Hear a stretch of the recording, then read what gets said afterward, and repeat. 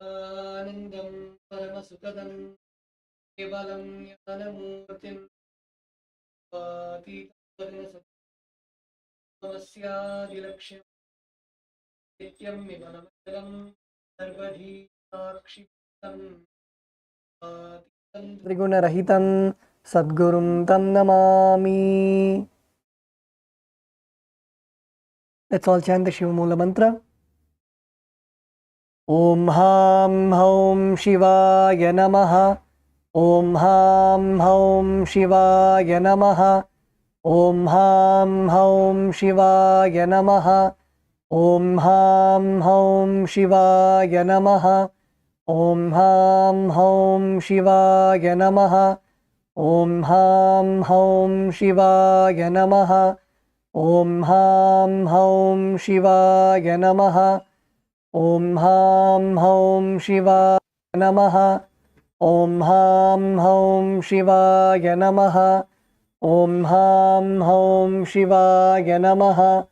Om Ham Haum Shivaya Namaha. Let's begin with the Tattvachamanam.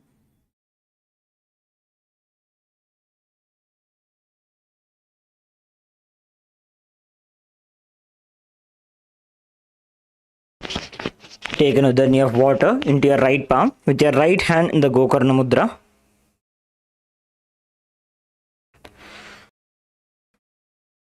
Sip the water from the base of the right palm as we chant the following mantras. Om Atmatattvam Shodhayami Swadha. Om Vidyatattvam Shodhayami Swadha. Om Shivatattvam Shodhayami Swadha. Please wash your hand with an uddani of water. With the base of the right thumb, wipe your lips twice from the right to the left, along with the mantra. Om Ham Hridayaya Namaha. Again, wash your hand. With the tips of the index, middle and ring fingers joined together, touch above the upper lip and below the lower lip. Again, wash your hand. With the tips of the index finger and the thumb joined together, touch the right nostril, the left nostril. With the ring finger and thumb joined together, touch the right eye, the left eye, the right ear, and then the left ear. Again, wash your hand. With the little finger and thumb joined together, touch the navel center, the right chest, the left chest. With all 5 fingers joined together, touch above the head, the right shoulder, left shoulder, and then the heart center. Again, wash your hand.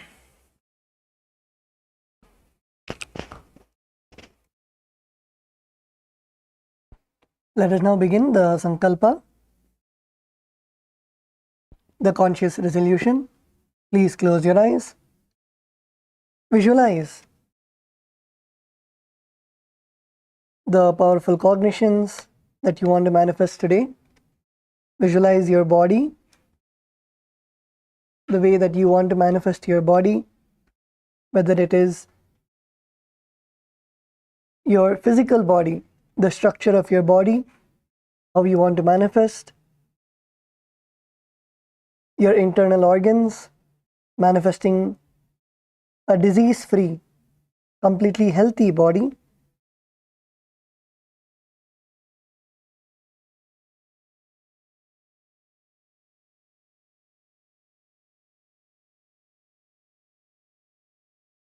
In detail, visualize how you want your body to be.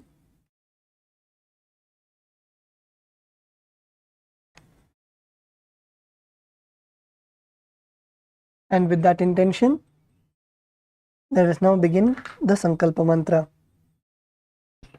Om Mamopata Samasta Duritakshayadvara Bhagavat Shri Nithyananda Paramashiva Pretyartham Shri Nithyanandeshwari Paramashiva Shakti Sameta Shri Nithyanandeshwara Paramashiva Pretyartham Cha Shubhe Shobhane Muhurte Adya Brahmanaha Dvitiya Parardhe Shri Shvetavaraha Kalpe Vaivasvatamanvantare Ashtavimshatitame Nitya Yuge Prathame Pade Jambudvipe Bharatavarshe Bharatakhande Meroho Dakshine Parshve Shakabdhe Asmin Vartamane Yavaharike Prabhavadinam Shishtyaha संवत्सराणां मध्ये विश्वावसुनाम संवत्सरे उत्तरायणे लक्ष्मी वेंकटेश्वर ऋतु मेषमासे शुक्लपक्षे तृतीयायां शुभतिथौ मंगलवासरयुक्तायां कृत्तिका नक्षत्र शोभनयोग तैतिलकरण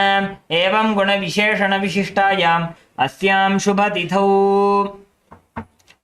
श्री कैलासोन्नत द्वादशांत श्यामला पीठारूढ़ श्री मीनाक्षी सुंदरेश्वराभिन्न स्वरूप परशिव पुत्र रत्न कुमार गुरुमण्यतुल्यावतार श्री पार्वती स्तन्यपान लब्ध दिव्य ज्ञान विश्रुत सकल निगमागमसार भूत द्राविड वेद प्रवक्त्र श्रीमत् परमशिव करुणा समधिगत मुक्तामय चतुरशयान गीयमान छत्र चामर श्री चिन्ह काहलादि समस्त बिरदावल्यलंकृत ज्ञान विज्ञान चक्रवर्ती सर्वजन संग सद्यो निर्वाण दीक्षा व्ययापवर्ग वर्ष विश्राणजीमूत परमत कलभ केसरी शैव सिद्धांत स्थापनाचार्य श्री राजाधिराज पांड्य महाराज गुरु क्षपण शाक्यादि महांधकार निवारण ज्ञान भानु वीक्षणा नरहारह ध्वजोच्छेदन पूर्वक श्रीम ऋषभध्वज स्थापक शैव समय कर्त्रे सर्वज्ञ पीठारूढ़ श्री जगद्गुरु श्री ज्ञान संबंध देशिक स्वामी वागीश सुंदर माणिक्यवाचक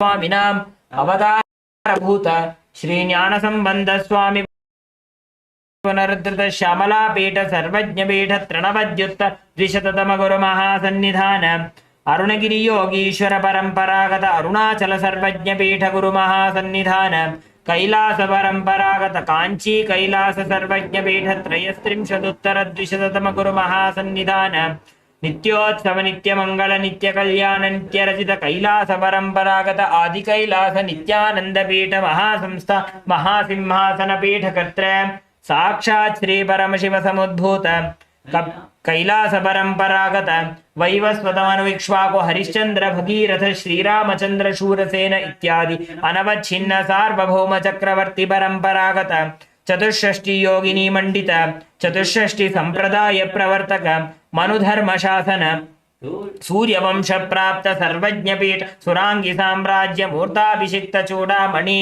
साक्षात् श्री परमशिव समुद्भूत कपिल महागुरु पुनरुद्धृत महानिर्वाणी पीठ अष्टोत्तर सहस्र श्री महामंडलेश्वर साक्षात् श्री परमशिव समुद्भूत श्री महागणपति समारंभ अनवच्छिन्न पीठाधीश्वर गुरु परंपरा प्राप्त अटल पीठ अष्टोत्तर सहस्र श्री अटल पीठाधीश्वर धर्म मुक्ति स्वर्गपुर स्वर्ण पीठ त्रयोविंश गुरु महासन्निधान कैलास परंपरागत आदिपीठ सर्वज्ञ पीठ जगद्गुरु श्री कैलास धारक श्री कैलास परमाचार्य श्रीमत् परमहंस परिव्राजकाचार्य वर्य सच्चिदानंद प्रणव स्वरूप श्रोत्रिय ब्रह्मनिष्ठ श्रीमज्जगद्गुरु श्रील श्री भगवत् श्री नित्यानंद परमशिव श्री ज्ञान संबंध देशिक परमाच स्वामिनां प्रीत्यर्थं तेषां पादारविन्दयोः भक्ति सिद्ध्यर्थं गुरुकृपा कटाक्ष सिद्ध्यर्थं क्षेमस्थैर्य वीर्य विजय आयुरारोग्य ऐश्वर्यानाम्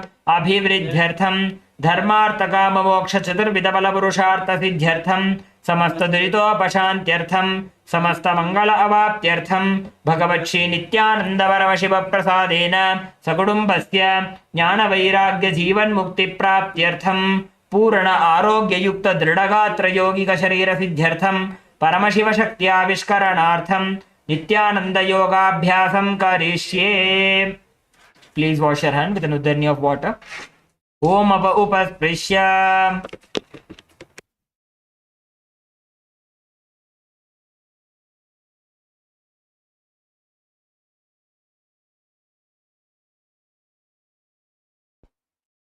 Let's all put our Panchapatram and Udharnis to the side and let's stand up. Let's begin with the skeleton dance.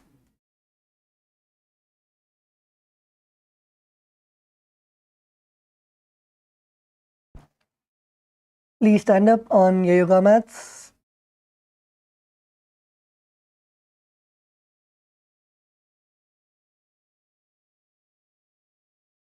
Visualize yourself as a skeleton, only having bones, no skin, no muscles, no flesh, and start shaking your limbs one by one, your legs, your knees, your joints, your elbows, your arms. Start shaking intensely.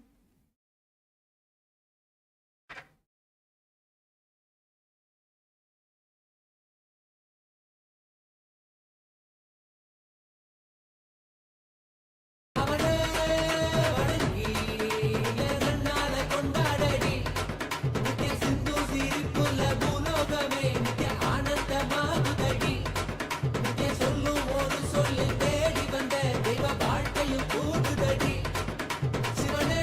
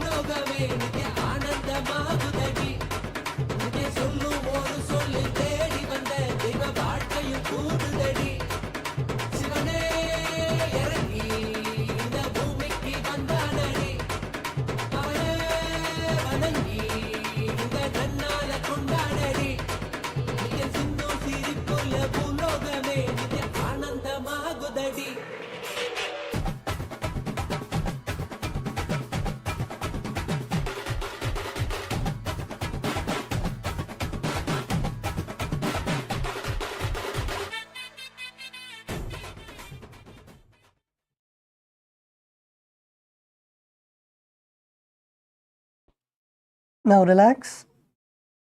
Slowly stand still. Focus on your breathing. Breathe in and out deeply. Inhale deeply through your nostrils. And exhale. Inhale and exhale deeply and slowly.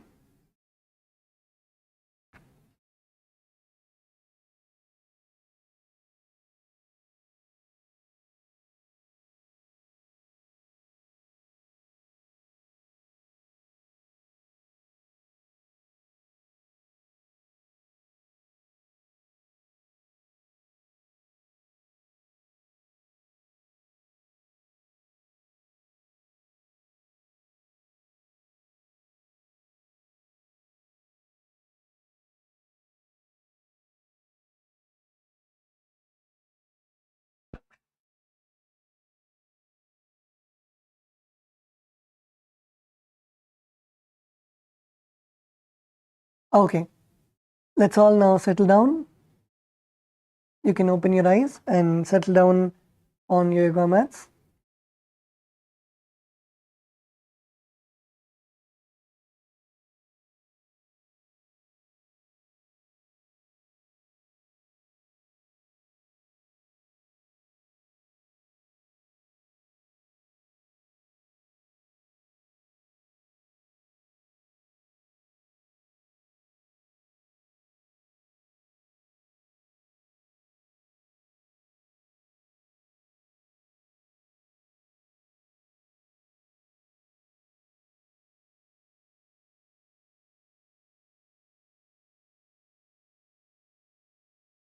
Okay, so let's begin with the first asana for today. The first asana for today is Parashasana. So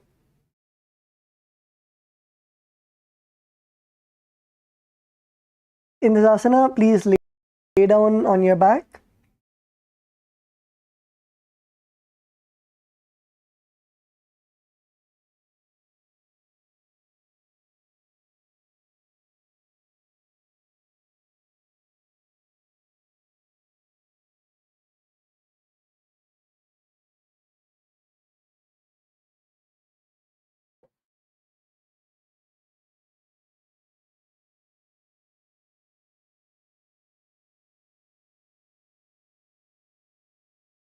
Lay down on your back. Now keep both your elbows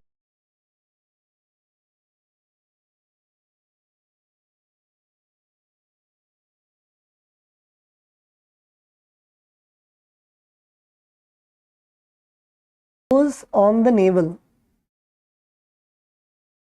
Keep both your elbows on the navel.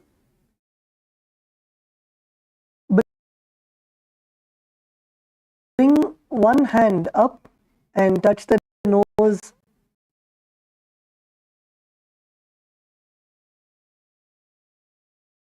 Touch your nose, and the other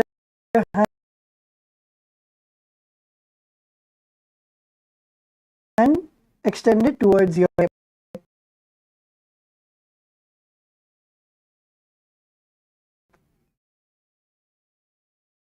And repeat again and again.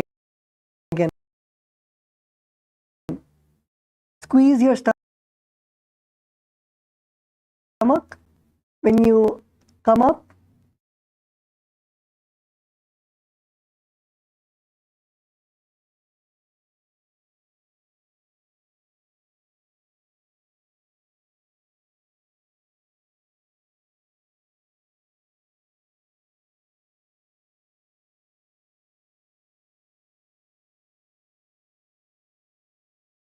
touch your nose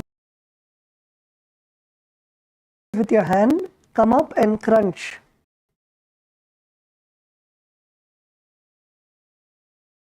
Squeeze your stomach. And repeat again and again. Keep your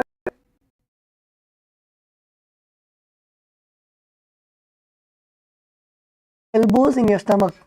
Kailasa Salem.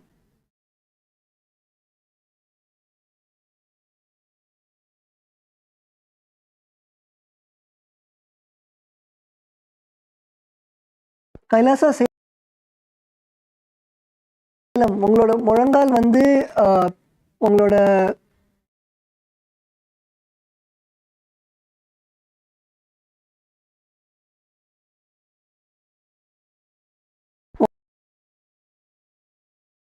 உங்களோட முழங்கால் வந்து தொப்புள்ள இருக்கணும்.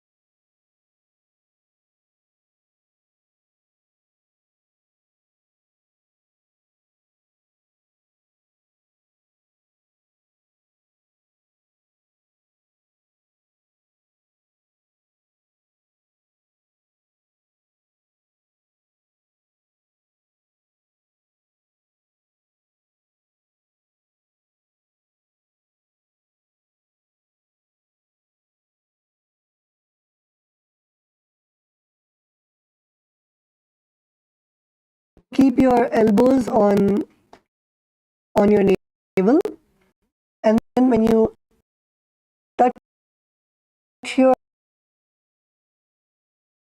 nose to your hand, come up, squeeze your stomach, and go back down. And then switch your hands.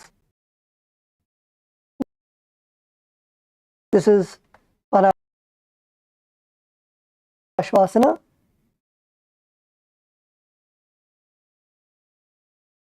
Perform the Sahaja Kumbhaka, that is, inhale and exhale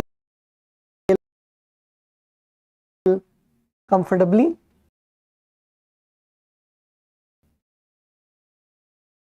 Perform the Mula Bandha.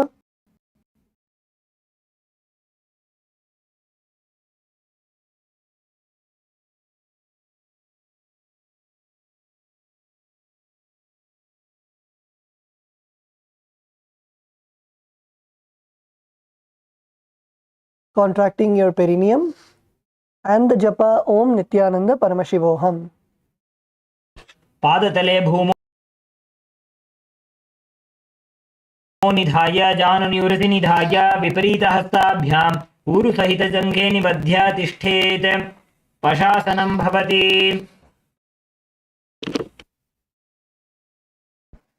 Okay, now relax.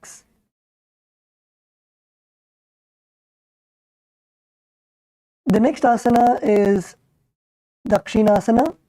So now you're going to, from laying down, you're going to lay down on your right side of the body. Lay down on your right side and stretch your legs out. Bend your right elbow and support your head with your right palm. Extend the left hand and rest it on the side of the body.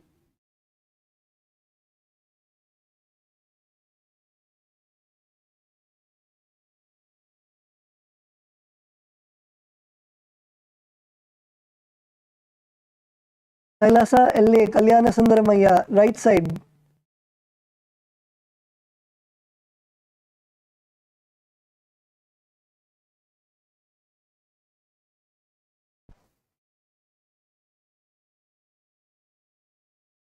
Okay.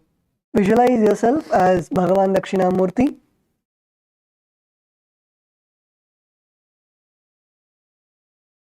Bhagavan Dakshinamurti is one of the most intense and powerful forms of Bhagavan Paramashiva, who is seated under the banyan tree.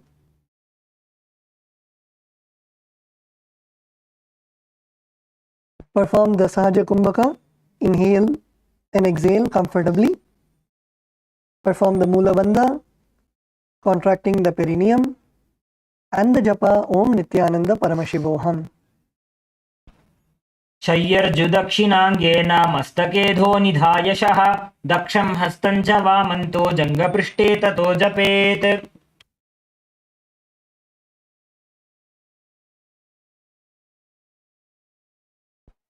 Okay, now relax. Now come on to your stomach. Lay on your stomach. The next asana is Kalabasana. So in this asana, lay on your stomach with your hands to the sides of your hips.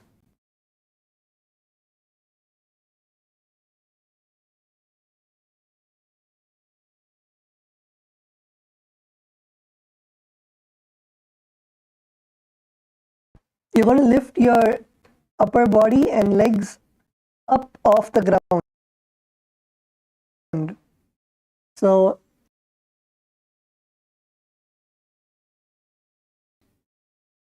let's all lift as high as possible.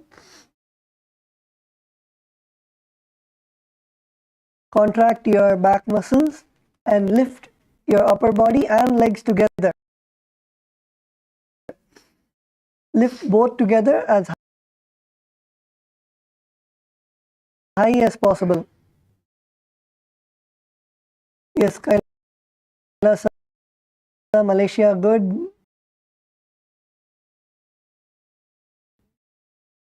Kailasa, Malaysia, male team, good.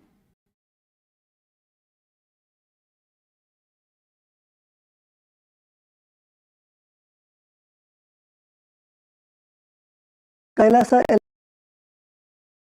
LA, Macarasana, higher.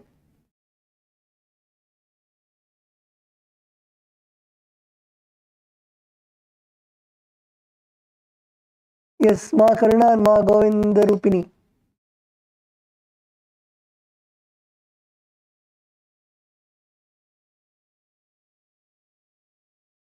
Govinda Priya.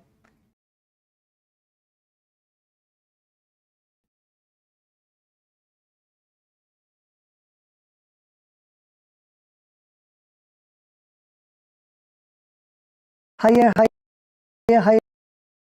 Yes,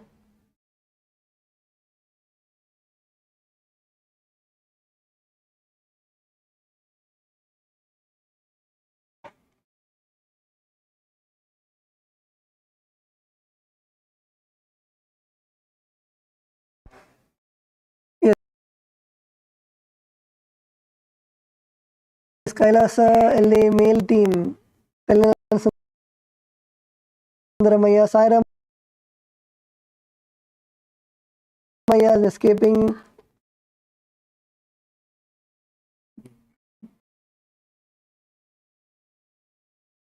Saira Maya, please come back.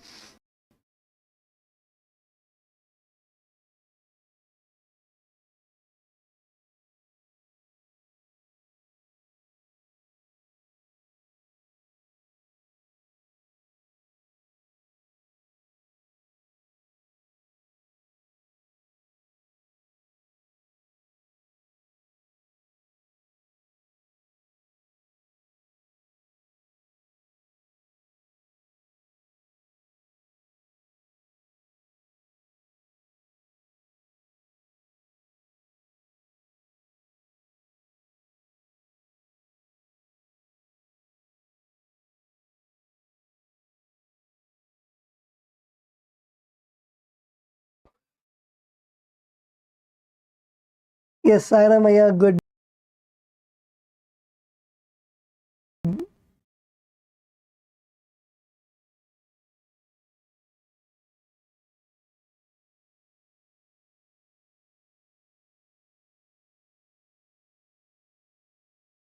Oh,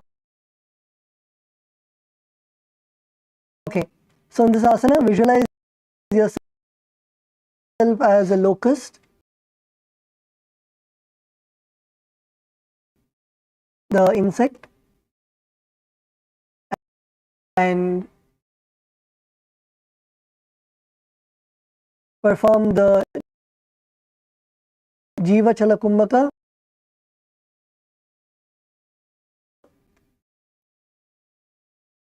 Jiva Chala Kumbhaka is forcefully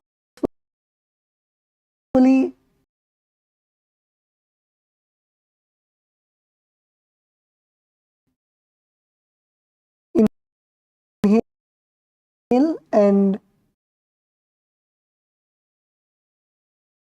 Move the prana throughout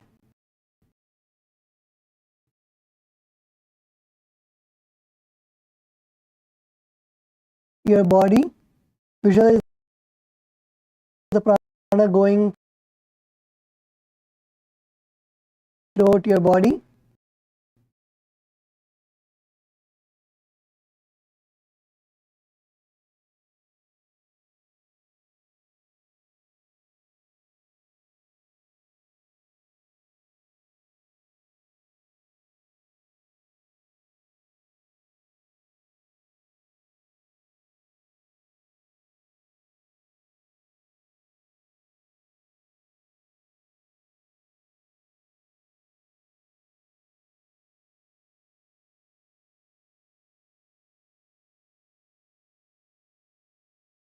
Perform the Mula Bandha. Contract your perineum. And the japa Om Nithyananda Paramashivoham. Shalabhasana भेदाश्च नटभेरुण्डनामके गण्डभेरुण्डसहिते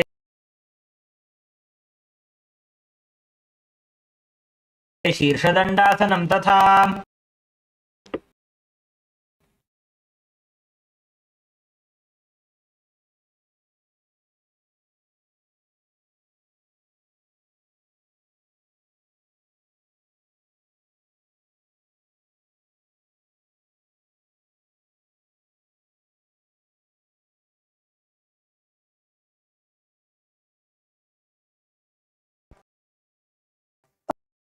Okay, now relax.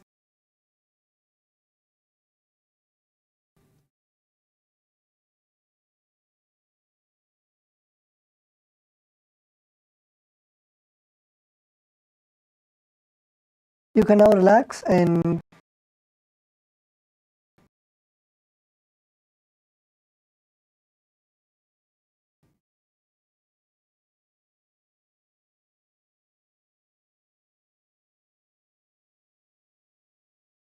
bring your hands, your upper body and your legs down.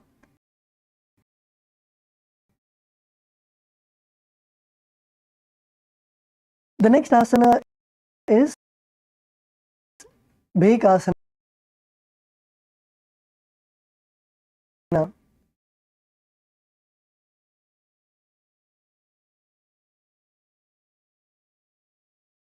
So in this asana, you're going to lay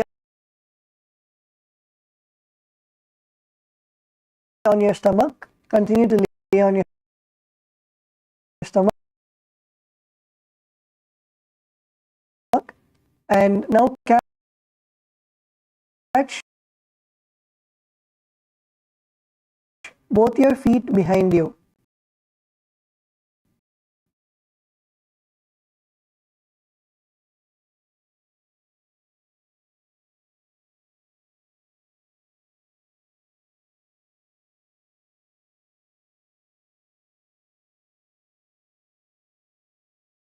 Catch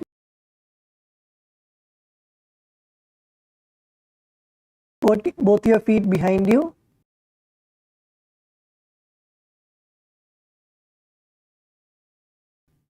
And hold the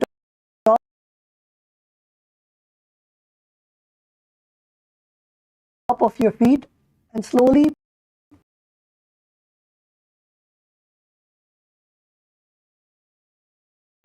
press them towards the ground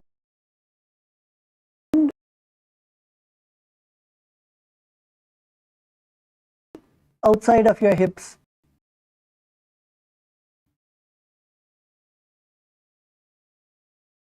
So first press them to your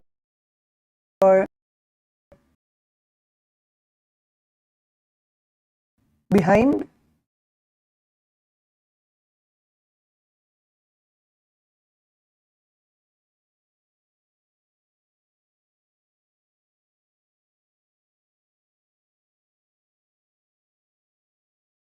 Press them to your behind and try to press it all the way down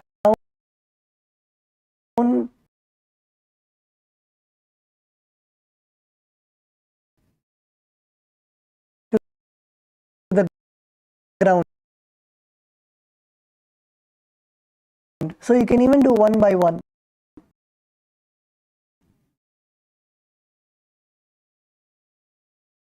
You can first take your right leg and try to press it to the ground.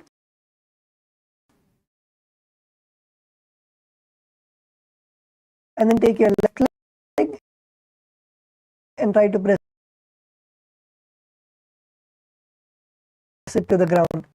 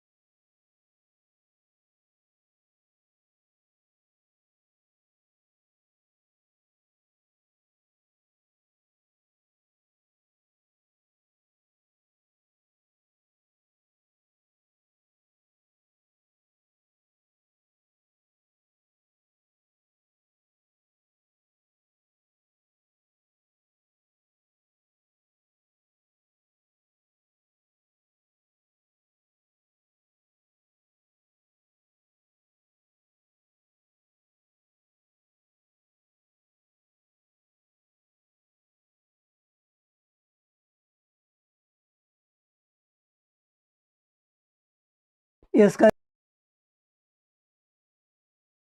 Kailasa, Malaysia, good. Kailasa, LA, Macarasana.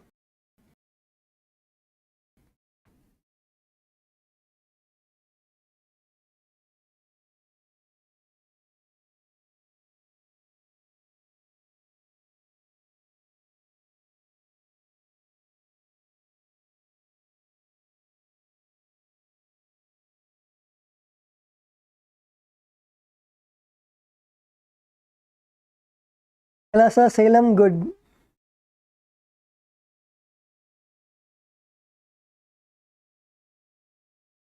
Okay, so in this asana, visualize yourself as a frog.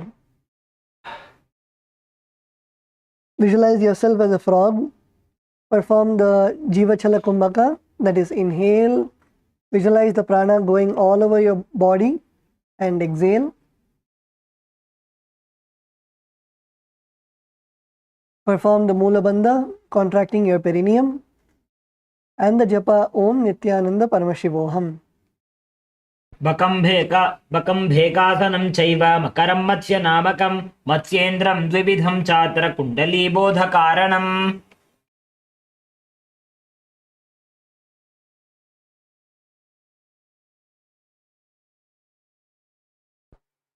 Okay, now relax. The next asana is Bundasana. So in this asana, you're going to continue to lay down on your stomach and hold on to both of your feet behind you. And this time you're going to press your left foot towards the ground, and right foot, you're going to catch your right foot and pull it all the way up to the sky. Press your right foot to the ground and Press your left foot to the ground and right foot all the way up to the sky. Come on, let's all try.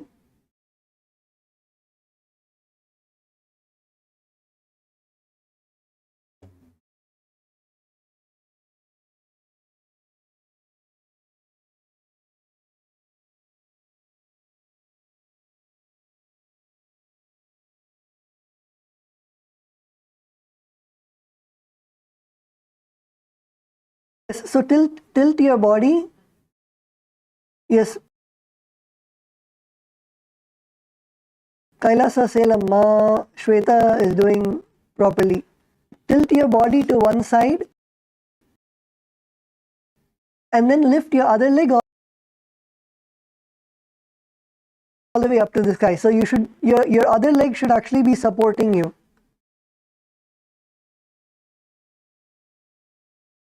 Your left leg should be supporting you because your left leg will be in the ground. And then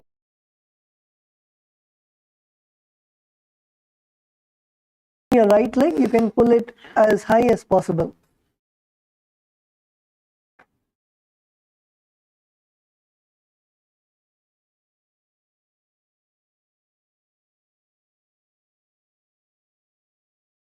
Yes, Sairamaya, maybe you can go and help Kalyana Sundaramaya and Kalyana Sundaramaya can help you.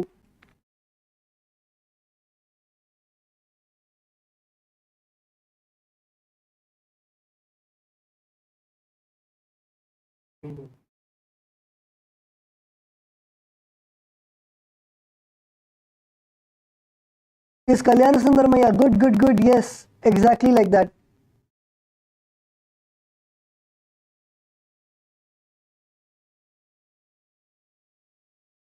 Yes, Kailasa, Malaysia, good.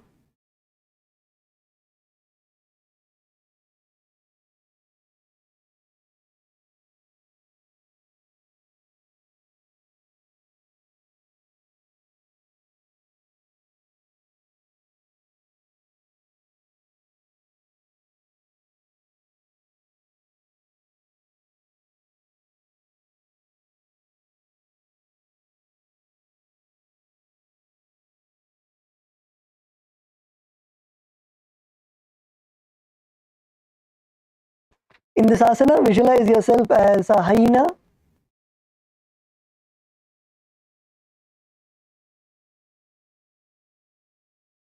Yes, Kalyana Sundaramaya, make Sairamaya do.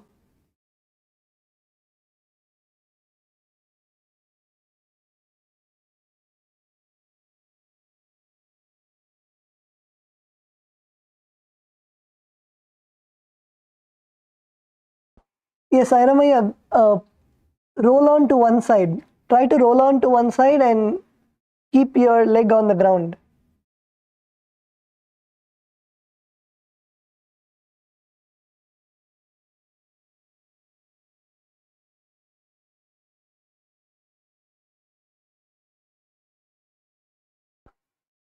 Okay, so in this asana, perform the Jivachala Kumbhaka, that is inhale, feel the prana flowing through your whole body, and then exhale. Perform the Mula Bandha, contracting your perineum, and the Japa Om Nithyananda Paramashivoham. शलभासन भेदाश्च नटभेरुण्ड नामके गण्डभेरुण्ड सहिते शीर्षदण्डासनं तथा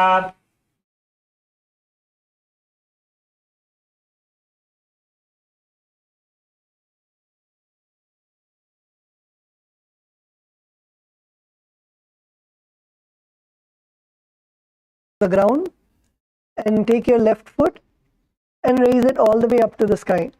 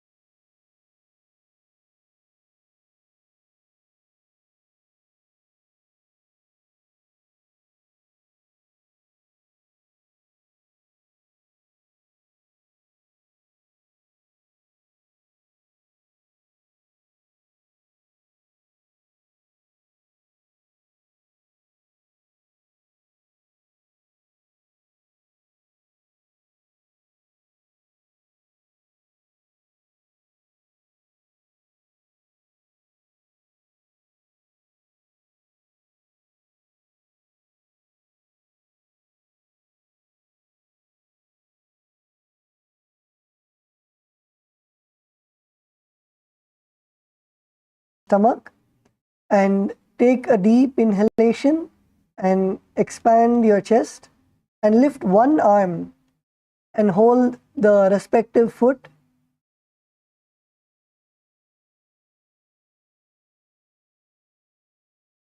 with your thumb, middle and ring finger, and extend your opposite hand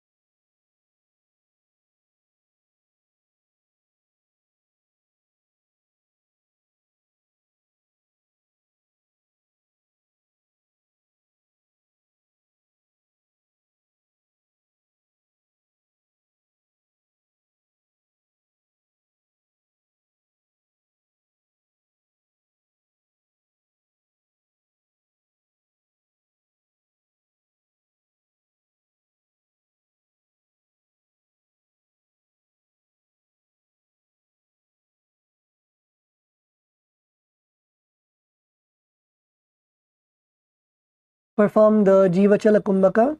Inhale, feel the prana going all over your body and exhale.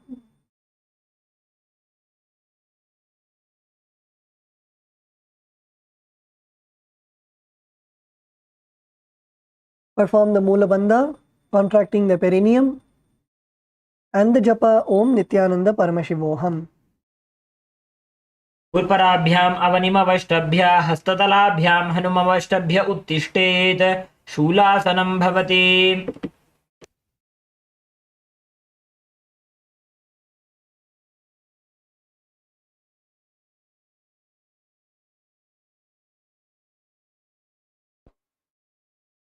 Okay, now relax. The next asana is Macarasana 2.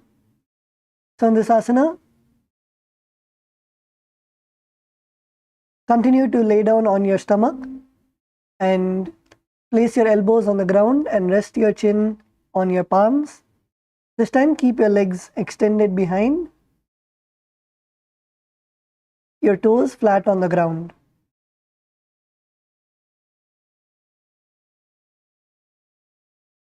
Visualize yourself as an alligator.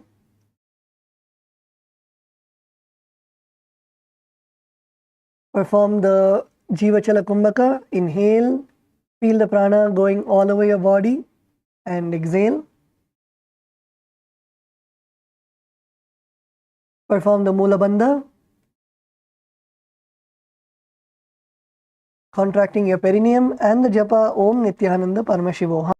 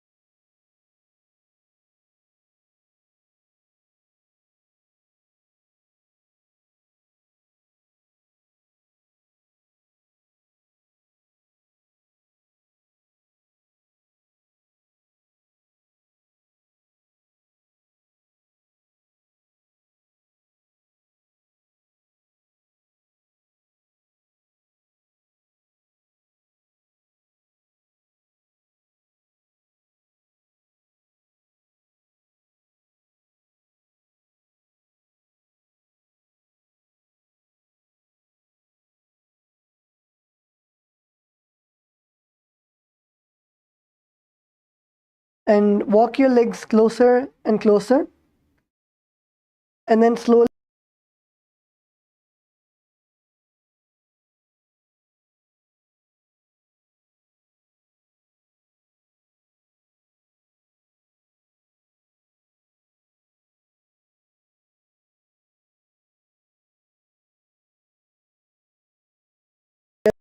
now. So first you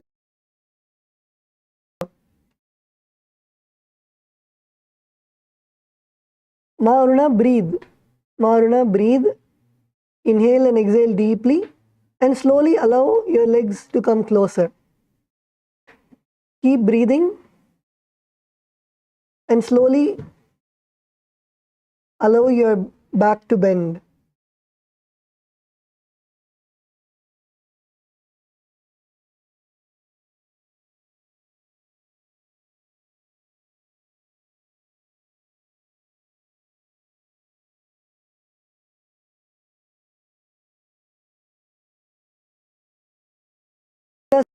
Kailasa Selam, Ma Shweta help பண்ணுங்க.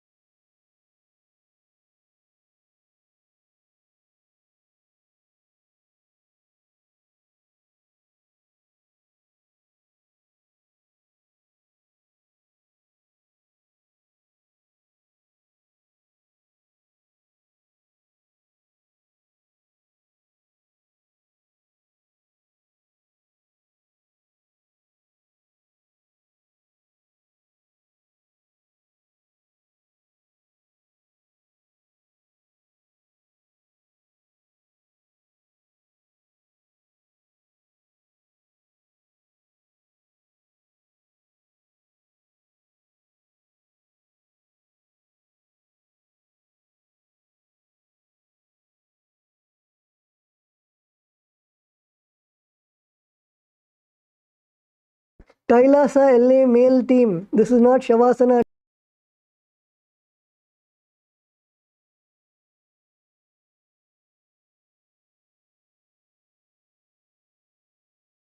Lay down on your stomach and keep your chin on the mat.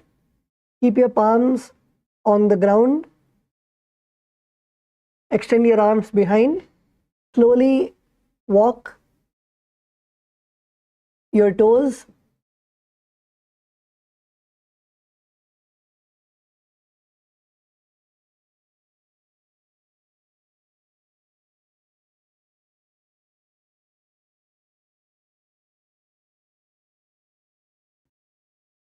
Help each other. You can come together as partners and slowly raise your partner's legs as high as possible.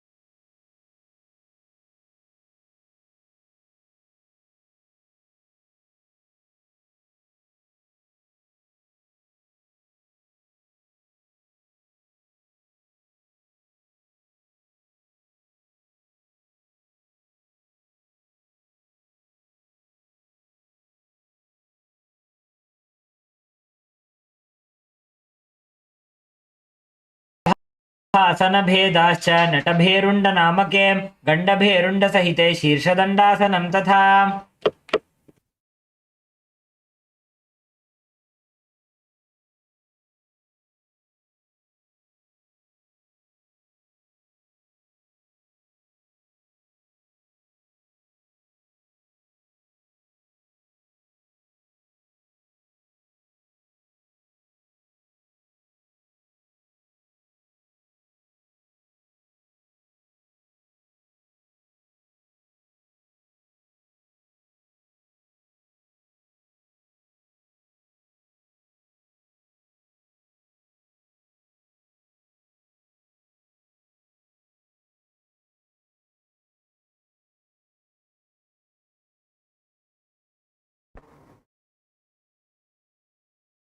Asana 3.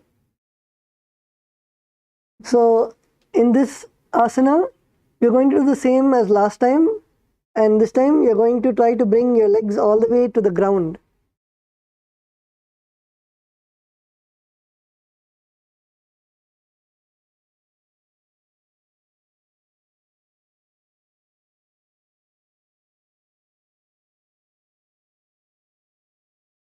So keep your chin on the ground, your hands extended behind you. Slowly walk your legs front and kick your legs all the way up, and then bring your legs all the way on top of your head and try to bring your legs all the way to the ground.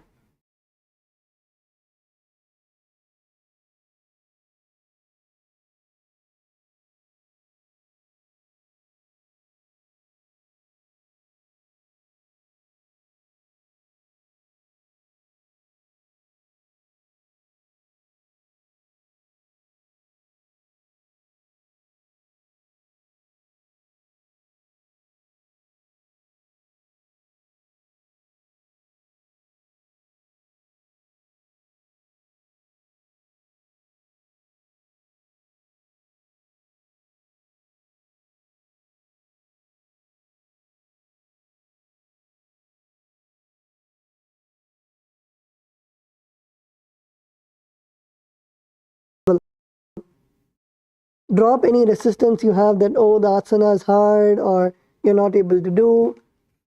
Drop the resistance that you have.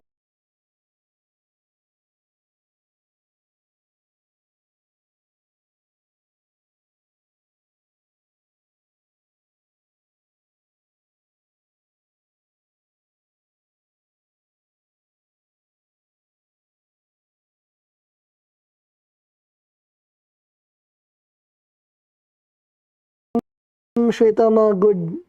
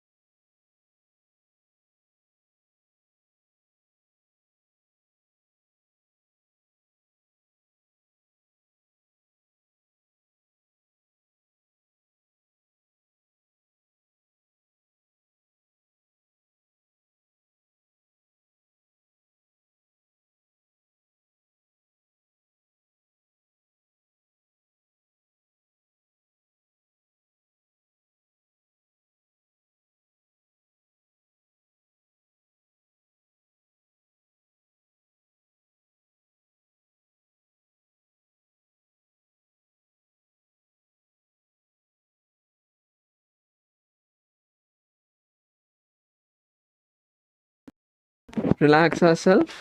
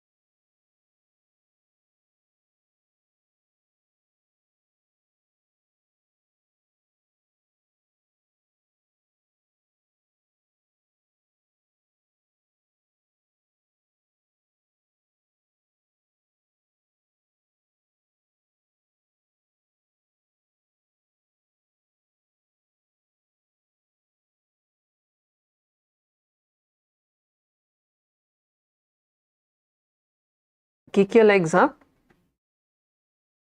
And you're going to keep it pointed up, not bending your back. So once again, you can use the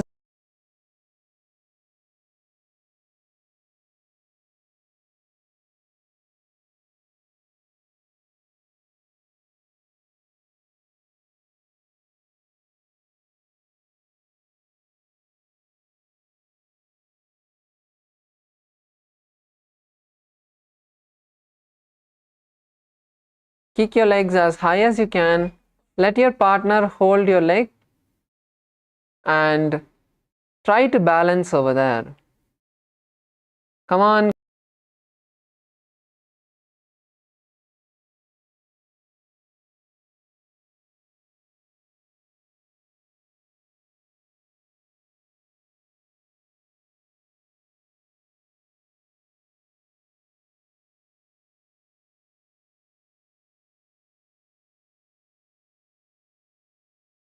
Sundaramaya first, and then after that you can perform.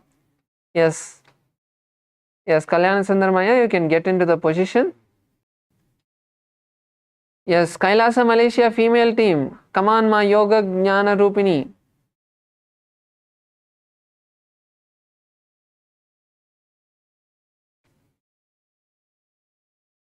Ma Govinda Rupini. Come on, ma. Yes, ma Aruna, ma, you can help ma Govinda Rupini.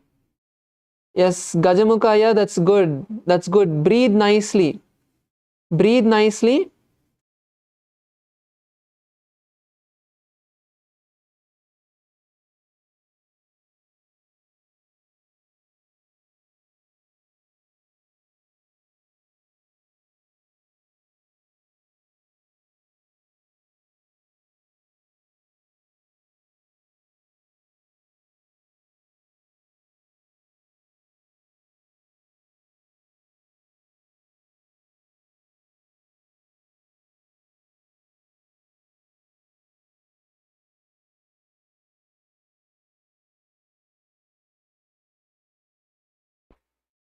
So in this asana, we are going to be visualizing a locust, a grasshopper in our inner space. Continue to chant the japa Om Nithyananda Paramashivoham. शलभासनभेदाश्च नटभेरुण्डनामके गण्डभेरुण्डसहिते शीर्षदण्डासनं तथा. Yes, relax. Let's now lay down on our back, and now we are going to bring our hands to our side as we enter into the next asana, Chaturanga Dandasana. Bring your hands to your side now. Let's all bring our hands next to our shoulders. Bend your elbows. Bring your hands to your side. So in Chaturanga Dandasana, we are going to push yourself all the way up into a plank position and slowly lower yourself down and don't touch the ground. Stay here. So from a full plank, you're going to bend your elbows, bring yourself all the way down, and just before you touch the ground, stop there, stay there, balance. So for some of you who are facing it, who feel it's very difficult to do this, you can keep your knees on the ground. So keep your knees on the ground and then slowly lower yourself down and stay there. Don't touch your chest to the ground. Hover off the ground. Hover off the ground.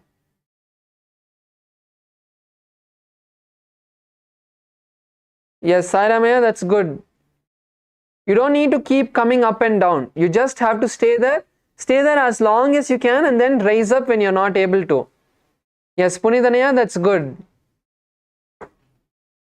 So in this asana, we're going to be visualizing a wooden staff that is strong, that is sturdy. Visualize a wooden staff. You feel that a wooden staff has been tied to your back. So you're not able to bend it. You're just going to go down like a stick and stay there strong.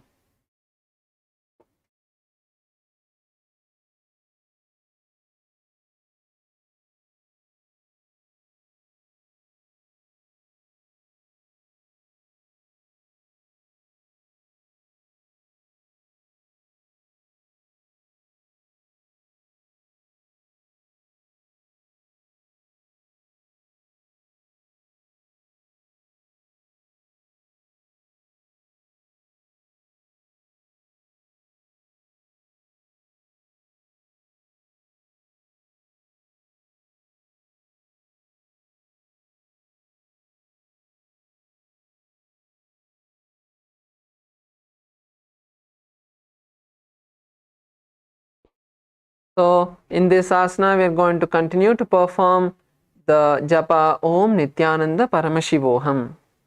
विपरीतं मण्डलं च द्विधैव विदितं हिनः दण्डासनं द्विधा प्रोक्तं विपरीतोपवेशने सर्वाङ्गशीर्षभागास्तु षट्षष्टिः प्रतिदास्तु ते. Let's now come on to our knees. Bend your legs. Bring your forehead to your knees. Bend your hips. Bring your forehead to your knees. And keep your hands on your ears. This is Niranjana Karmasana. We are going to nicely counter stretch the back after all of the asanas where we were bending our back, pushing our back. Now take a moment to stretch your back, completely bend it, bring your forehead to your knees, push yourself, push your neck, push your back up, push your neck down towards the knees, squeeze yourself over here. Let's take a moment to stay here.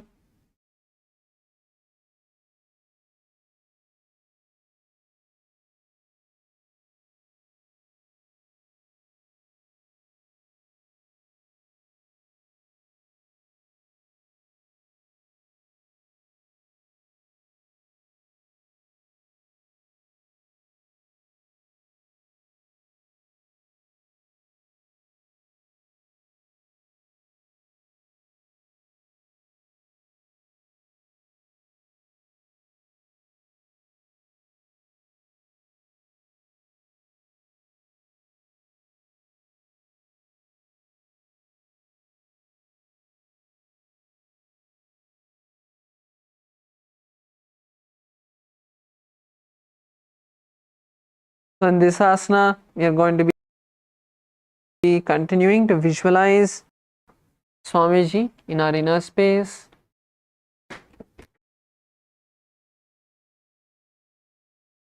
And chant the japa Om Nithyananda Paramashivoham.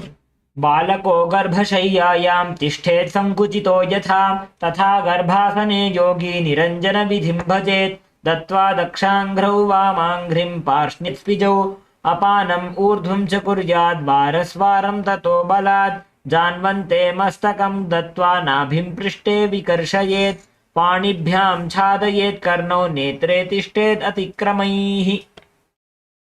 Yes. Now we are going to be moving into the next asana, which is Dandayasana. So let's get on to our knees, raise up, come on to your knees and hands. Now keeping your hands pointed towards you, you're going to slowly bring the elbows to the navel. So let's all first get into this position. You don't need to lift your legs or lift your head, none of that now.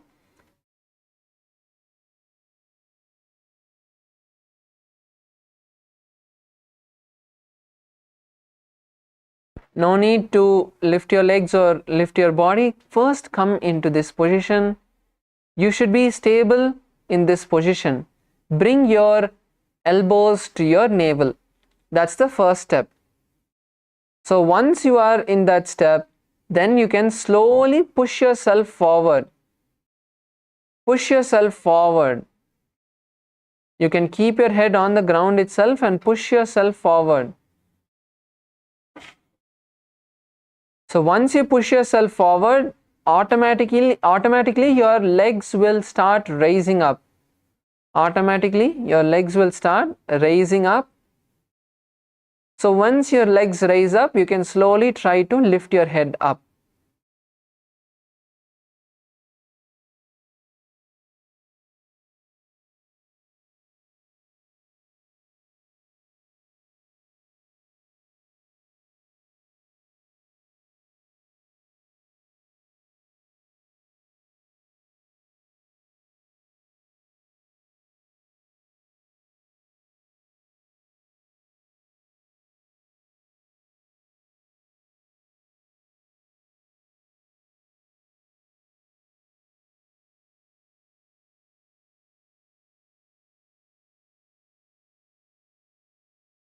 So in this asana, we are going to be visualizing a peacock in our inner space and chant the japa Om Nithyananda Paramashivoham. मयूरं दण्डवत् कुर्यान् मायूरं दण्डनामकं कुर्यान् मायूरं पार्श्वाभ्यां मायूरपार्श्वनामकम्. Okay, so how many of us were able to do the Mayurasana? Chanlaya, were you able to do? If you're able to do, just raise your hand.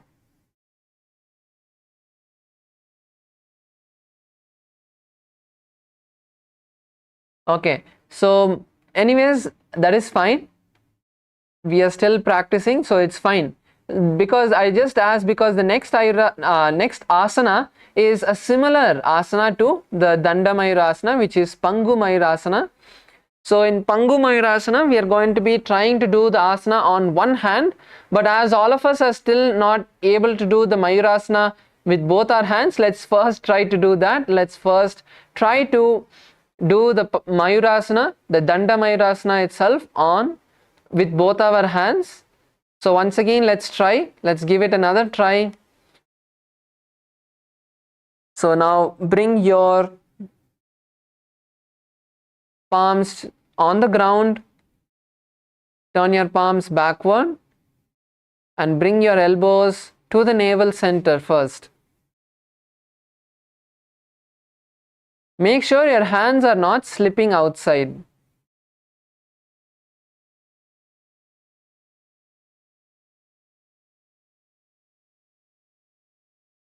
So once you get into this position, then slowly push yourself forward. Push yourself forward and then try to lift your legs up.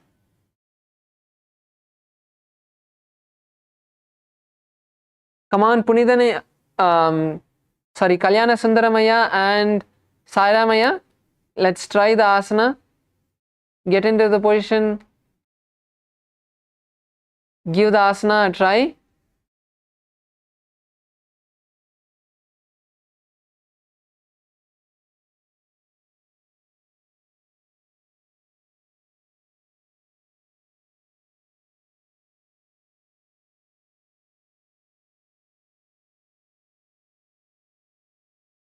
So in this asana, we are going to be once again visualizing a peacock in our inner space and chant the japa Om Nithyananda Paramashivoham.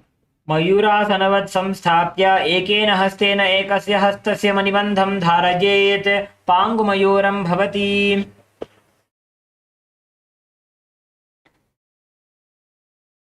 Yes, now let's all come into a seated position.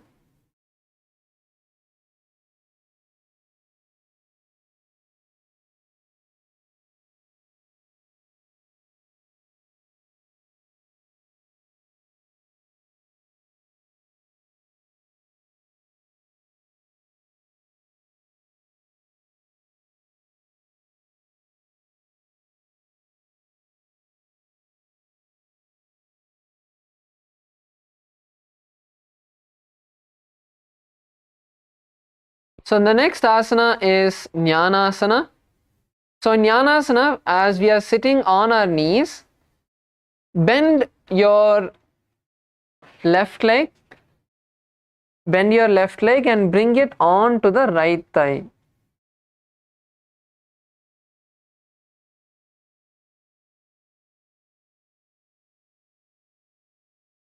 And your right leg is going to be outside of the hip.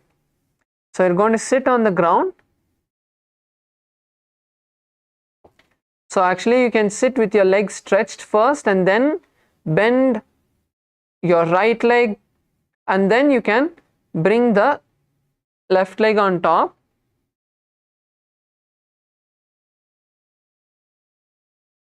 This is Nanasana. In this asana, we are going to visualize Devi Saraswati in our inner space.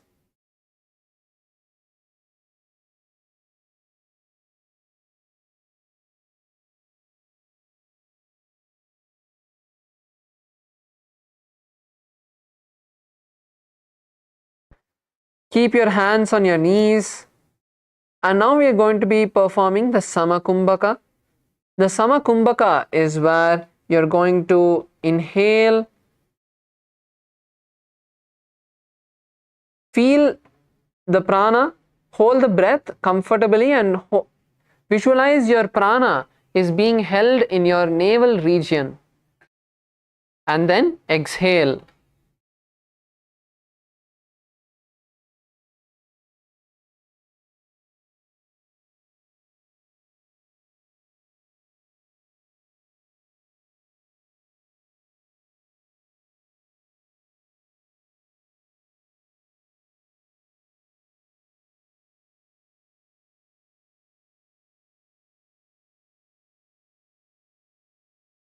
So in this asana, we are also going to be performing the Mahamudra Bandha as we engage all the three bandhas. Let's start with the Jalandhara Bandha and the Moola Bandha.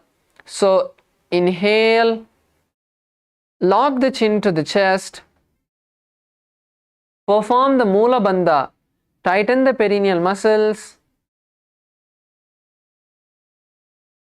hold the breath here comfortably, visualizing it in your navel, and when you can't hold, then exhale, pull your stomach in and up into Jalandhara Bandha.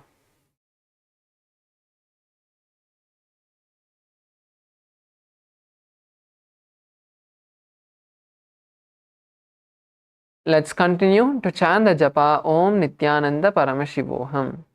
अथान्यदासनं कृत्वा सर्वव्याधिनिवारणं योगाभ्यासी भवेत् क्षिप्रं ज्ञानासनप्रसादतः दक्षपादोरुमूले च वामपादतलं तथा दक्षपादतलं दक्षपार्श्वे संयोज्य धारयेत्.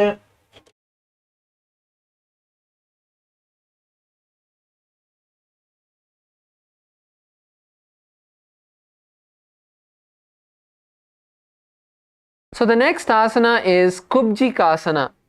So in Kubjikasana, we are going to be holding our left foot with both of our hands and now slowly raise it up as high as you can, and if you can bring it behind the arm. You can bring it under your arm This is Kubjikasana. So all of us can try as much as we are able to. So take your leg, slowly raise it up as much as you can.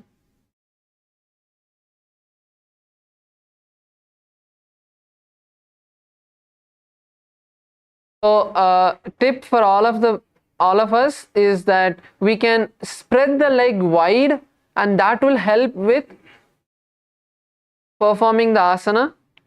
So spread your legs wide, open your knees to the side, keep your knees wide apart, and then lift your leg up.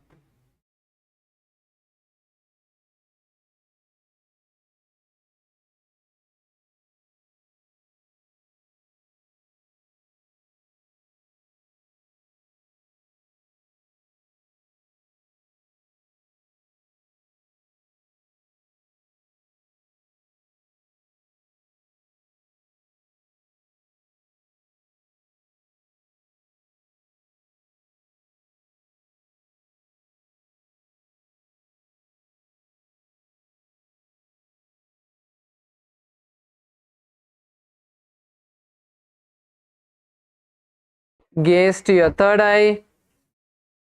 In this asana, let's continue to perform the Samakumbhaka. Inhale through your nostrils, hold the breath in your navel center, and then exhale. Chant the japa Om Nithyananda Paramashivoham. अथ जठराग्निसन्दीपनं गुल्मप्लीहशूलहरकुब्जिकासनम्. Slowly lower your leg down, and now place your leg on the right foot, right thigh. Place your left leg on the right thigh, and now you're going to twist your body. So with your left hand, you're going to turn behind. Take your left hand behind your back and hold your left leg. So left hand behind the back and hold the left leg. Place your right hand on the right knee.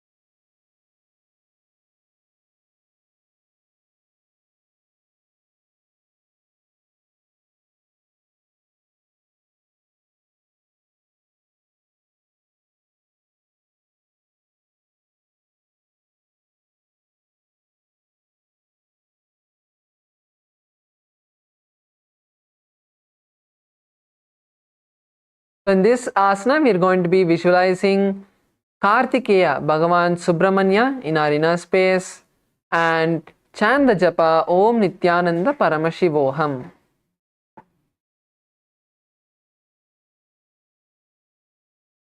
उत्तानकूर्मपीठं च संहस्गारुडमेव च वातायनं गोमुखं च भारद्वाजं त्रिविक्रमम्. So next is Virasana 5. So you can untwist your body, and now continue to keep your leg on the thigh. Keep your left leg on the right thigh.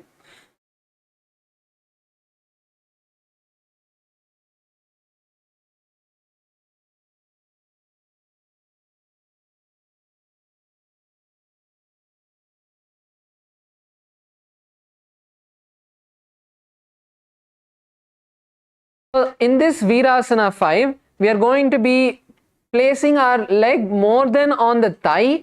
Try to place the leg more onto your navel. So you can use one hand to perform the asana and place the opposite hand on the ground.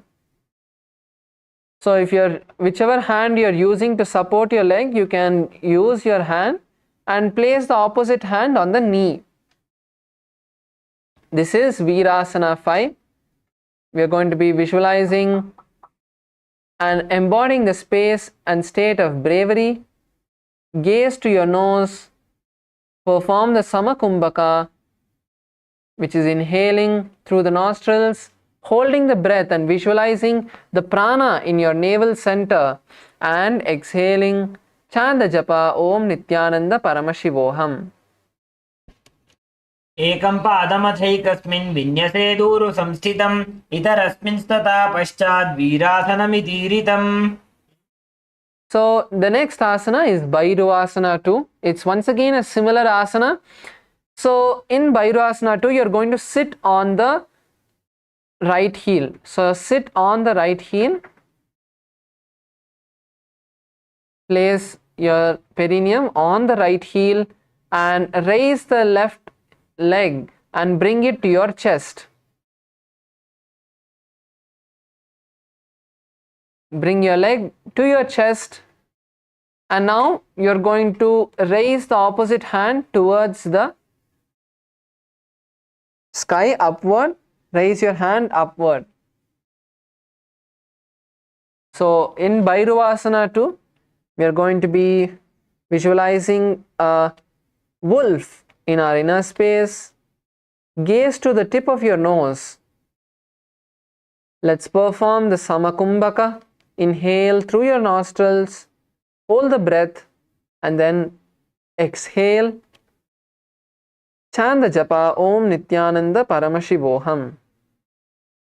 मूलद्वारिटिक बैसिक धरे वामपादकुत औंधो करे AD अग्रगुदा तरि धरे ऊर्ध्वचिति अंगुष्ठ तरि करे.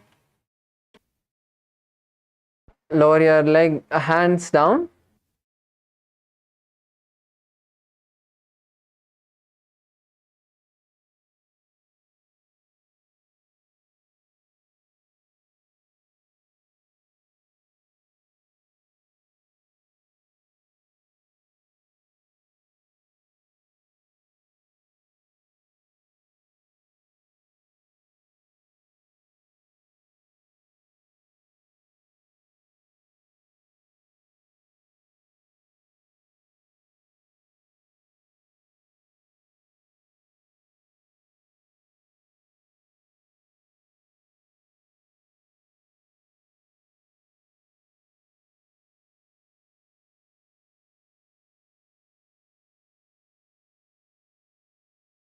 So the next is Badamatsendrasana. So in Badamatsendrasana, we are going to be placing one leg. So as we were performing with the left leg, place your left leg by the perineum, by the right leg, and take your right leg and place it outside of your left leg. So you're going to be raising your knee up.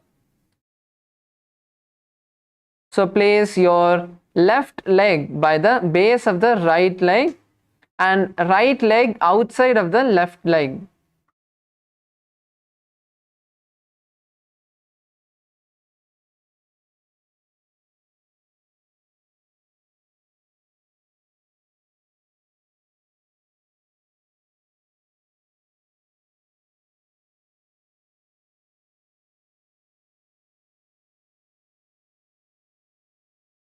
So you're going to insert your right hand in between of the gap of your right leg, and with your left hand you're going to wrap your back and interlace your fingers behind. Yes, Chenliya, that's correct.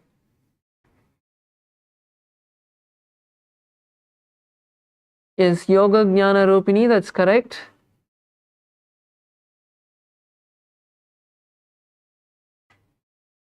Yes, Punidanaya, that's correct, Aya. Try to lift your knee as high as you can. Yes, Svetama, that's correct. Kamalama, that's correct, yes. So, in this asana, we are going to be visualizing the great sage, Matsendranatha, and chant the japa Om Nithyananda Paramashivoham.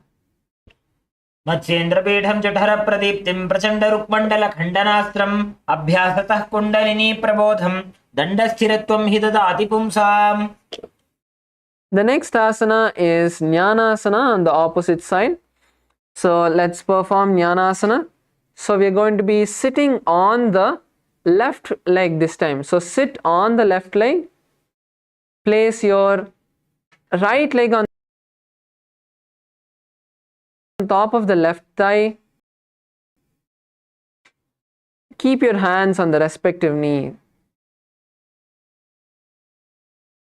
This is Nanasana.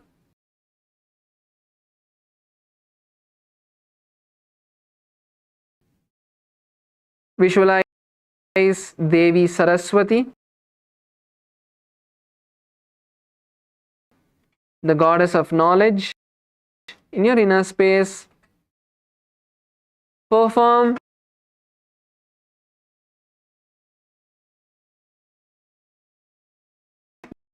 the japa Om Nithyananda Paramashivoham. अथान्यदासनं कृत्वा सर्वव्याधिनिवारणं योगाभ्यासी भवेत् क्षिप्रं ज्ञानासनप्रसादतः दक्षपादोर्मूले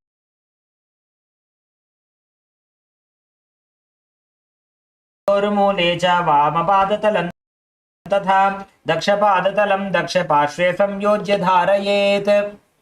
The next asana we are moving into is Kubjikasana.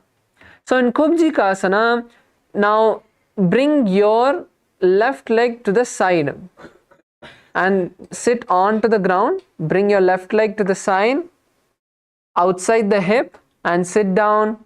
Now bring your right leg as high as you can. Hold your right leg with either one hand or both hands and pull your right leg all the way behind your right hand.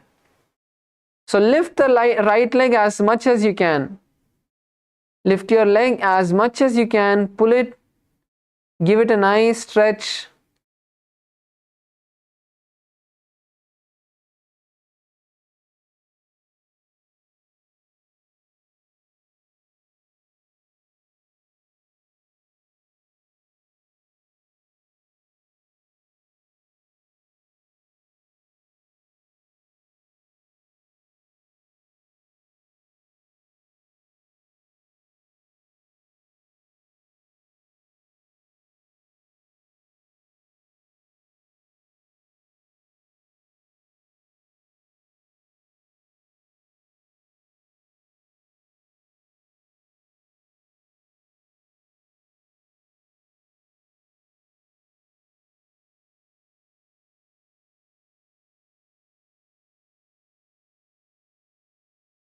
So in this asana, we are going to be visualizing Swamiji in our inner space.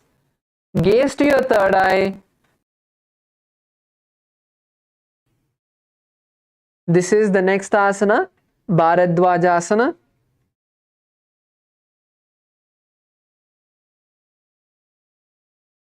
So in Bharadwajasana, we are going to be visualizing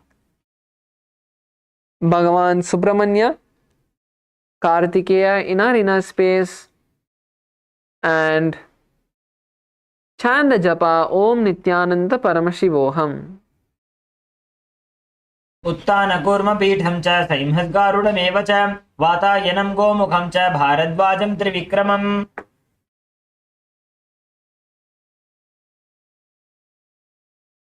Now slowly untwist your body, and now slowly sit on to your left heel. So you're going to sit back onto the left heel.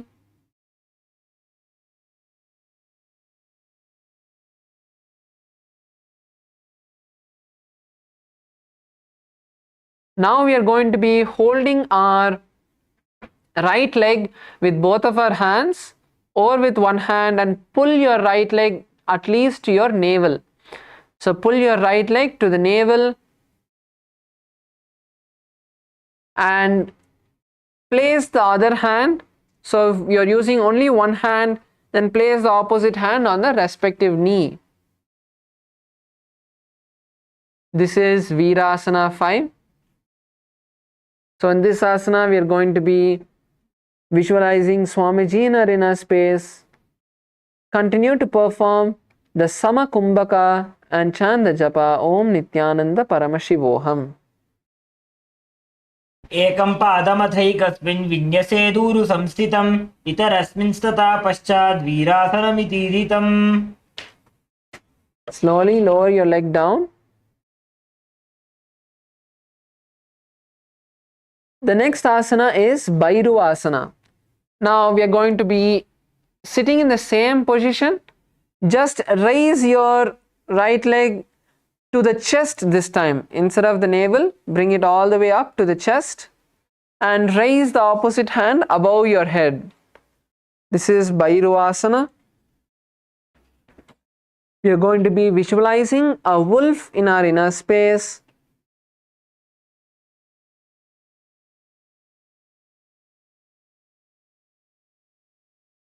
And chant the japa Om Nithyananda Paramashivoham.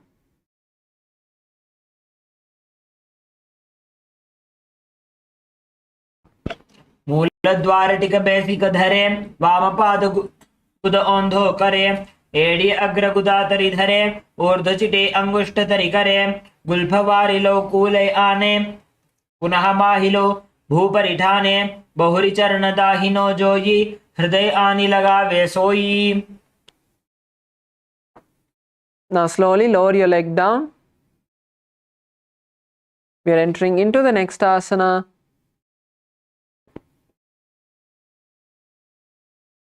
which is Baddha Konasana. Now bring both of the soles of your feet together.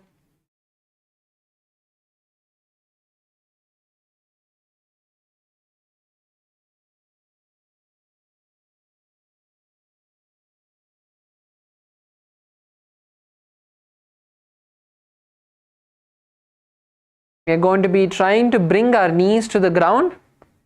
If you can already bring your knees to the ground, you can also support the other participants.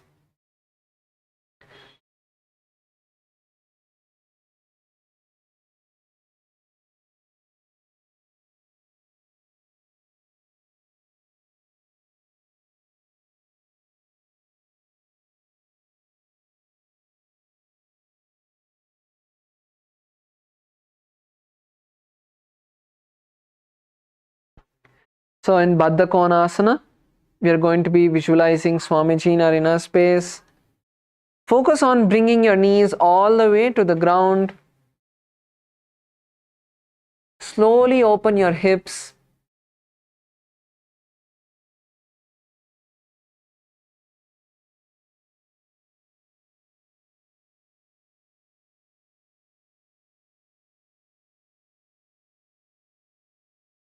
And we are going to continue to chant the japa Om Nithyananda Paramashivoham.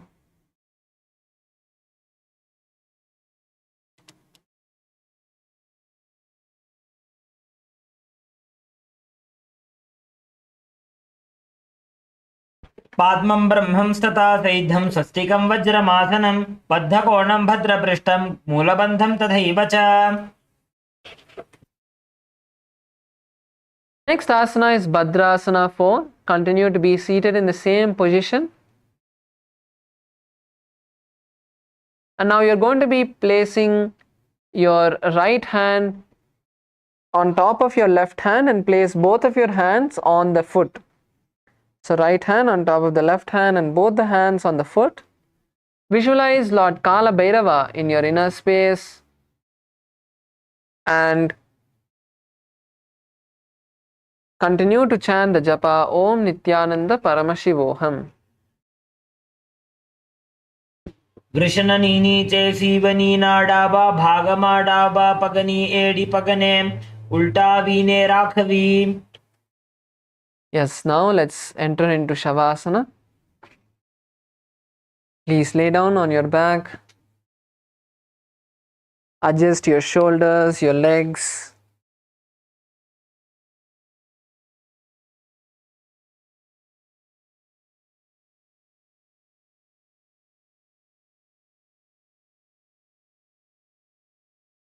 Keep your hands away from your body. Don't touch your body. Keep your legs apart slightly. Keep your hands apart slightly.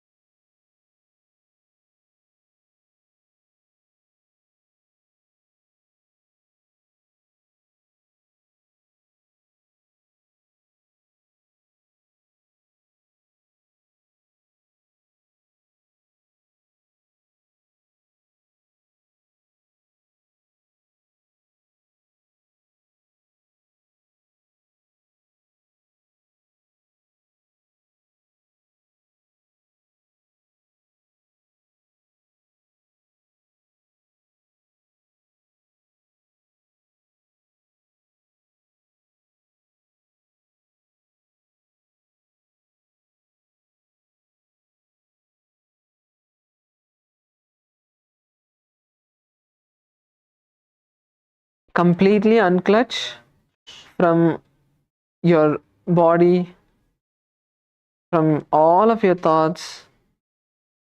Focus on relaxing your body. Don't get distracted.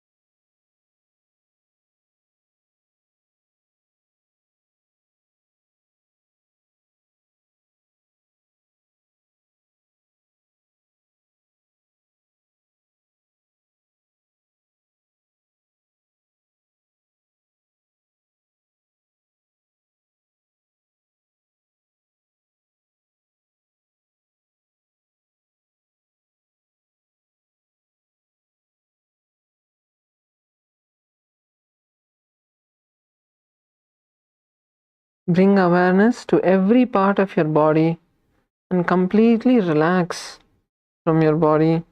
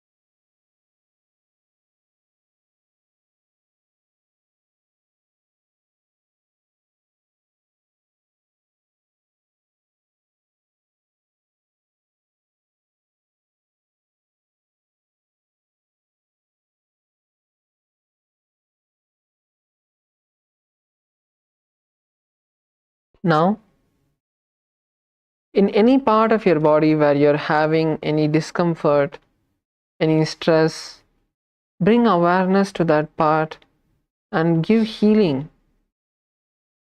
Relax that part consciously.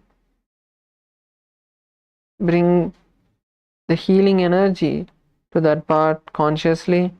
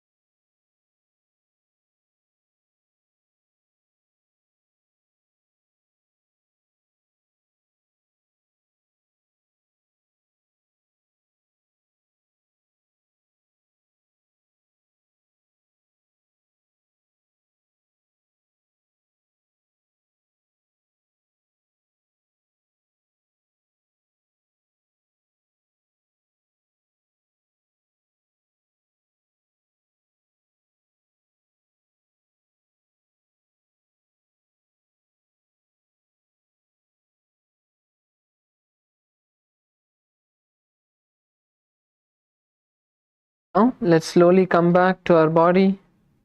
Bring awareness to your entire body. Slowly start moving your hands and your legs. Slowly bend your knees. Bring yourself up. Rock your knees from side to side. And slowly rock yourself up into a comfortable position.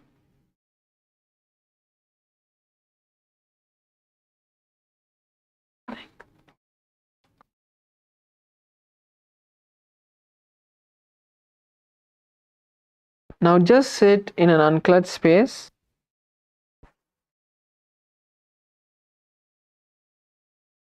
Just close your eyes and let's sit with ourselves for a few moments, completely focusing on unclutching yourself. Bring your awareness to the breath as you inhale as deeply as you can and exhale deeply.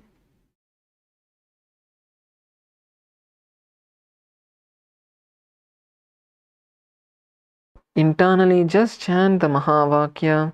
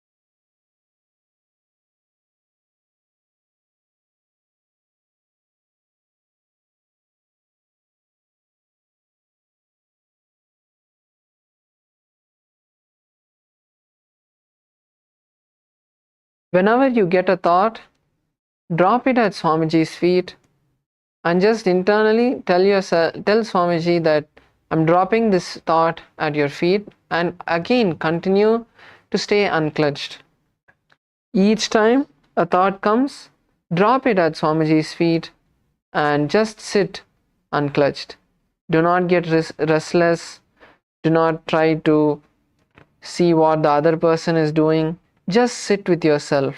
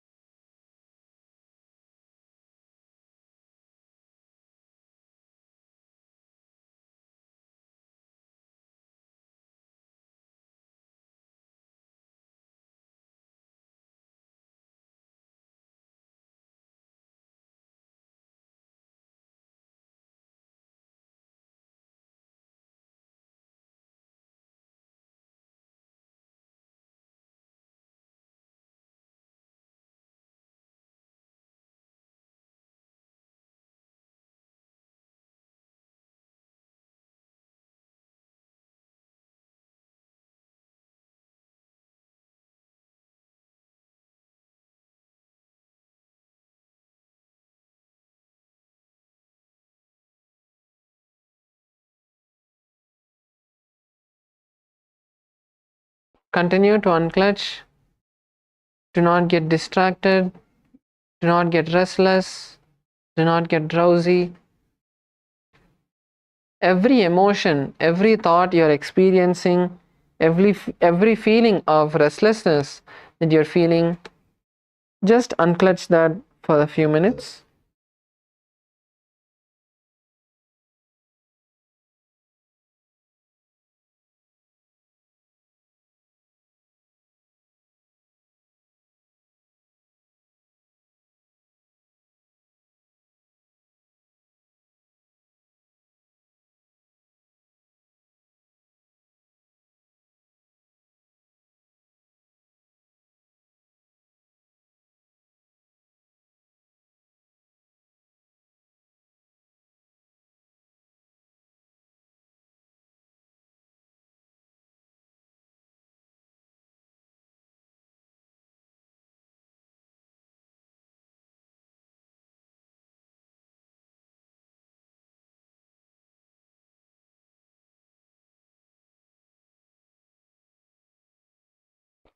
Now, let's take a moment to remember Swamiji in our inner space and offer our gratitude to him for everything that he has done for us, for everything that he has manifested, for giving us this opportunity of attending the Paramashivoham.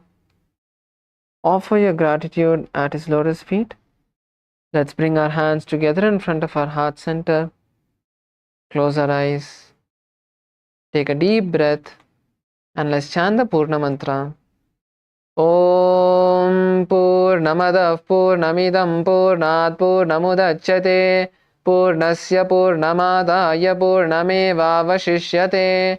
Om Shanti Shanti Shanti Harihi Om Tat Sat Sarvam Bhagavat Shri Nithyananda Paramashiva Padukarpanamastu. Om Nithyanandam. Thank you all. Hope all of you enjoyed today's Nithyananda Yoga session. And the next session timings will be announced by the hall volunteers. Thank you all. Nithyanandam. Have a great day.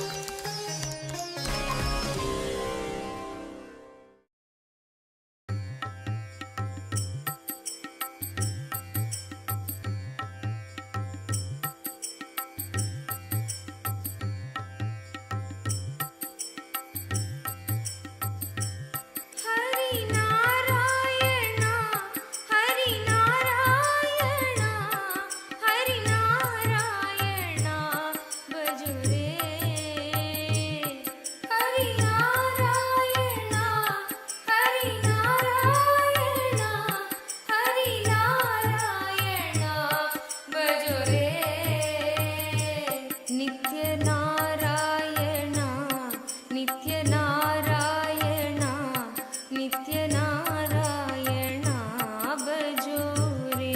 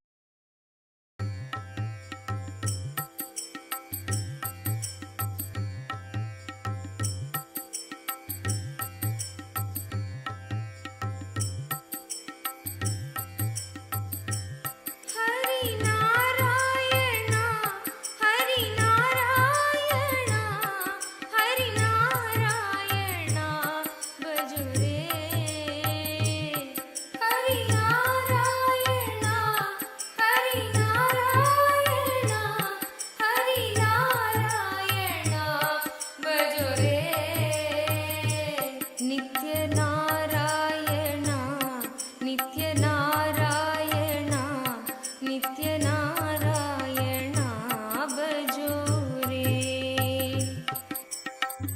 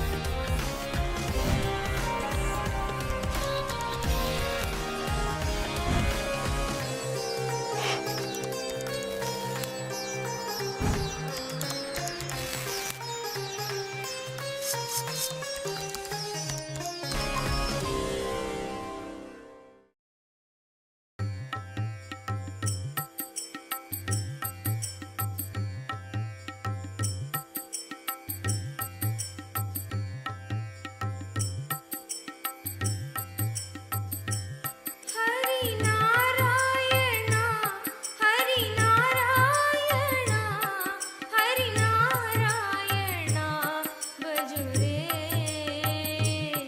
Hari Narayana, Hari Narayana, Hari Narayana, bhajo re.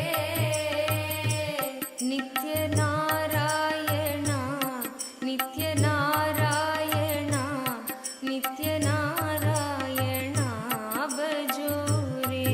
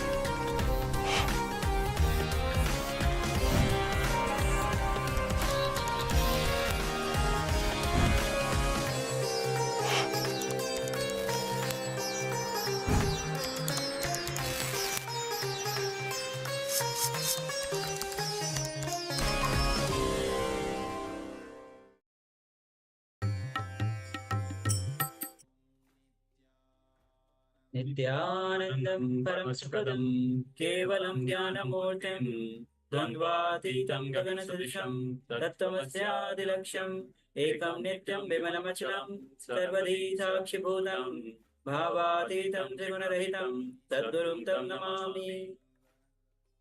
Yes, Nithyananda, all of you. And welcome to day 13 of Paramashivoham Level 1. It has been 13 days that all of us have been into this journey of Paramashivoham Level 1. So we just finished 108 asana sequence, Pratham Vinyasa Krama. The sequence that Swamiji has given to all of us, which is the essence of millions of yogic scriptures. Through yoga, divine enters into you. Through yoga, you align your body to receive that super conscious energy. So let us take a moment and share what breakthrough that you had experienced, any asana, any particular asana that you had the breakthrough, or how the yoga itself is reflecting in your whole life, whole day-to-day life itself. You can go ahead and share. Meanwhile, we'll be entering into the power manifestation. So requesting all of you to be ready with the blindfold to cover your eyes, or if you don't have the blindfold, you can have a piece of cloth to cover your eyes. And so let's get ready for the power manifestation. Also requesting Ma Joan Han, Hung Mui Long to switch on their cameras, and also Ma Wei Win Me to be available in the camera, Ma Tash Bibi to be available in the camera. We are about to start the power manifestation.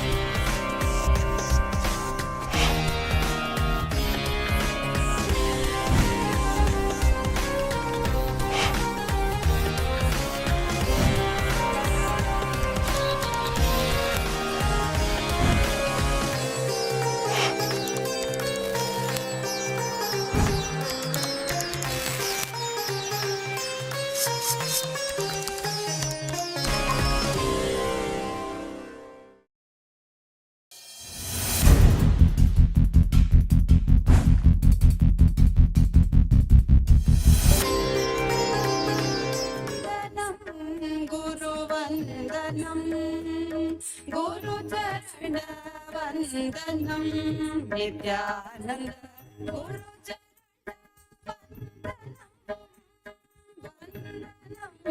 Guru Vandanam Guru Charana Vandanam Nithyananda Guru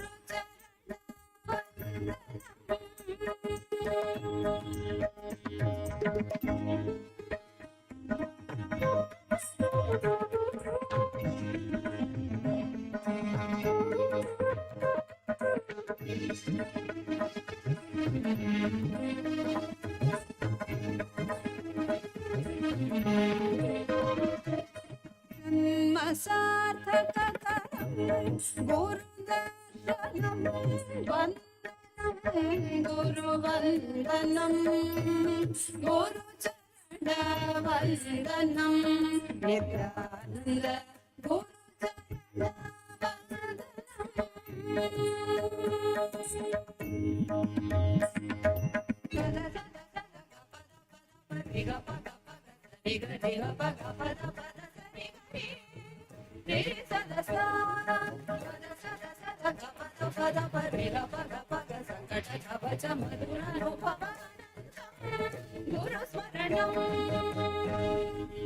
Nithyananda Rupam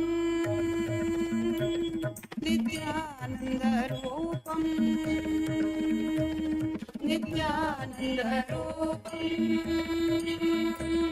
Nithyananda Rupam Nithyananda Rupam Nithyananda Rupam Nithyananda Rupam Nithyananda Rupam Nithyananda Vandanam Guru Vandanam Guru Charana Vandanam Vandanam Guru Vandanam Guru Charana Vandanam Nithyananda Guru Vandanam Guru Vandanam Guru Vandanam Nithyananda Guru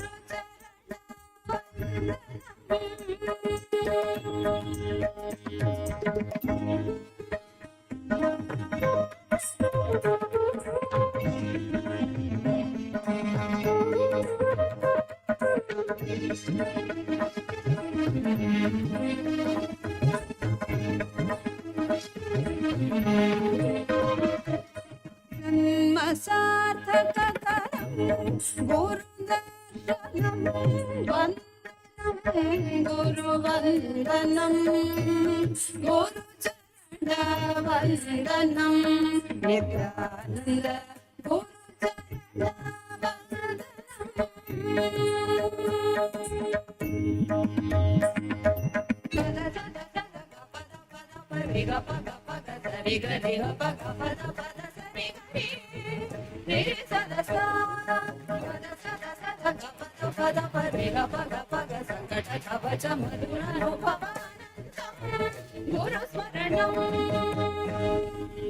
Nithyananda Rupam Nithyananda Rupam Nithyananda Rupam Nithyananda Rupam Nithyananda Rupam Nithyananda Rupam Nithyananda Rupam Nithyananda Rupam Vandanam Guru Vandanam Guru Charana Vandanam Vandanam Guru Vandanam Guru Charana Vandanam Nithyananda Guru Vandanam Guru Vandanam Guru Charana Vandanam Nithyananda Guru Charana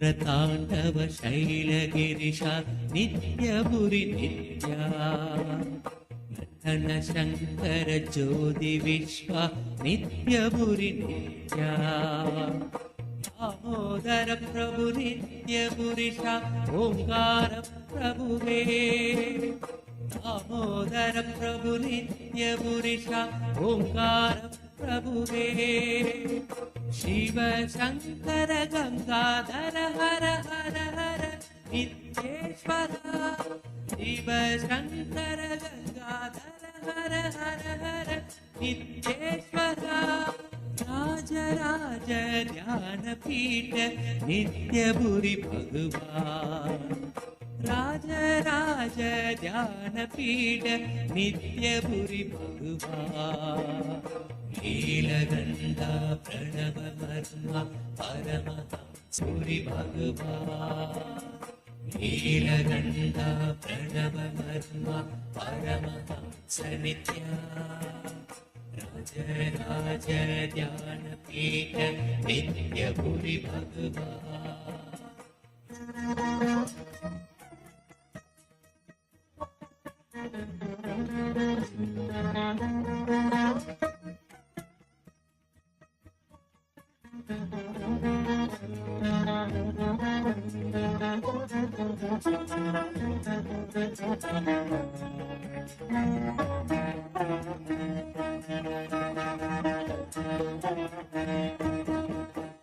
Amba परमेश्वरी अखिलांडेश्वरी नित्य पराशक्ति सांभवी शंकरी नित्य सर्वेश्वरी शांत स्वरूपिणी दया करो माँ कृपा करो माँ माता नित्येश्वरी दया करो माँ कृपा करो माँ माता नित्येश्वरी नित्य शंकरी कृपा करो माँ अभय प्रदायिनी नित्य शंकरी कृपा करो माँ अभय प्रदायिनी जगतोधारिणी माता दुर्गा नित्यपुरी नित्येश्वरी जगतोधारिणी माता दुर्गा नित्यपुरी नित्येश्वरी नीलगंधा प्रणव मर्मा परमहंस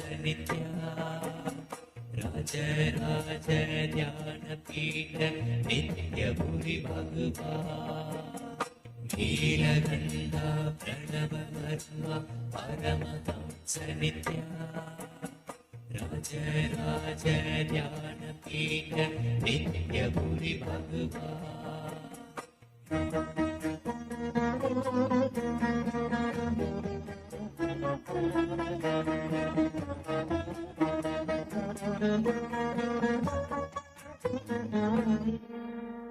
श्री गुरुनाथ नित्य गुरुनाथ सद्गुरु नित्या जय गुरुदेवा सद्गुरुदेवा नित्य गुरुदेवा माता नित्येश्वरी पिता नित्येश्वरा नित्य भूरि नित्या माता नित्येश्वरी पिता नित्येश्वरा नित्य भूरि नित्या जय गुरुनाथ सद्गुरुनाथ हर हर नित्य गुरुदेवा जय गुरुनाथ सद्गुरुनाथ हर हर नित्य गुरुदेवा शरणं शरणं नित्य सद्गुरु शरणं शरणं शरणं नित्य सद्गुरु शरणं नीलगन्धा प्रणवमर्मा परमहंस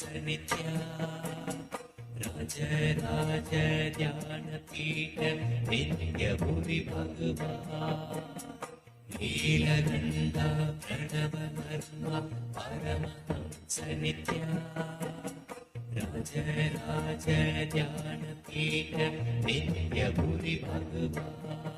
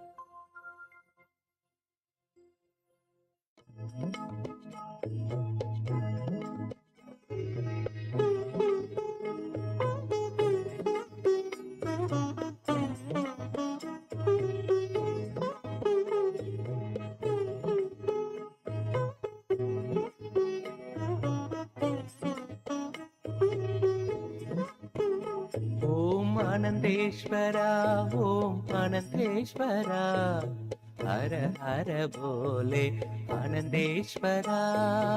ஆனந்தேஸ்வரா, ஓம் ஆனந்தேஸ்வரா, ஹர ஹர போலே ஆனந்தேஸ்வரா.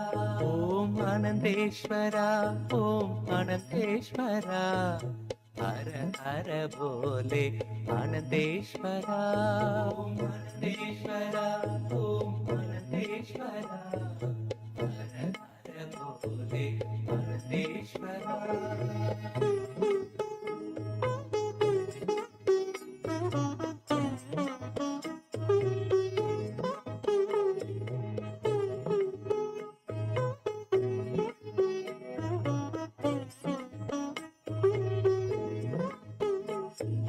रामेश्वरा नित्य रामेश्वरा, हर हर बोले आनंदेश्वरा. रामेश्वरा नित्य रामेश्वरा, हर हर बोले आनंदेश्वरा. रामेश्वरा नित्य रामेश्वरा, हर हर बोले आनंदेश्वरा. रामेश्वरा नित्य रामेश्वरा, हर हर बोले आनंदेश्वरा.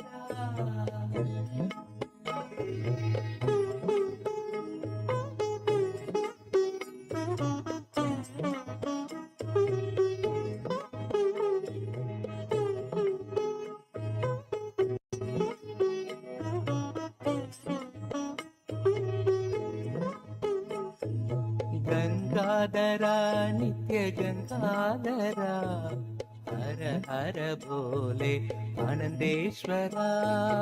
गंगाधरा नित्य गंगाधरा, हर हर बोले आनंदेश्वरा. गंगाधरा नित्य गंगाधरा, हर हर बोले आनंदेश्वरा. गंगाधरा नित्य गंगाधरा, हर हर बोले आनंदेश्वरा.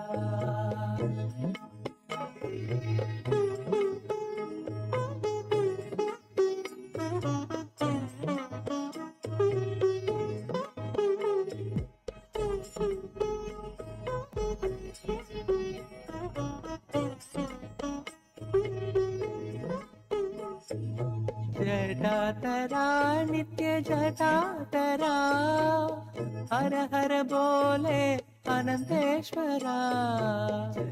जटाधरा नित्य जटाधरा, हर हर बोले आनंदेश्वरा. जटाधरा नित्य जटाधरा, हर हर बोले आनंदेश्वरा. जटाधरा नित्य जटाधरा, हर हर बोले आनंदेश्वरा.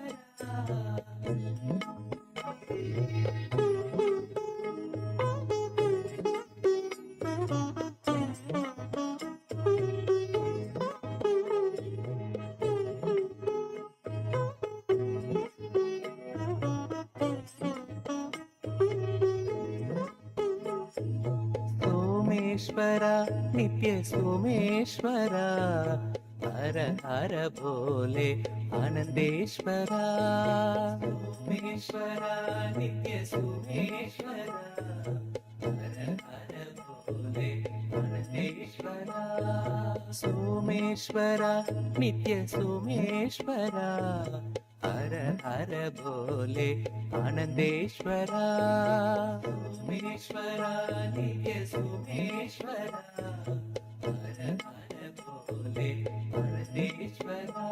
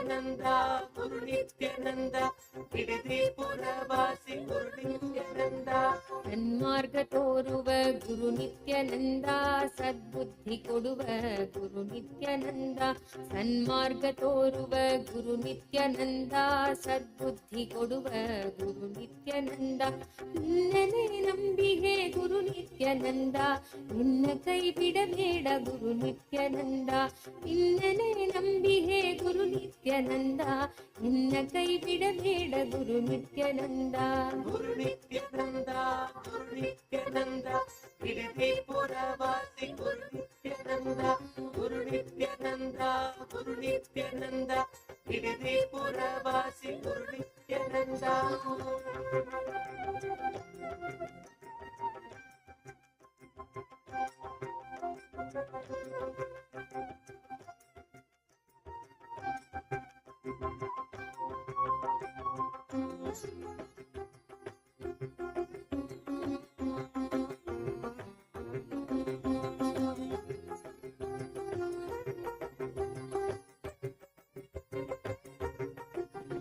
ಆತ್ಮಭಕ್ತಿ ನೀಡೆನಗೆ ಗುರು ನಿತ್ಯಾನಂದ, ಧ್ಯಾನ ದೀಕ್ಷೆಯ ನೀಡು ಗುರು Nithyananda.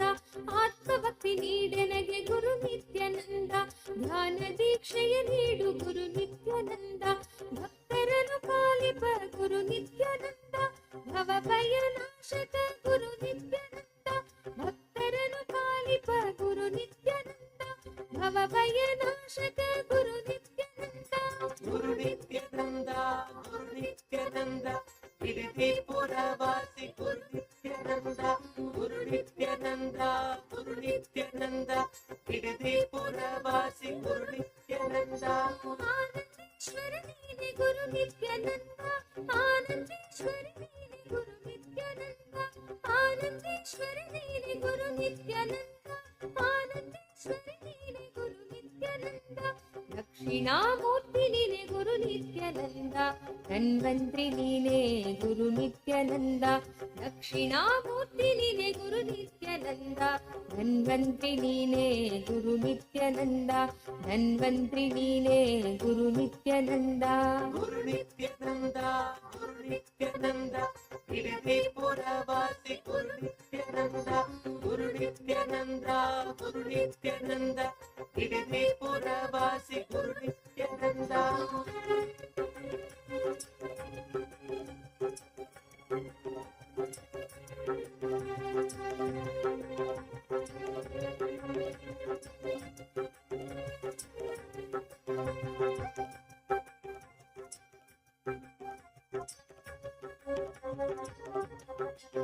Guru Nithyananda, Guru Nithyananda, Iditi Puravasi Guru Nithyananda, Guru Nithyananda, Guru Nithyananda, Iditi Puravasi Guru Nithyananda. ವೈದ್ಯ ಸರೋವರದಲ್ಲಿ ನಿತ್ಯಾನಂದ, ಕಲ್ಪತರು ನೀನೆ ಗುರು ನಿತ್ಯಾನಂದ. ವೈದ್ಯ ಸರೋವರದಲ್ಲಿ ನಿತ್ಯಾನಂದ, ಕಲ್ಪತರು ನೀನೆ ಗುರು ನಿತ್ಯಾನಂದ. ಆಲಾರಳಿಯಲಿ ನೀನೆ ನಿತ್ಯಾನಂದ, ಬಿಲ್ವತ್ತಿಯಲಿ ನೀನೆ ನಿತ್ಯಾನಂದ. ಆಲಾರಳಿಯಲಿ ನೀನೆ ನಿತ್ಯಾನಂದ, ಬಿಲ್ವತ್ತಿಯಲಿ ನೀನೆ Nithyananda. Guru Nithyananda, Guru Nithyananda, Iditi Puravasi Guru Nithyananda, Guru Nithyananda.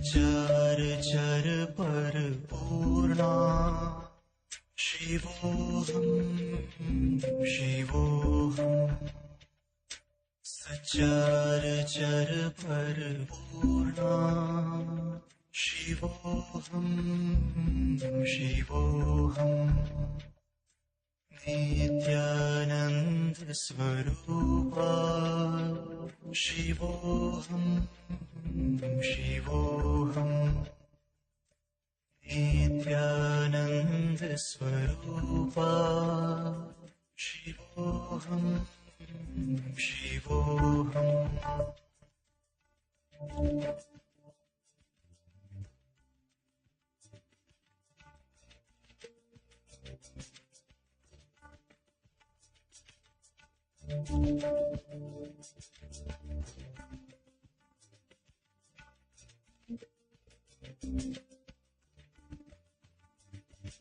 सच्चार चर पर पूर्णा शिवोऽहं शिवोऽहम् सच्चार चर पर पूर्णा शिवोऽहं शिवोऽहम् नित्यानन्द स्वरूपा शिवोऽहं शिवोऽहम् नित्यानन्द स्वरूपा शिवोऽहं शिवोऽहम्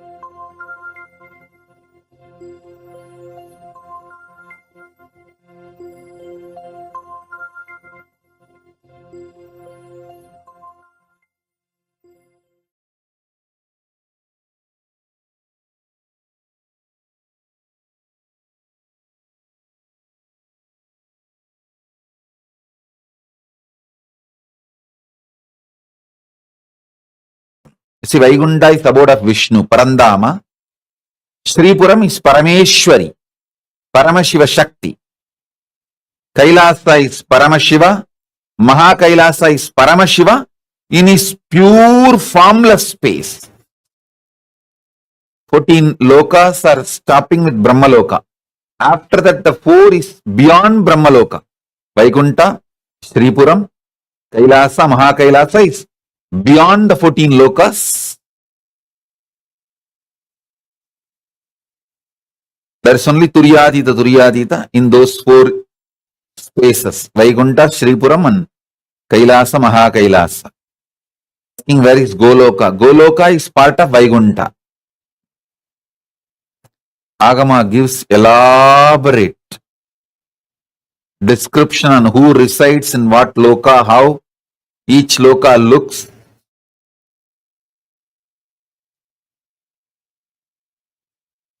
Maybe I can give you those descriptions also. Where is Yamaloka? Yamaloka is in Swargaloka. Part of Swargaloka is Yamaloka. Indradi Dasadik Balaka means Indra, Agni, and Yama, Nairuti, Varuna, Vayu, Gubera, Ishana. All 8. And Batala, Bali, Akasha, Vishnu. All the 10 Dik Balakas. They are called Dasadik Balakas. Indradi, Dasadik Balakas have their worlds in Swargaloka. The Vishnu's higher form, Parandama, is in Vaikuntha.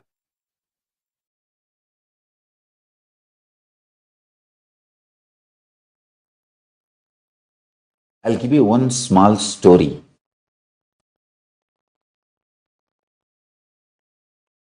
Sanakadi Rishis, the great 4 enlightened beings, directly Putra of Parabrahma, Brahma's 4 sons, considered to be the incarnation of Vishnu's.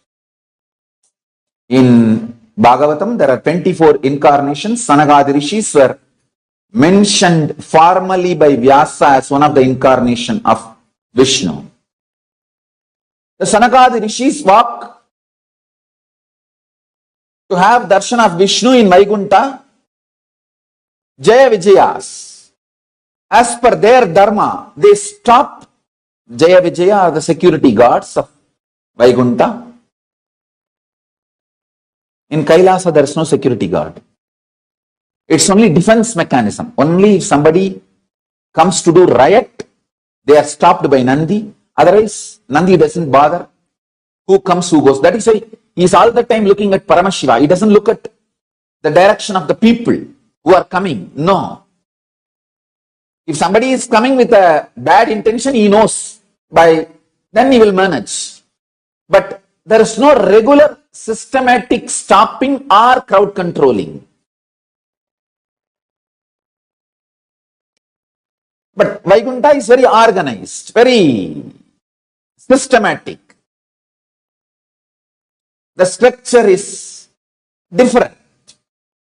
The Sanakadi Rishis walk into Vaikuntha to have darshan of Vishnu, and the Jaya Vijaya, both of them, stop Sanakadi Rishis. Please have little patience. We will reach out to Bhagavan and get back to you. I don't know what was the mood of Sanakadi Rishis at that time, and I don't want to judge. I can never judge. I have to give all my respect and reverence to both sides. Sanakadi Rishis and Jaya Vijaya, and I am nobody to judge. Both of them are surely much, much, much far beyond and great than anything we can imagine. Sanakadi Rishis cursed, and we don't even know exactly what was the conversation happening and which triggered whom and how the conversation got into the level of cursing. Sanakadi Rishis cursed.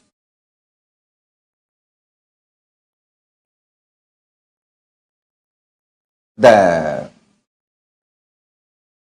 Jaya Vijaya, that go to Bhuloka and be human beings, be away from Vaikuntha. It's too big curse. It's too big curse. And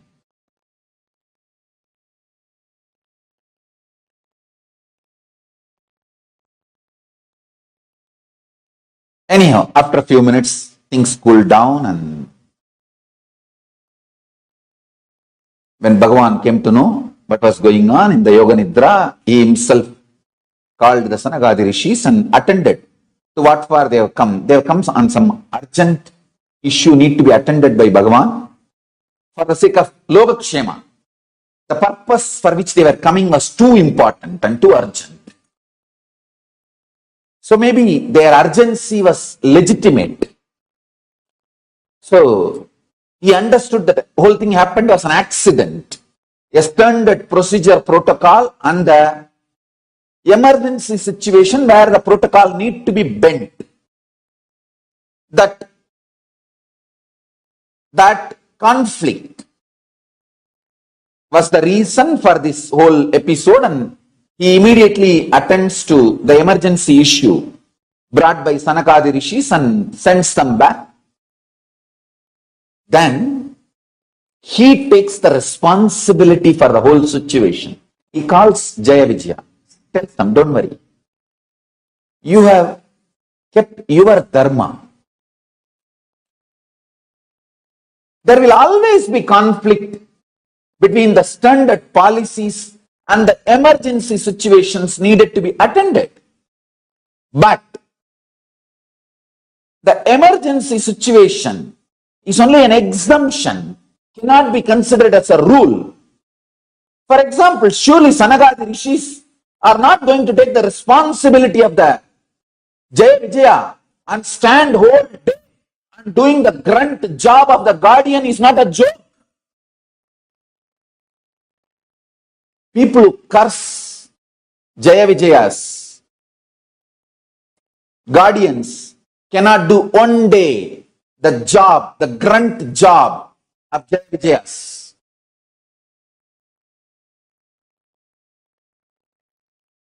You can easily abuse from outside.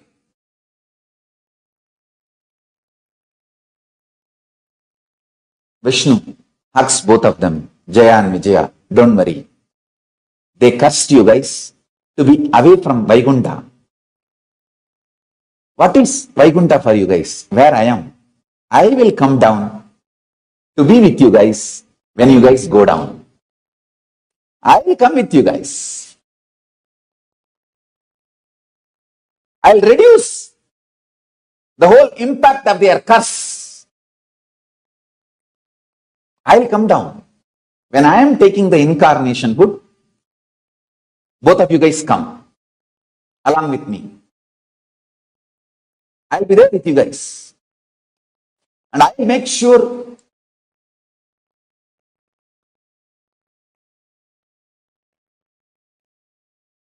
you guys are part of my Leela and you reach my feet.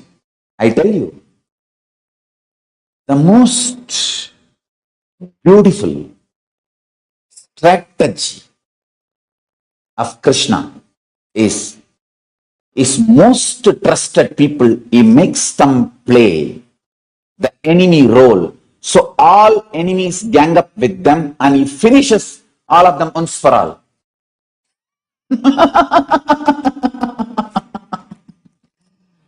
If personal security guard, he says, hey, you play as my enemy. Let us find out all the enemy fellows and let them gather behind you. I'll finish the whole gang together. And you come back to my feet. When Sisubala, who is incarnation of Jaya Vijaya, when Parandama came down as Rama, Jaya Vijaya came as Ravana and Kumbhakarna, and when Parandama came down as Narasimha, Hiranyakasipu and Hiranyaksha, when Parandama came down as Krishna, the Kamsa and Sisubala. So these were the incarnations of the main Bhagavata Puranam says Kamsa and Sisubala. There are some editions which says Sisubala and Dhanvantakra. Anyhow, I feel it's Kamsa and Sisubala. So listen. When Shishubala was abusing Krishna, Krishna was one side laughing, other side painful. Everyone was thinking he was feeling the pain because Shishubala is accusing and abusing. And he is laughing because he is going to destroy Shishubala. No.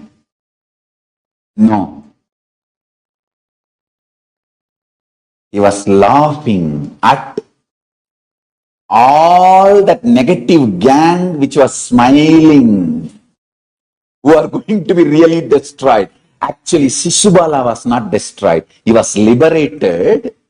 And all those negative gang who were supporting Shishubala were destroyed. He noted down, come on, come to Mahabharata war. He noted down all the faces who were carrying smug when Shishubala was abusing and accusing.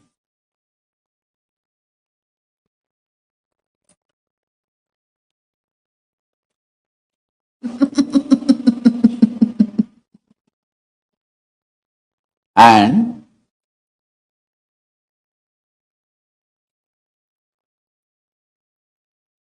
he was feeling the pain to melt down the pain of Shishubala, because now he has to liberate Shishubala. Understand? Guru, through his personal love for a disciple, he melts down disciple's pain through the oneness.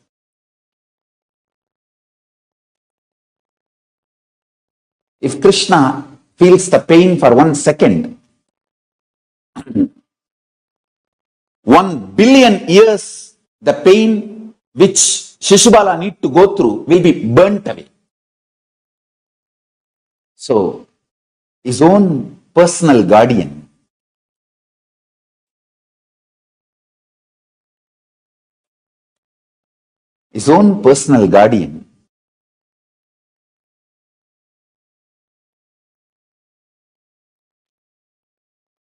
how can he let Shishubala, his own personal guardian, suffer for billions of years? No. He will internally train them is different. He will never allow external people to torture them. He will never allow external curse, even if it is Sanagadi Rishis.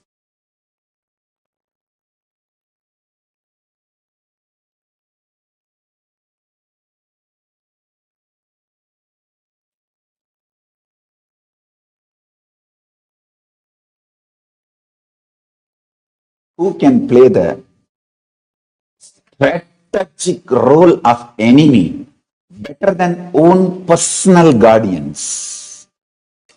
What a Leela.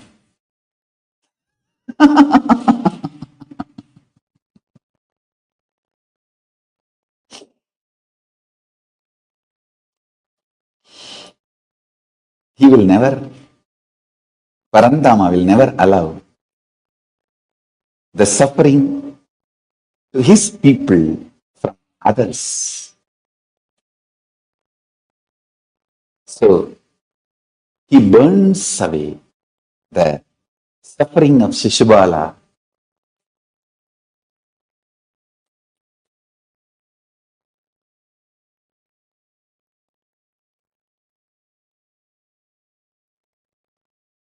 understand, you will never know the reason for Parandama's pleasure or pain. Good. Of course, it doesn't have bad. You will never know the reason for Parandama's pain or pleasure.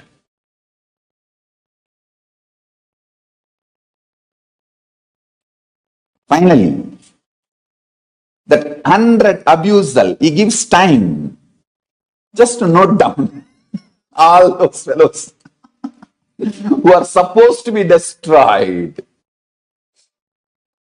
Shishubala was not destroyed, was liberated. He has gone back to his original space, Vaikuntha. He served, he did his strategy, his job perfectly. I tell you, after this Shishubala Vada, what would have been the scene? I tell you. Within 3 seconds, Shishubala was in Vaikuntha, Parandama sitting with Shishubala, maybe sipping little Amrita and having bit leaf and bit nut and giving him one, and he also chewing one.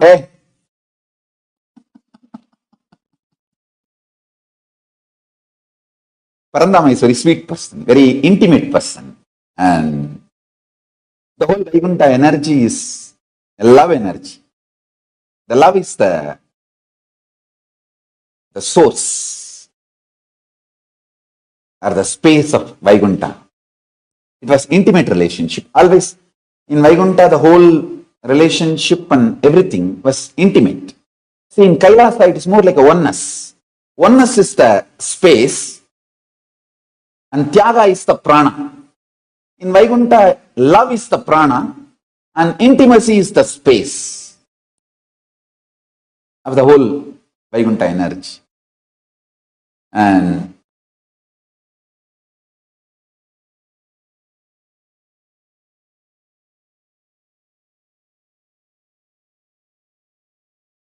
I am telling you, that was the scene. Immediately within the 3 seconds, the Shishubala left the body. Usually it takes only 3 seconds, 3 chana. Second is the wrong unit, chana. Chana means the gap between one thought and the other thought. Body, the Atma of Shishubala leaving the body and the transition and assuming his Divya Sarira as Vijaya in Vaikuntha. Jaya is the senior, comes up, and he has already reached. And Vijaya reaches the next. I tell you, Bhagavan himself may come down from Vaikuntha for the sake of his Vaikuntha Vasis, but he will never give up on Vaikuntha Vasis, people who are committed to him. Whatever may be the situation,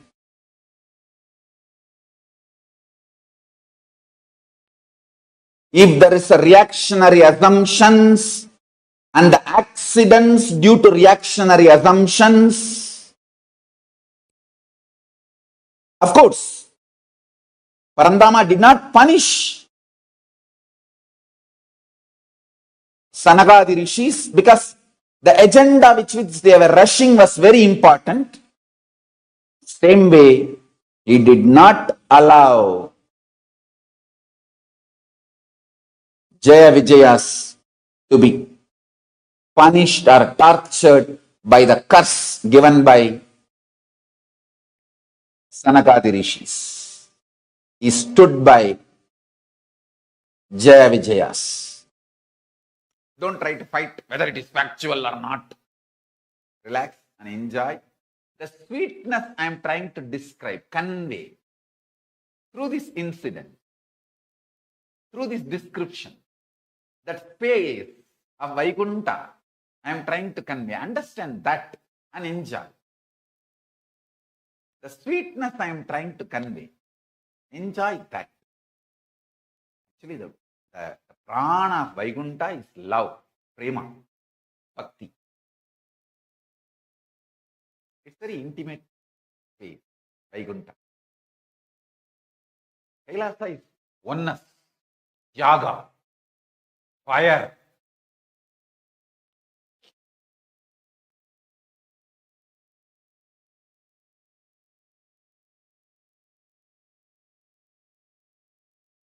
Vaikuntha is more like cool, prema bhakti, the love space. If you internalize this one powerful cognition, suddenly you will see, you will manifest powers and you will start aligning to higher vertical time zones. From Bhu, you will move Bhuva, then Suva, then Tapa, then Satya, then Vaikuntha, then Kailasa. Every time you internalize one powerful cognition, you raise your existence to higher vertical time zones.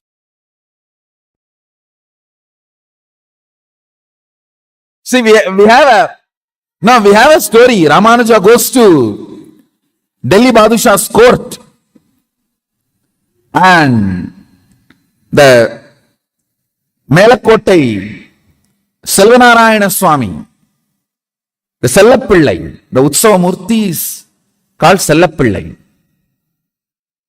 Moola Murti is called Selvanarayana Swami. Utsava Murti is called Sellapillai. Ramanuja uses the word Sellapillai. That's a word. Immediately, the Sellapillai just comes and sits in the lap of Ramanuja. Understand?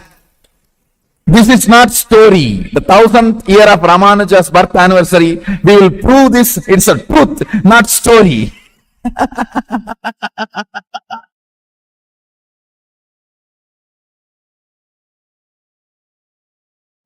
When you call, see, he did not say, O Narayana, Vishnu, Parandama, Sellapillai. He came.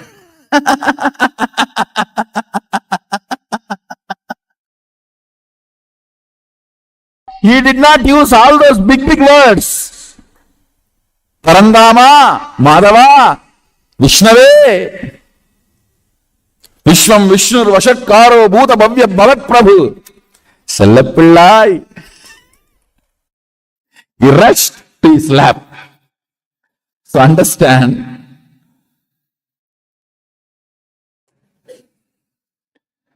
the whole thought current presented in that story is not false. It is true. Ramanuja goes to Delhi Badshah's court and demonstrates his charisma and energy. Badshah gets shaken and he asks, what do you want? He says, I want my Sellapillai, the main deity which was worshipped by Brahma and handed over in the whole Guru Parampara, the Parampara to Brahma to Sanaka Sanadana Sanat Kumara, and then it comes down to Melakottai, and that deity, for that only they put that Vairamudi. See, from Vaikuntha, the crown falls to planet Earth. So in search of Vishnu. And then Garuda was given the responsibility, go and fit this to every deity. A real Vishnu deity, this crown will fit properly. When they brought it and put it on this Melakottai Selvanarayana Swami, it fitted properly. So he is the real Vishnu deity. So it was given to Melakottai Selvanarayana Swami.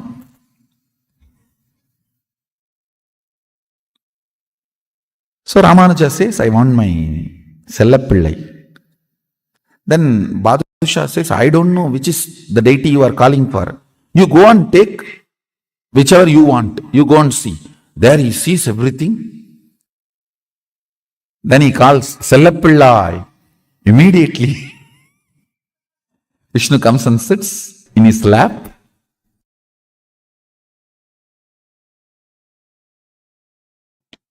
Tirupati, Srinivasa's temple, Srirangam Ranganatha's temple, they can straight give you the experience of Vaikuntha. Understand? These are the organic, living organism. Living organism, living energy portals, which can open up like a time shaft and teleport you directly to those lokas.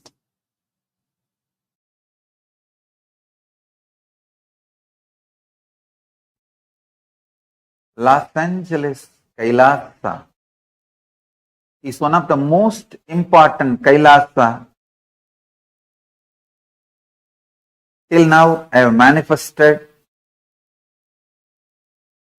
The deities are literally birthed by Paramashiva, myself directly. The Archavataras residing in Los Angeles can connect you directly to Kailasa and other vertical time zones. Sit, pray to Venkateshwara in Los Angeles Kailasa, you will experience Vaikuntha directly.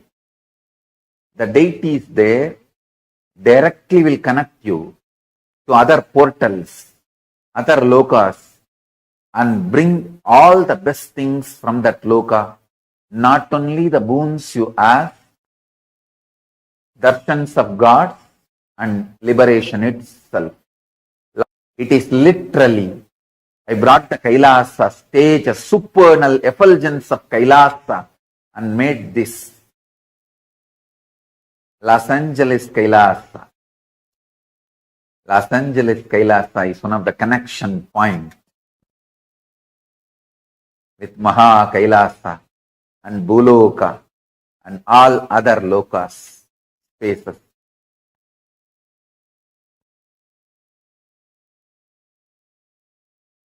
Los Angeles Kailasa is literally place where Paramashiva's being exists. He is not only in the form of energy, superconsciousness, state, space, powers, he is in the very form of that being, accepting, receiving our worship, prayers, and responding with the grace and compassion and love and blessing.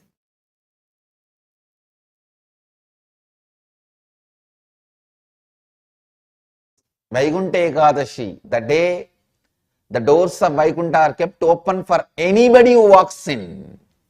Vaikuntha Ekadashi is the day. So tonight Dwadasi starts.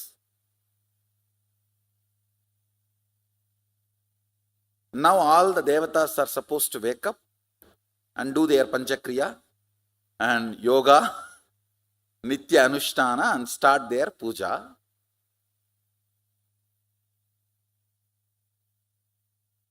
As a gift bonus,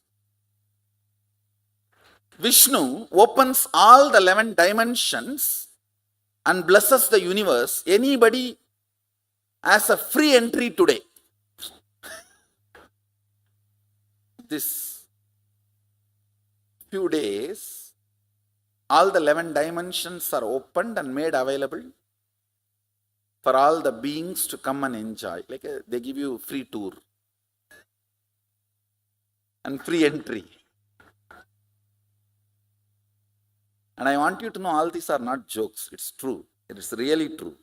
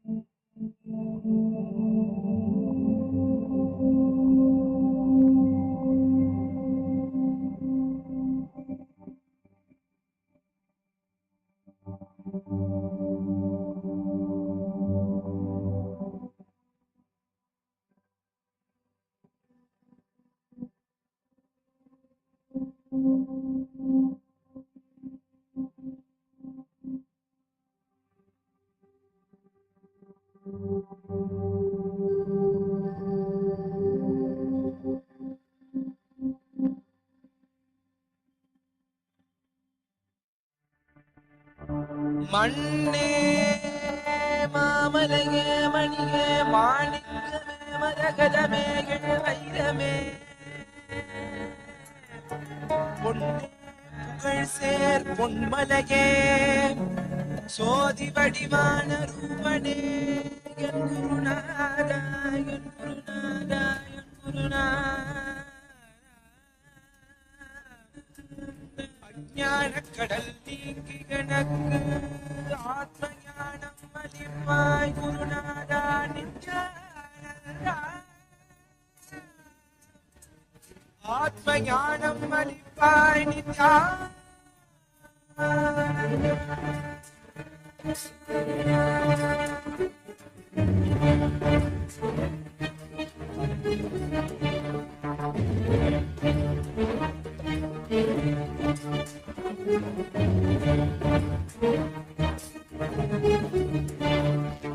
மங்கையிடம் கொண்டு கங்கை முடி கொண்டு நர்த்தனம் புரியும் ஈசனே சுடலை புடி பூசி புடுக்கை தனை ஏந்தும் காலனே புலி தோலனே விழிகால் உள்ள முறைகின்ற மதுரை மாநகரின் ராசனே இன்னல்களை கலைந்து இன்பங்களை அளிக்கும் சுந்தர வடமணி நேசனே ஞாயிறு திங்கள் நித்த முறைகின்ற செவ்விழி கொண்ட செல்வனே சொக்கனே எந்த சோமனே ஐயா சோதி வடிவான ரூபனே அடிமுடி காணா அண்ணாமலையே அகிலமும் போற்றிடும் ஐயனே நாள்வர் போற்றிட நயமுடனாடிடும் நாதனே ஆழ காலம் உண்டு ஆழம் காடுதனில் ஆனந்த நடமிடும் ஆதி செய்வனே மங்கையிடம் கொண்டு கங்கை முடி கொண்டு நர்த்தனம் புரியும் ஈசனே சுடலை முடி பூசி முடுகை ஏந்தும் காலனே புலி தோலனே மீனின் விழிகால் உள்ள முறைகின்ற மதுரை மாநகரின் ராசனே இன்னல்களை கலைந்து இன்பங்களை அளிக்கும் சுந்தர வடமணி நேசனே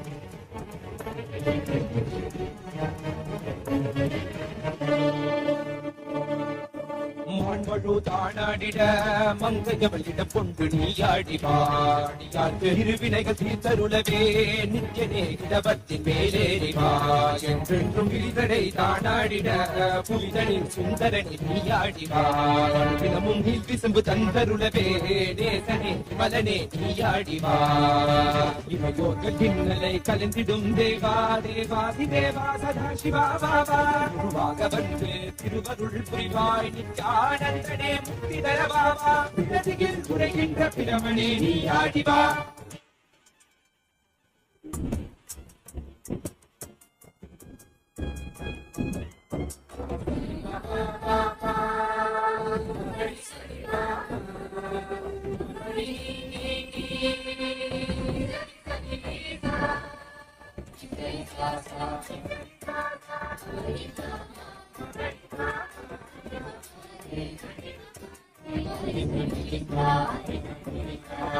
வணங்கிடவே காட்சியில் மண்ணாய் உரைபவனே அப்பாய் காட்சி தரும் எங்கள் ஆணை காவலசே ஆதிகந்தமில்லாத ஜோதியாய் அருணகிரி உரைநாதனே உலகை இயக்கிடும் வாயு வடிவே காலகத்தி ஈசனே தொழுதிடத்தில்லை நகர்தனில் வானில் ஆடும் கூத்தனே பஞ்சபூதமும் நித்தம் பழியும் பரமனே பரமேசனே நித்ய ரசித நித்ய வைபவ புத்த கைலை வாசனே ஈசனே சர்வேஷனே பரமேசனே ஜெகதீஷனே நித்யனே ஆனந்தனே என் ஜீவனே குரு சேவனே நித்யனே ஆனந்தனே ஜீவனே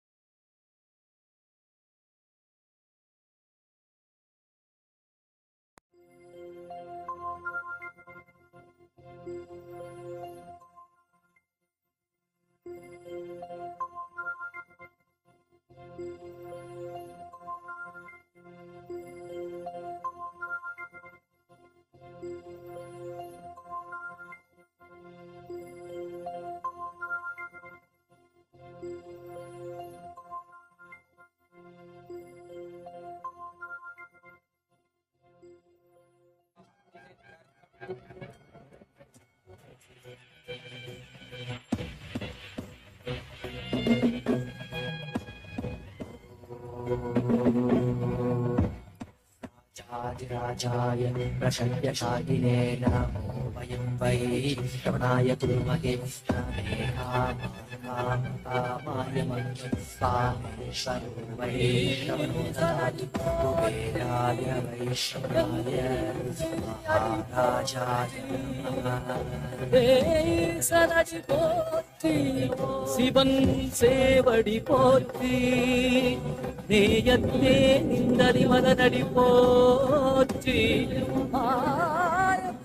மறுத்தும் மன்னனடி போற்றி ஸ்ரீராத்துறையிலும் தேவனடி போற்றி அருளும் மலை போற்றி ஈசனே சிந்தை கவலானேசனே நீ வருவாய் கொடு கனிகளை கொண்டு உன்னை பூஜித்தோ அருள் தருவாய் கலி என்னும் கடலினில் மூழ்கிட்ட இனி கரம் தந்து காத்திட்டு கருணை பொய்கையில் அலர்ந்திட்ட அலவத்வம் போலவும் திருவடியில் வாழ்ந்திட பாரா அருணாச்சலனே வாரா அகண்ட ஜோதியனே வாரா அல்லிடவே வாரா அகிலம் போற்றுகின்ற ஈசனே சிந்தை கவலந்தனேசனே நீ வருவாய் கொடு கனிகளை கொண்டு பூஜித்தோம் அருள் தருவாய்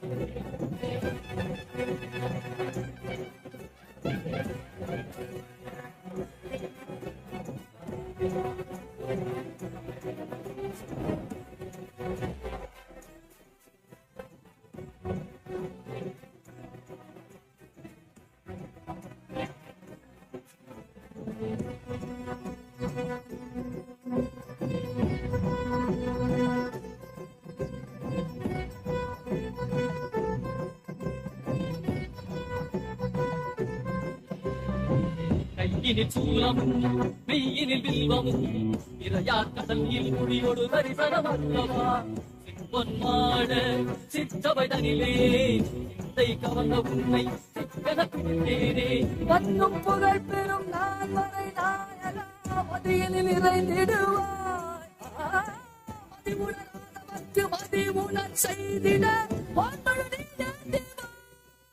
அறவாடிட உடை சூழ்ந்திட இளம் சேர நீ வருவாய் அகம் நந்திட உடம் மகிழ்ந்திட புலித்தோலோடு நீ வருவாய்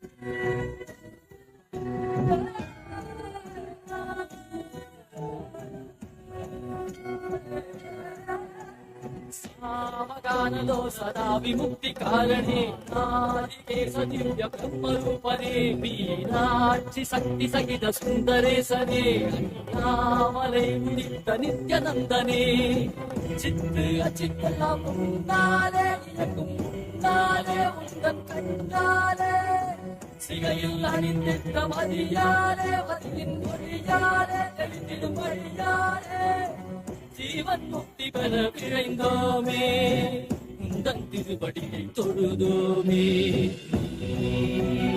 வெளியாகினாய் வெளியாகினாய் கேள்வி காண பதிலுமாகினாய் ஒளியாகினாய் உலகுமாகினாய் விதைகள் தீர்க்கும் காசிநாதனே எங்கள் கர்ப்பம் போக்கி எம்மையாலும் நேசனே ஏகாந்தமாக ஏக பாதம் தூக்கியே மதியாரை காக்க வேண்டும் நித்யநந்தனே ஈசனே உன்னை கவர வந்த நேசனே நீ வருவாய் உன்னையே.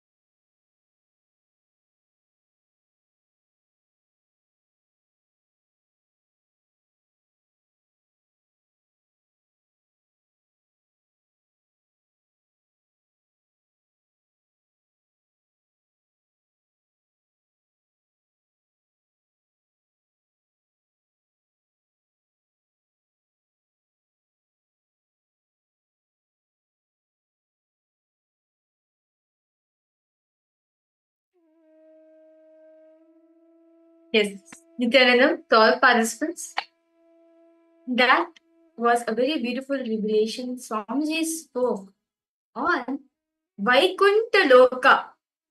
Actually, one of the very beautiful sessions Swamiji spoke. But elaborately, very detailedly, Swamiji revealed the truths of Vaikuntha Loka. As all of us know, Vaikuntha Loka is the permanent residence, is the abode of Bhagavan Mahavishnu himself. And the smell of love, understand? Swamiji says that the smell of Vaikuntha is just pure love. Just love, as Parandama is manifested, because that's the space in which you should be in. Just by intense love and devotion, you'll be able to enter into Vaikuntha Loka. Okay, see, Ma Priyatma Srupri, Nithyananda Ma, nice to see you. Nithyanandam, how are you, Ma? Ma Ishq, Nithyanandam to you too. Ma Shaman Muse, Ma Anand Lakshmi.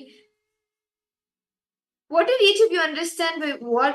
See, we all listened to the revelations of Vaikuntha Loka from Swamiji. And Vaikuntha Loka is the permanent residence, the abode of Bhagavan Mahavishnu, the one who blesses us all with abundance, with wealth. And actually today, throughout the day, we will be learning and seeing how we can manifest the wealth consciousness, how we can manifest abundance in our life. Understand? Mahavishnu, very beautifully Swamiji says, Mahavishnu is the one who's embodiment for the sustenance dimension of Paramashiva. Right? As Paramashiva performs the Panchakrityas, the Srishti, the creation, Sthiti, the sustenance, Samhara, rejuvenation, Trobhava, putting in delusion and pulling out of delusion, delusion itself, and Anugraha, liberation. Very beautifully, he does the Panchakrityas, and also very beautifully, Swamiji revealed in the Navatattva Satsang, right? How the whole manifestation from Shiva Tattva to Shakti, from Shakti to Nadatma, then from Nadatma goes to Bindu, from Bindu goes to Sadashiva. From Sadashiva goes to Maheshwara.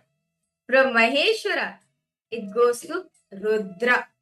From Rudra goes to Keshava. From Keshava comes to Brahma. From that, this whole Brahmanda is manifested.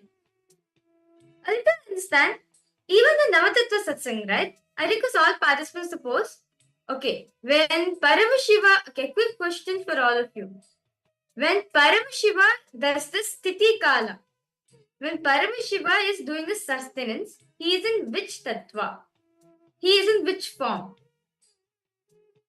Come on, my Instant, my Shaman News, my Basti, my Anandalakshmi, can each of you post? While Paramashiva is manifesting his sustenance aspect, his sustenance component, which of the Navatattvas, which of the 9 tattvas is he in?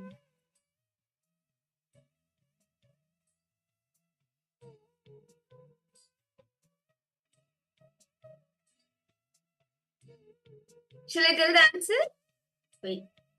Yes, because all participants suppose you have listened to the Navatattva Satsangs given by Swamiji. It was actually a very beautiful session, Satsang series it was. The whole Vratri was spent. Swamiji was explaining about the Navatattvas. I request all participants suppose what each and every one of you understand. Okay. If Paramashiva doing the action of Sthiti, which tattva he is radiating?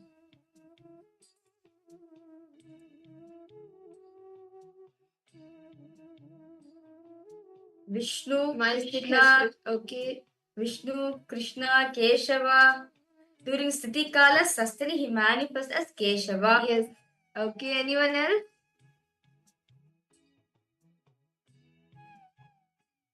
Okay, so let's reveal the answer. Yes, Mahesh, you are right. Yes, it is the Sthiti Kala where he manifests as Keshava. And today all of us will actually be blessed by Bhagavan Keshavarthamurti, Bhagavan Mahavishnu, Bhagavan Keshavarthamurti, form of Paramashiva, who will be blessing us with abundance and the ability to have that sustenance in our life. And understand, today, the doors of Vaikuntha are open for all of us. For anybody who wants to walk in to Vaikuntha, Bhagavan Keshavarthamurti, Swamiji, Mahavishnu has opened the doors for anyone who wants to enter Vaikuntha. So, why today? You may be wondering. Out of all today's, how come only today doors of Vaikuntha is open for us? Because every time in a Hindu calendar, right? So, the whole Tithi, so basically the waning and the waxing cycle of the moon, right? The waning and the waxing cycle of the moon. So this whole period, right? The whole cycle of the moon is each period is 15 days and then the next is 15 days, which comes as Krishna Paksha and Shukla Paksha. Okay, so Shukla Paksha is from no moon to full moon. Krishna Paksha is from full moon to no moon. So during this time, during this 15 days, the 11th day is considered to be the auspicious day as Ekadashi. Ekadashi literally in Sanskrit means 11. On the 11th day of the moon, the doors of Vaikuntha are open because this day is very special for Mahavishnu. So anybody can walk in, anyone can walk in. It's not only devotees or anything, no. Anybody who wants to experience Mahavishnu, Parandama is available for all of us today. And as we shared earlier, the space of Vaikuntha, the abode of Vaikuntha, which Bhagavan Mahavishnu resides in, the very life energy, the very prana of Vaikuntha is love, prema, bhakti, devotion. It surrounds with these energies. The life energy itself is this. And if you can just love without a reason, continuously just shower everyone with love without a reason, it is pure love. And that's all is the space of Vaikuntha. Pure love, see, understand, Pure love is not dependent on anything outside. It is dependent only on yourself. Nothing else. You, without expectations, just showering love. Just see Swamiji. Without expecting anything back, without asking for anything back, he goes on showering us with every single thing that we want.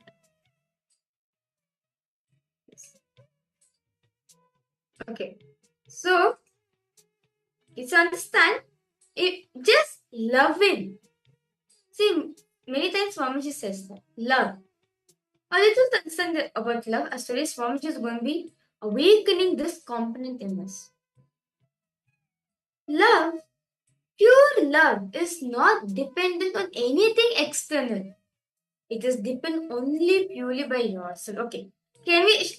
Okay. Shall we do this one small exercise? It's actually a very powerful exercise. Okay. I request all participants to choose a partner. Anyone? Okay. Ish.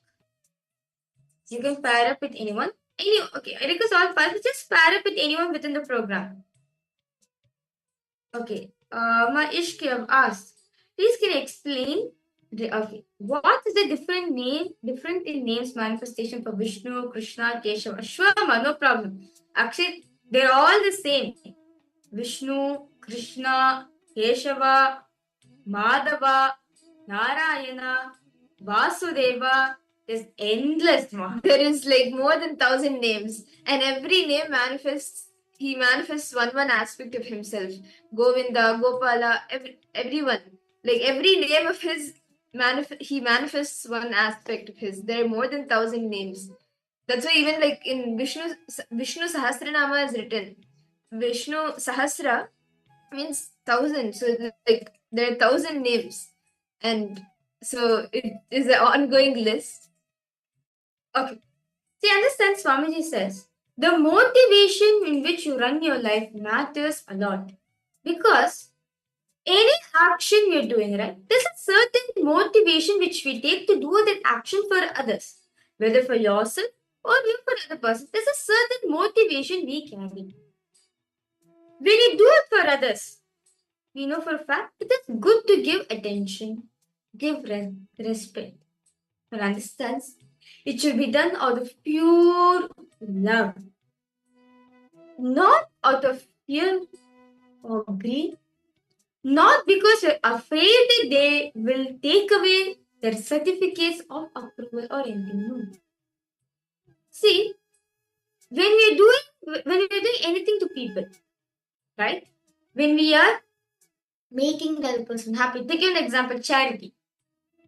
Let's say one of the richest person in the a millionaire.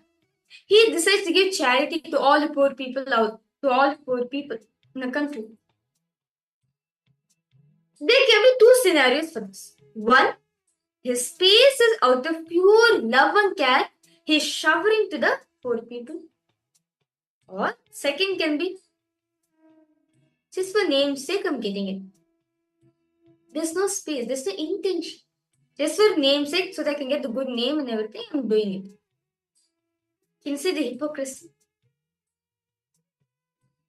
This is what Swami means by the motivation in which you do things for others matters a lot. Because many times we unconsciously, our motivation changes for let me get what I want. We become selfish for ourselves. We become selfish oriented and not caring for the other person. So, see, this is to understand, to awaken the pure love within yourself. Pure love happens when you're completely happy, unclashed. Like Swamiji. He's not dependent on anything.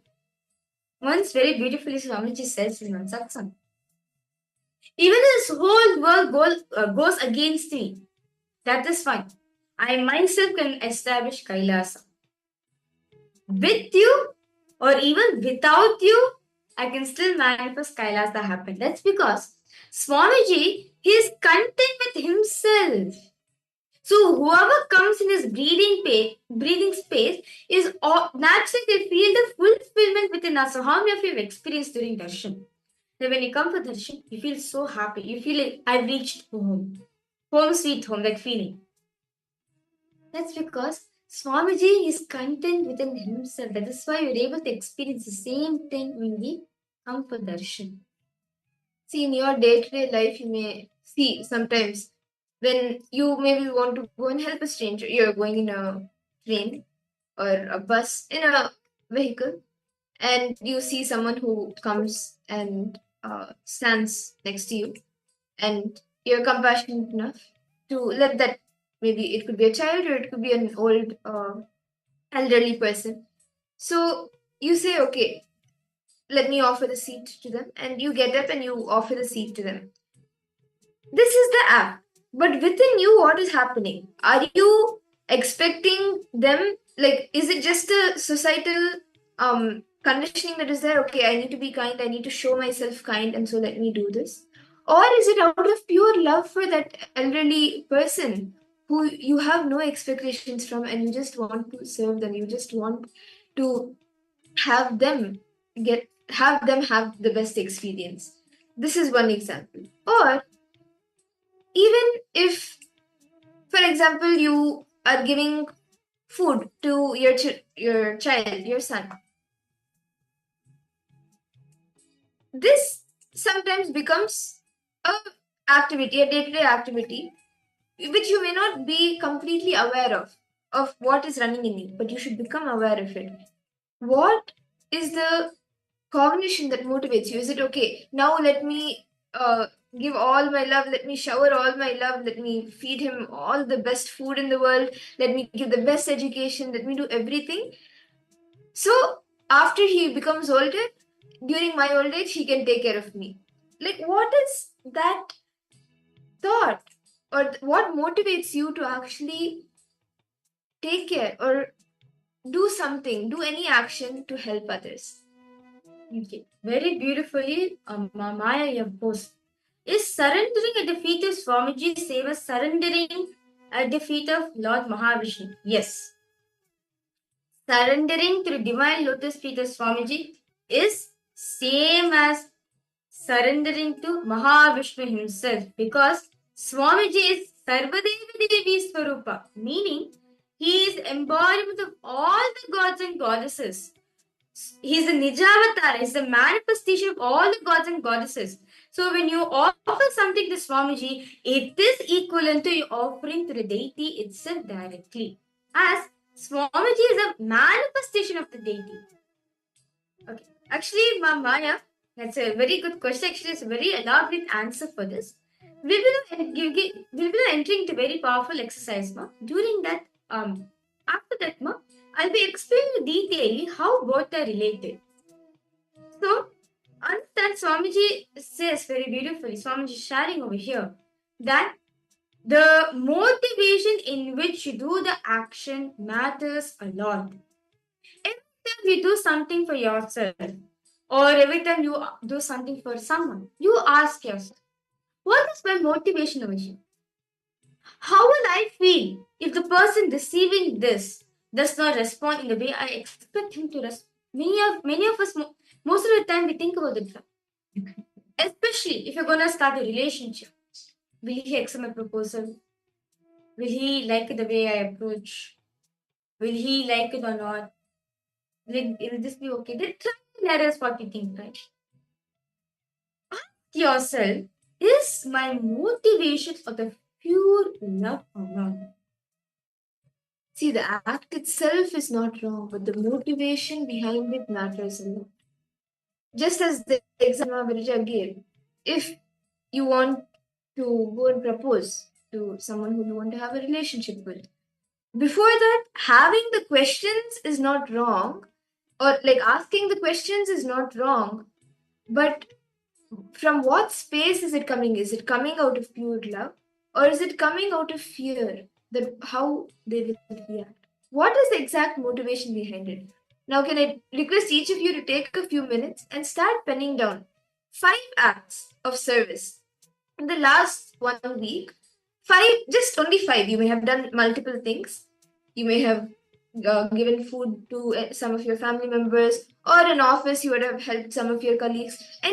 Or even in a public transport, you may have offered a seat to someone. Whatever it is, Just 5 acts of service that you performed in the last 1 week for people.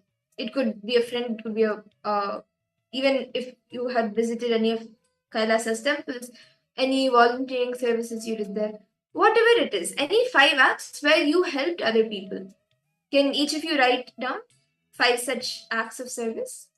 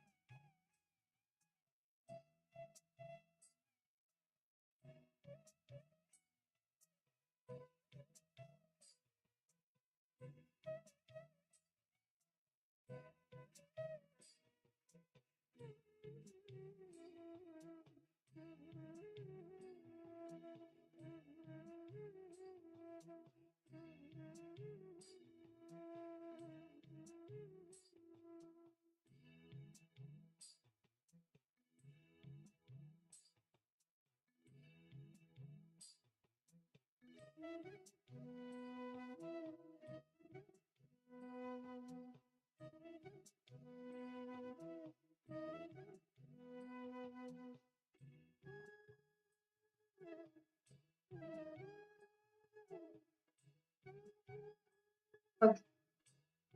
Yes. And I hope each of you have been able to write down. Let's now move ahead to the next step. So all of you everything, okay. Okay, Maya, you're asking, how could I surrender as an adimai at the feet of Swamiji Ma? Well, it is possible, Ma. The next step Swamiji is giving very beautifully is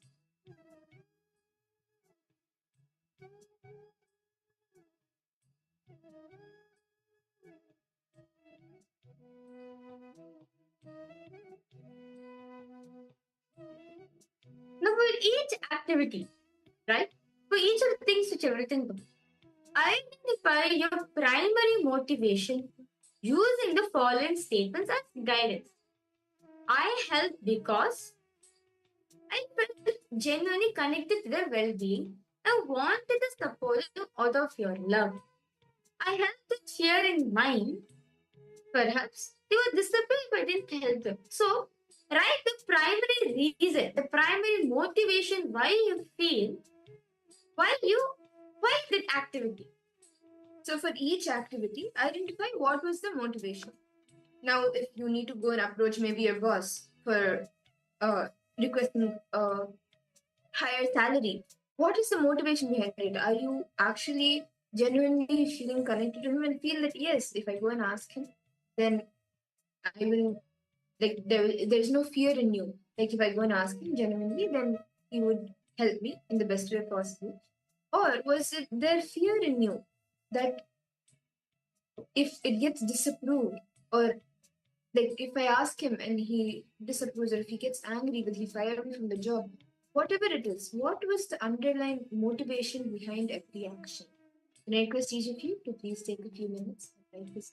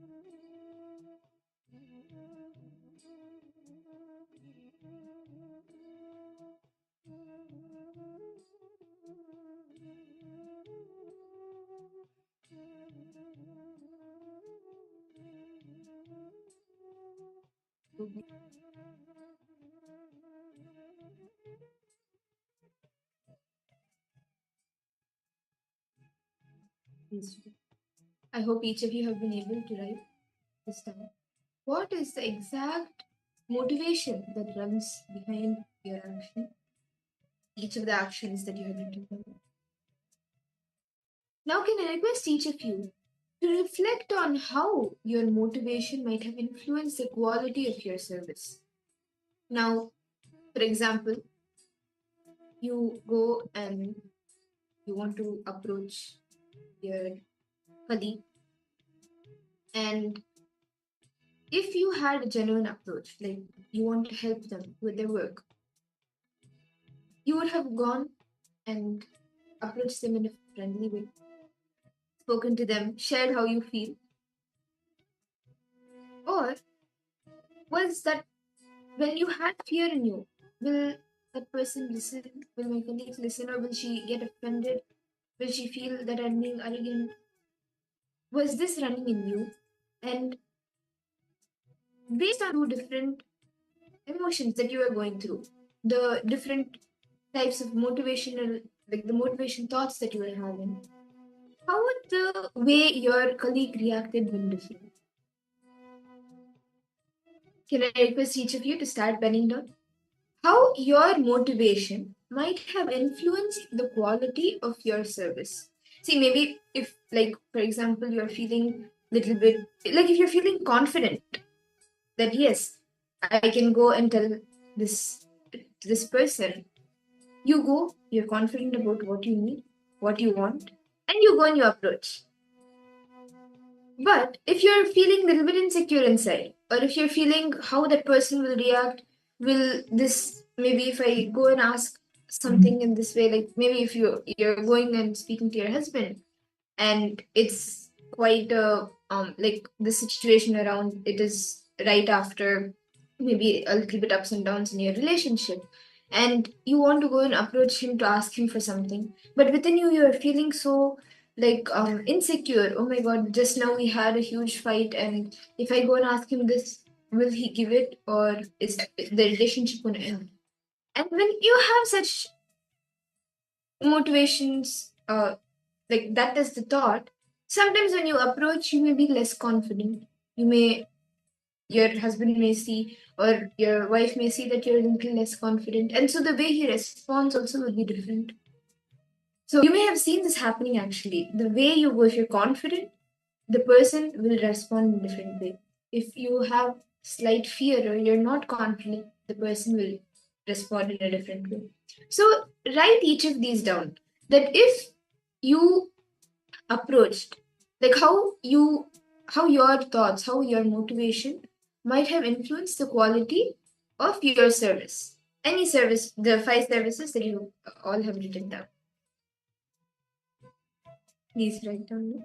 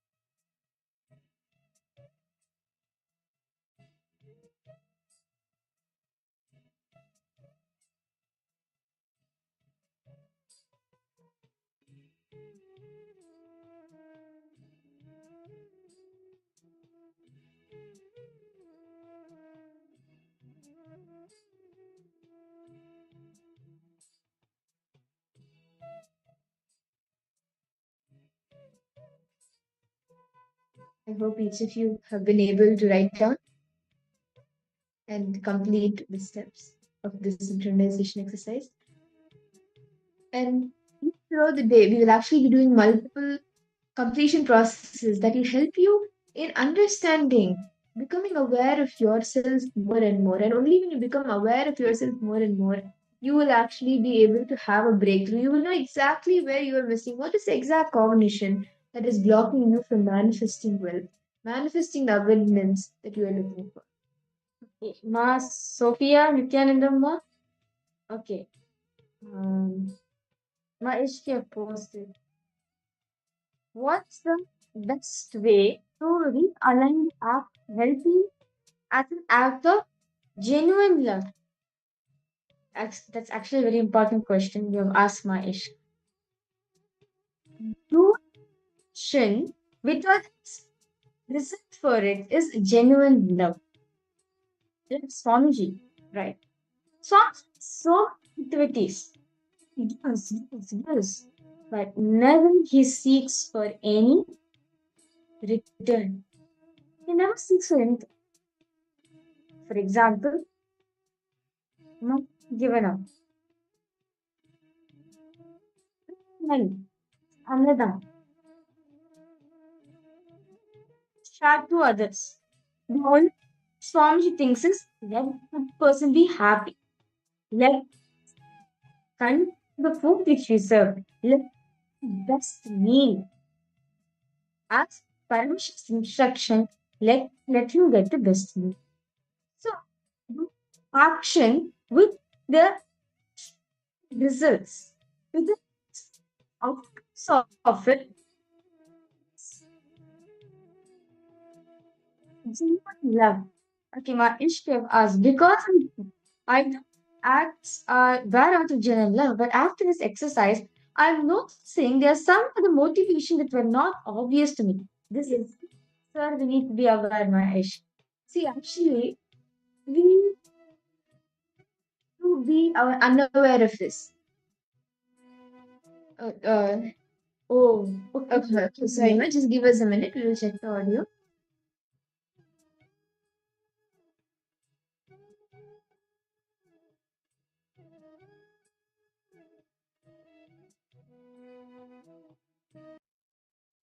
I hope this is better, Mahesh. If you're able to hear, because all participants supposed to be able to hear us, do feel free to post in the chat section. You can enter.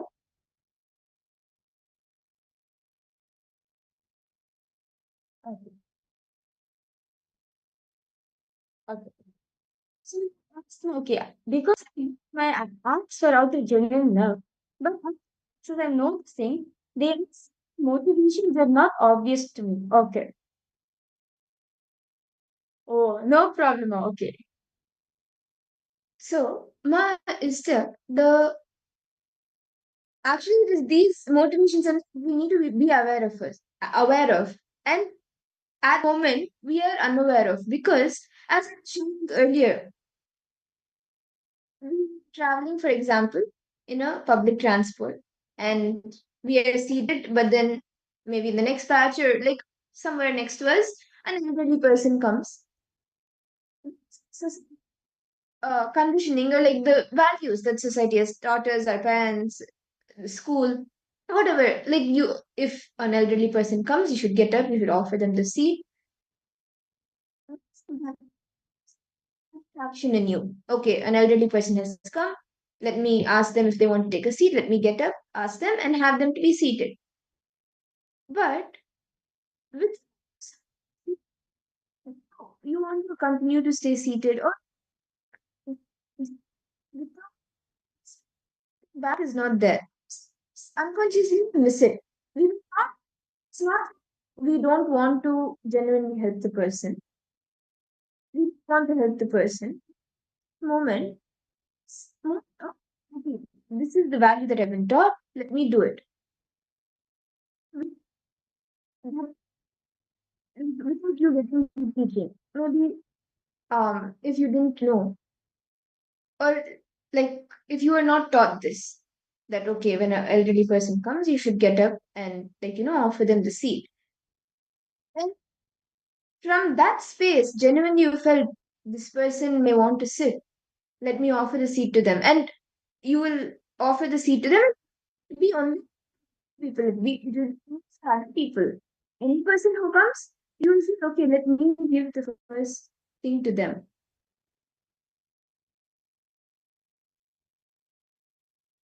Oh. Maish, is this better? Are we are you able to with all participants? Suppose we're able to hear us well. Is it better, Nithyananda? We since we will complete with you for the instruction during the program. Am I audible for all of you? Yes. Maya, little ma. Okay.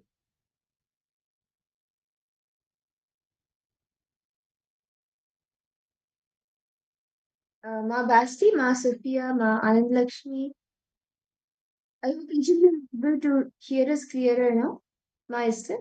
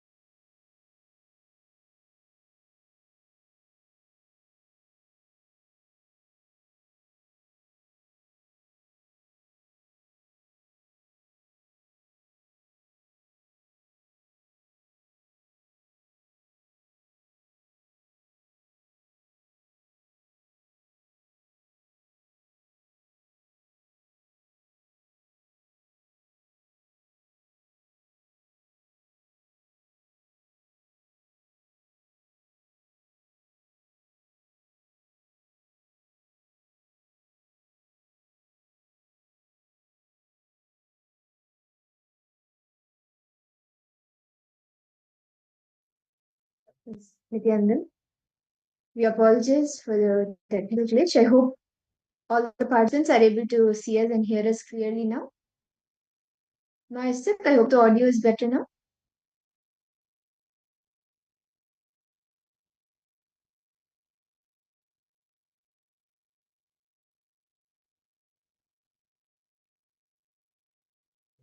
Okay. Thank you so much, Ma Padam. Thank you so much. Yes, ma'am. So, Ma Esther, what I was sharing was for the what you have shared, the action. For example, we offer a seat. We offer a seat to an elderly person in a public transport. That is usually unconsciously because since childhood we've been taught, okay, when you see an elderly person, you should get up, you should offer them the seat, you should have them sit down. So just action in us.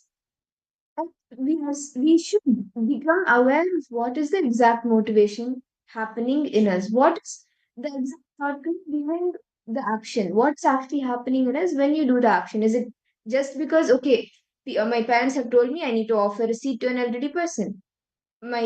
So if I don't offer the seat to the elderly person, then what will people think of me? They may think I'm a rude person or I don't care about elders, whatever. It could be anything. So that motivation matters a lot. And it's good that you are able to see, like, while internalizing, that some actions are like which you thought were, of course, genuine. Currently, you are seeing that somewhere it is not that you not didn't want to do it, but somewhere you feel that there is a miss. Like the motivation behind it inside you was different. It was not the genuine love. Okay. See, understand. Um, what's our answer, Ma?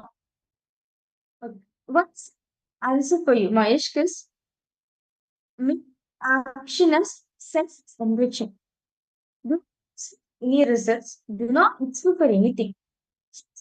Your love or pure enriching. You will see the blind spot will not happen at all. And actually, Swanti gives a very beautiful process, like a technique. Choose one person that you want to serve, you want to take care of. Don't tell them. Don't tell them, that, okay, I'm doing this process for 21 days, I'm going to be serving you, helping you. You don't need to do that. Just choose one person for 20 days without expecting anything. Just go on helping them. Like, maybe before you have your food, ensure that they have had their food. Before you go to sleep, ensure that they have a comfortable bed, have everything comfortably, and they're able to rest. If they need help in any of their work, help them. See, help may not be you doing the work, but help them be more successful. What you do to make them more successful, and all of it without expecting anything back. Yes. When you do this, you will actually see that the motivation for even other actions that you do changes. You will start experiencing the genuine love. I hope this answers your question, Mahesh. If you have further questions, do feel free to post also. Okay, Maya, you asked a question. I feel Adimei to Subramanya, to Muruga. Can I see Adimei with the feet of Swamiji? Yes, it is possible, Ma. Deity. Okay. Example, Muruga deity. See, before you deeply got connected to Muruga, deity is a seller, right? You see deity as stone deity, right? You will see this deity, right? Do you have an idea that okay, I know it's real. I'm listening to me, right? How, how this once or not, and I actually will feel as if before we start our devotion process to the God, we feel this only. Okay, God, and God is me standing. You feel someone is standing. The stone is kept over there. Is it? Maya, yeah, you've asked a very beautiful question. Okay, thank you, Ma, just to answer this one question. Okay, gone to any temple, like gone to temple. Okay, something is kept, right? Example, the Muruga deity, which you are saying. Now, what is the deity? It's him. All to him. You feel like, okay, it's just a stone or just a deity, a metal deity standing over there. Does he actually listen to me? I have this question. You feel like he's even listening? Does he even accept offerings?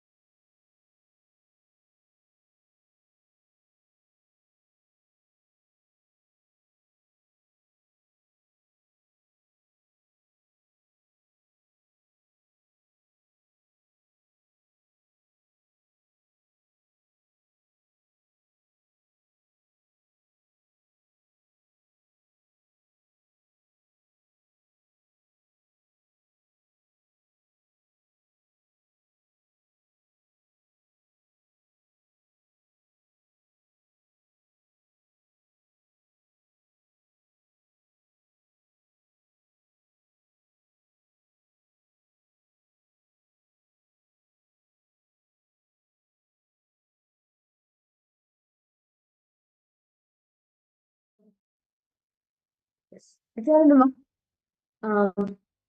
to all the participants, we sincerely apologize for the technical glitch. Are we audible for all of you? Is this better?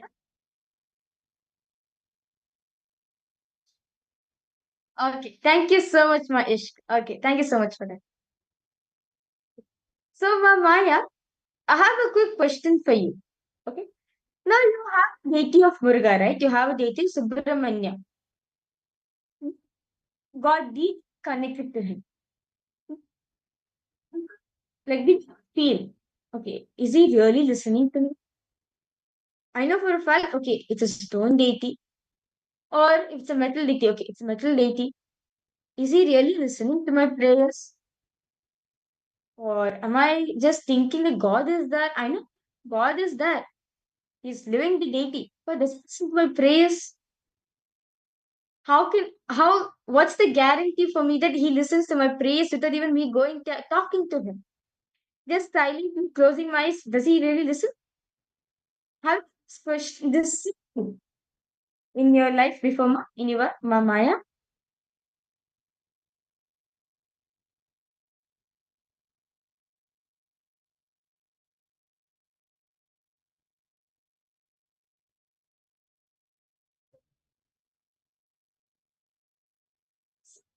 Like this. We, we think, okay, I'm not sure. Okay, it's small. Okay. You know, okay, for sure. See, the form, right?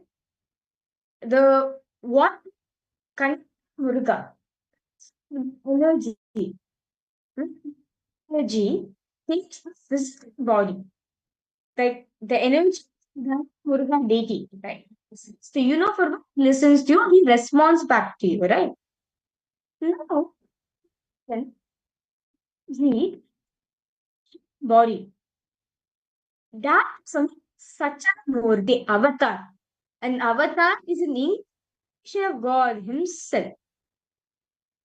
So Swamiji is an embodied energy. How Adivani with Subramanya. You can also be an Adime with Swamiji because Subramanya and Swamiji are one and the same. Ultimately, the Swamiji, Subramanya, the date is one and the same. Date form. The words Swamiji body with him. See, fundamentally, a human brain, right? A human mind, as someone's able to talk to me. Like, for example, now I have my mother with me. Oh, she's back to me, talk her, but she's listening to me. She responds back to me, right? I'm with her. Of her. Photograph, it's not something real. So, hmm, it's a form, a human body form. You can, when this form, mind. I understand you, Swamiji. Subramanya is there. I can talk to him. I can talk to him. I can influence him. He will feel that. So that's the same energy. You possible of mind. Are you interested? Are you like you signed for becoming Kailasavasi or something? Or are you interested in becoming Kailasavasi? It's it. Nice to see you, how you participate. What's my mind from where you is from?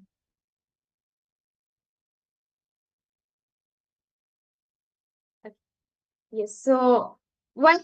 Okay. So let's move on to the power manifestation. Our beautiful session all of us had, right? The more which we do the action, shift motivation, it's power manifestation. So manifesting a very beautiful power.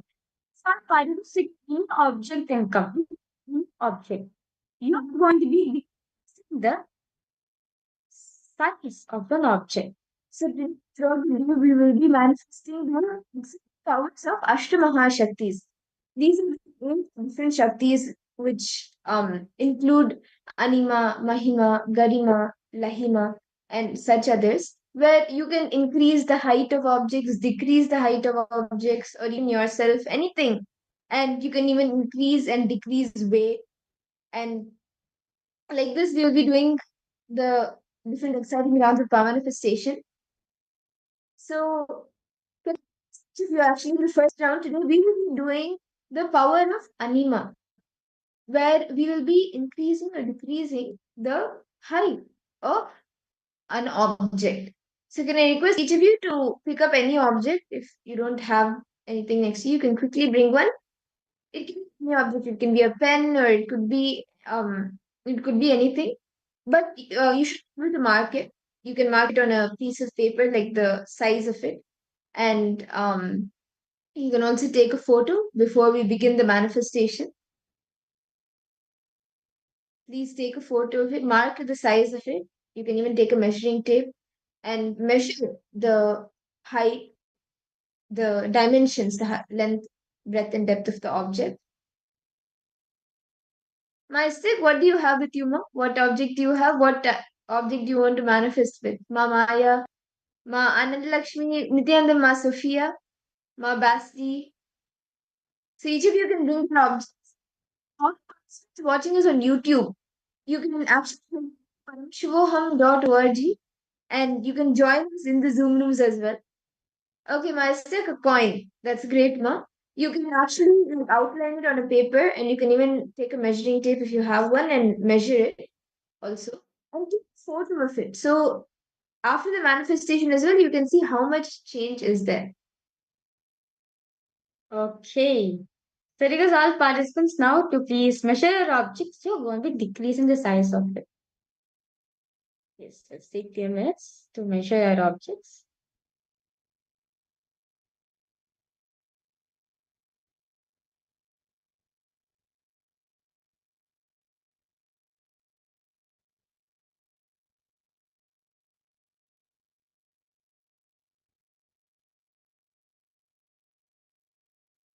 Actually, the powers of Ashtamahashakti is beautifully described in the Agamas by Paramashiva himself. And there are so many beings who have manifested these powers. The powers of Ashtamahashakti is the power of anima, lahima, garima, and much more. Paramashiva beautifully in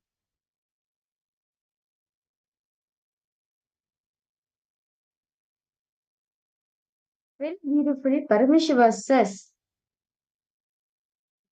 in the Agamas, beautifully, he gives a verse.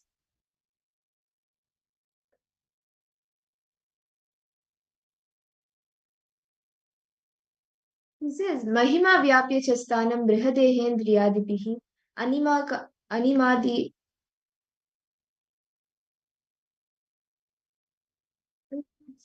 Paramashiva says about this power of Ashtamaha Shaktis, where he says, Samma Samatram Abhyasam Yakkarodi Dine Dine Sarva Papa Vinirmukto Roghannashayate Hisaha Samvatsara Kritabhyasad Bhairavo Bhaviti Dhruvam Anima Diguna Labdva Jita Bhuta Gana Swayam. And actually, in the vast Hindu history, in the rich history, the Itihasa of Hinduism, in the Itihasa Ramayana, Bhagwan Hanuman, the Hanuman who served Bhagwan Rama, the incarnation of Bhagwan Vishnu, when he set out to find Devi Sita when the king of Lanka, Ravana, had kidnapped her, he actually increased his size, his own body, he increases it to fly, to jump over the ocean and to find Devi Sita. Yes. So this is going to be manifesting right now. Okay. So now, okay, I know for a fact all the participants, all of you have measured your coins, your objects. Let's start the manifestation. So all you're going to be keeping the object in front of you. You're going to be connecting in oneness space with Swamiji. Please chant the Mahavakya. Right? With Swamiji, look at the object.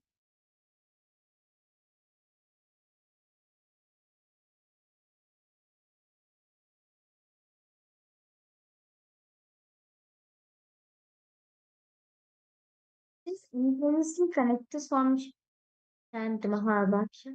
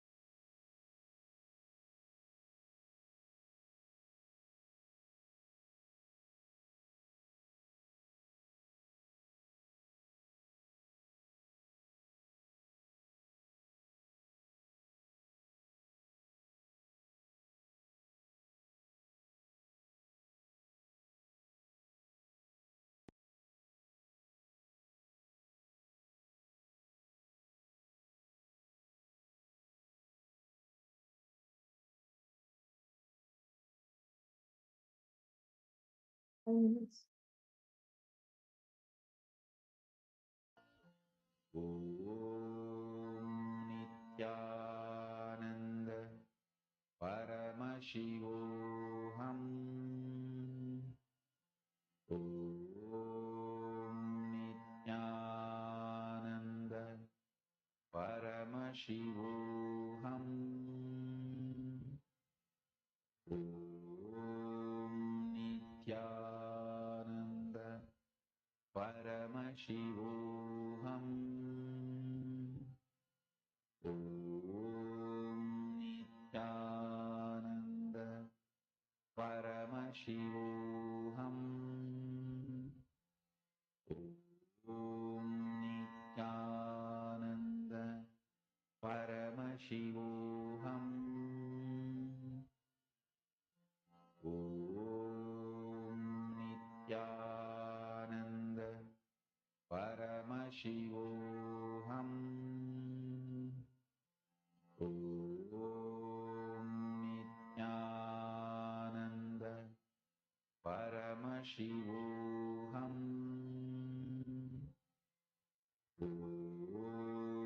Nithyananda Paramashivoham. Om Nithyananda Paramashivoham. Om Nithyananda Paramashivoham. Om Nithyananda Paramashivoham. Om Nithyananda Paramashivoham. Mahamahavakya, spiritual lullaby for samadhi, and Suprabhatam, wake up call, wake up song for Paramashiva. This Mahamahavakya is spiritual lullaby for you to fall into samadhi. Suprabhatam, wake up song for Paramashiva to wake up in you. Just remember this one powerful cognition. This Mahamahavakya puts me in samadhi. This is spiritual lullaby for samadhi and Suprabhatam, wake up song for Paramashiva in me. For Paramashiva to manifest. With this one spiritual powerful cognition, chant this Mahamahavakya.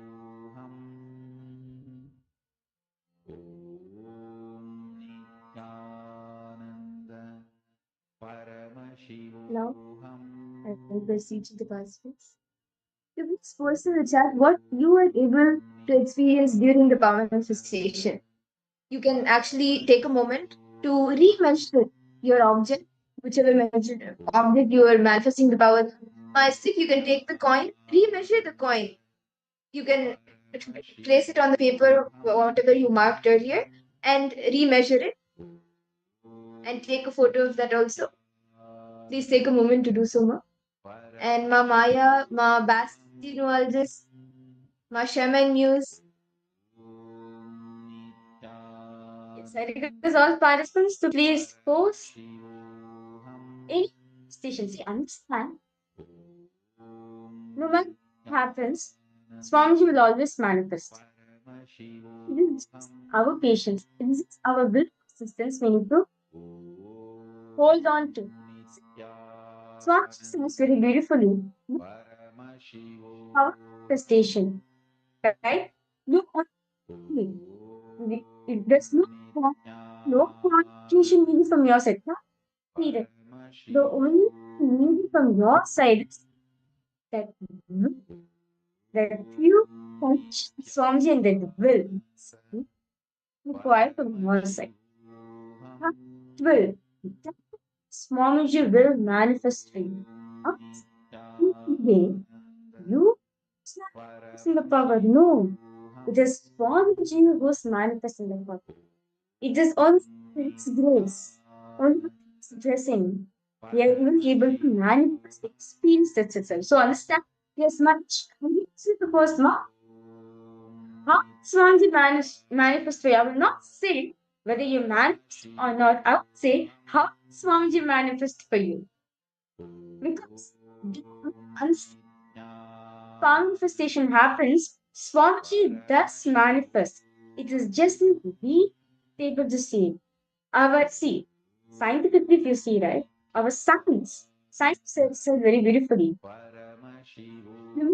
Visible range. That only between the 300 nanometer, 700 nanometer, more than 1 kilo. But Swamji's frequency is beyond this. Swamiji is much more beyond this. Manifestation Swamiji does. See, we are too physicalized. Consider as it's not manifesting.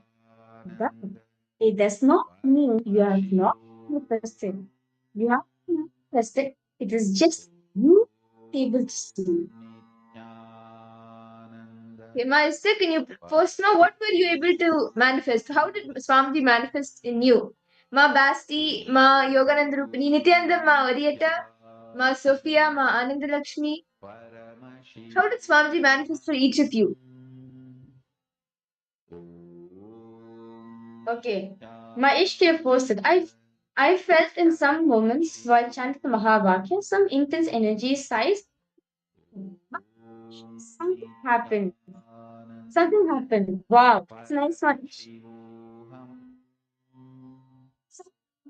I may not be able to measure it exactly. Okay, that's simple, Masi. You have thing right. That's definitely Swamiji is manifested. That means he has manifested.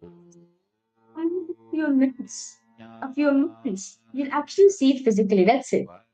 And manifesting, we'll now in the next session of our day. We'll continue to manifest, continue to sit, chant the Mahavakya, connect with Swamiji as you listen to Swamiji, connect with him. And manifest the power, you will see, you actually, even through your naked eyes, you will start seeing that the object increases in size. Okay. So, next for all participants, we will enter into a very important topic. One asked question, one of the most asked desire. Well, I want to manifest it. What manifest it? What did I do to manifest myself in the situation? Swamiji shares that any problem in your life, any manifesting in your life, it's back to the cognitions you carry within yourself. As the cognitions you carry within yourself molds you. The cognitions you carry within yourself matters a lot as it molds your being and also your whole outer space. And your whole environment is a manifestation of it. See, what's the cognition of well-being carry? What's the definition of well-being carry within ourselves? Many times we carry that, okay, wealth is nothing but the number of zeros we carry in a bank balance, or having the ability to go for vacation for a long period of time, and not having enough money to do whatever I want, go for my entertainment, without even need of being, without even taking a loan or taking it from the bank. Or some of us may think wealth is having the ability to feed my next generation comfortably without any hassle. Fundamentally, to understand, the cognitions of wealth we carry is limited. It has very beautiful solution for this. Let us now look straight directly from Swamiji. What is the wealth is for Hinduism? What Hinduism has to say on what is wealth? As we believe, as very beautiful Swamiji says, Hindus are the richest minority in the world. No matter what, Hindus, whether you're practiced or you're born Hindu, you are wealthy by nature. So let's now listen to Swamiji himself directly. What is wealth as per Hinduism?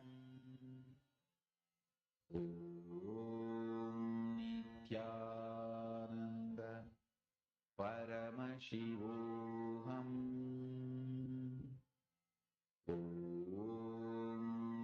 Nithyananda Paramashivoham.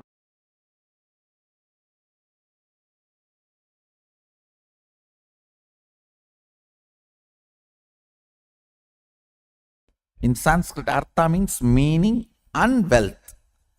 It means how much you mean, that much you will be wealthy. How much you mean to society, that much you will be wealthy.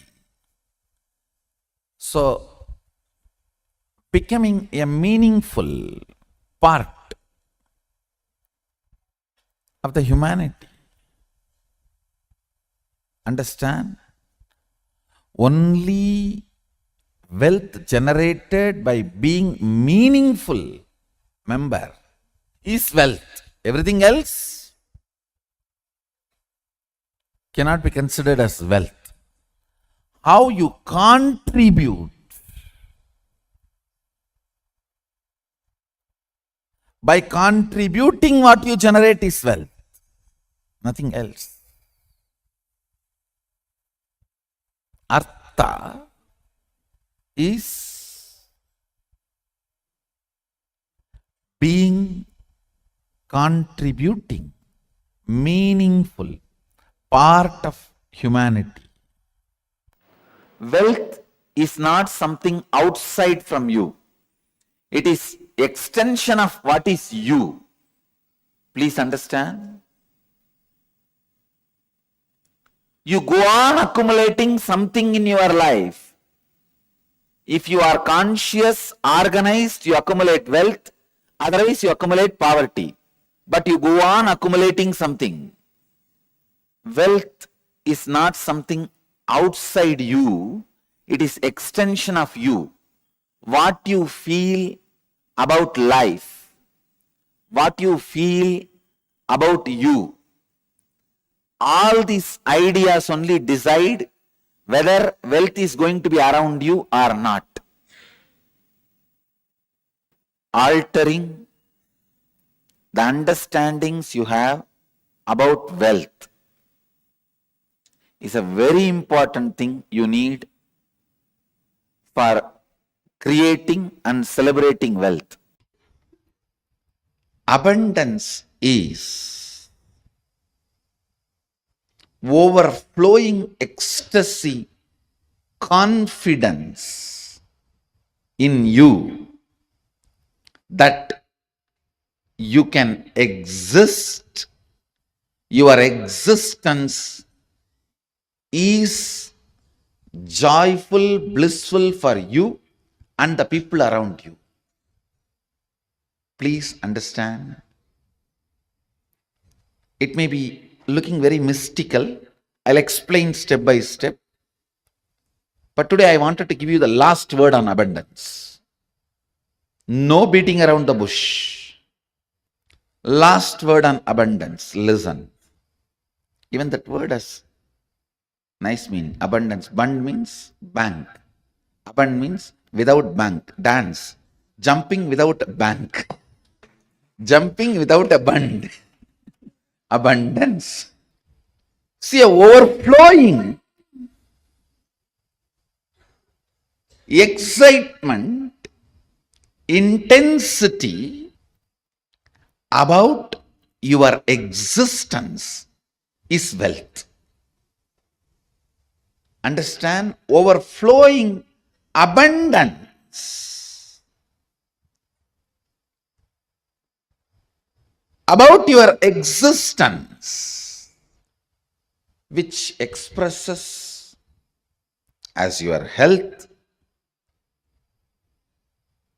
as the confidence to make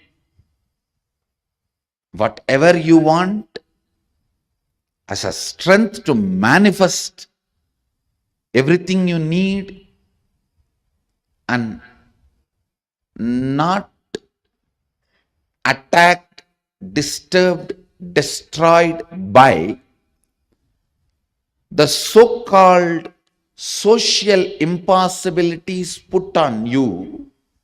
The man who remembers his goal is the wealthiest man in the world. He is the most wealthiest man because continuous remembrance will create an ability to manifest. Some of the basic truths about abundance need to be internalized. Please understand. The real abundance is awakened feeling. That's the essence. Experiencing awakened feeling physically, mentally, in the muscle memory level, biomemory level, and bioenergy level. Experiencing awakening is abundance. See, money is simply extension of your understanding about you, your strength on you, your strong belief on you. I am not talking something impractical. Please understand. No. I am not talking anything mystical or impractical. Whatever I am talking is a formula. It is not just miracle happens only in my life. It is a formula which can happen in every one of your life.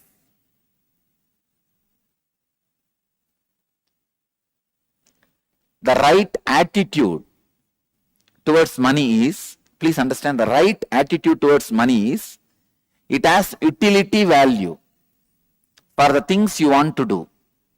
Neither suffer with the feeling I don't have enough, nor be overloaded and develop arrogance or ego or influenced by having it.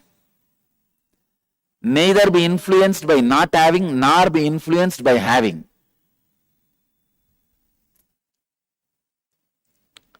It is such an awareness game.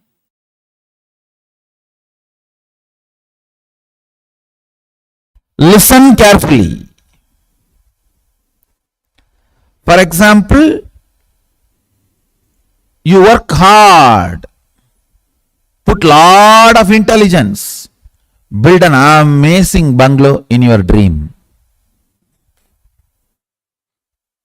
First earn money, then save money, then buy all the right material.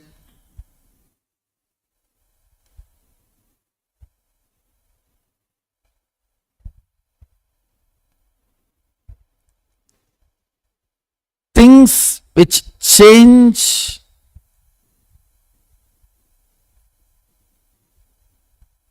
If the atmosphere changes, ideas changes, geography changes, are all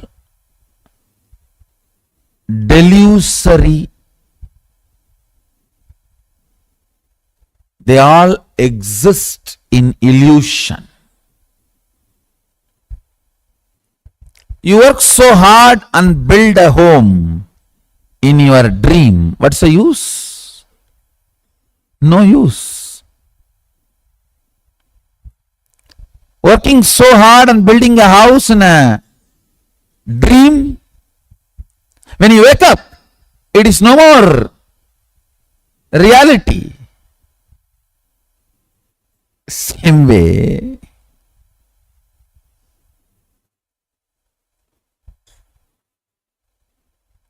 if you are earning and building a big business in a country, suddenly the country gets into war and it loses its currency value, what will happen to your whole thing? Waste.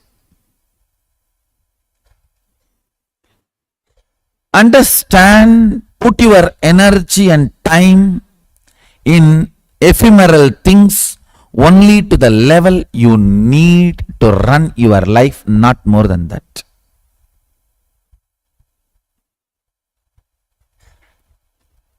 Economy is all about intelligence, not about greed.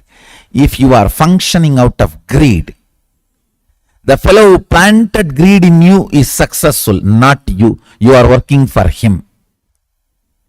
Listen carefully. Few days before, it was a very intimate conversation with decision makers of my Sangha,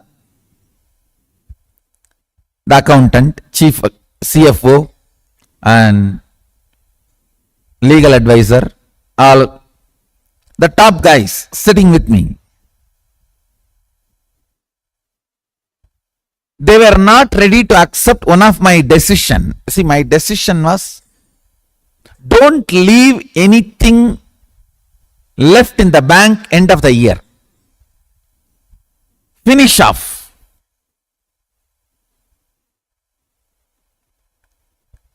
That was my policy, and they were not ready to accept that policy. They said, no, we are a huge organization and that cannot be the right policy. I tell you, understand?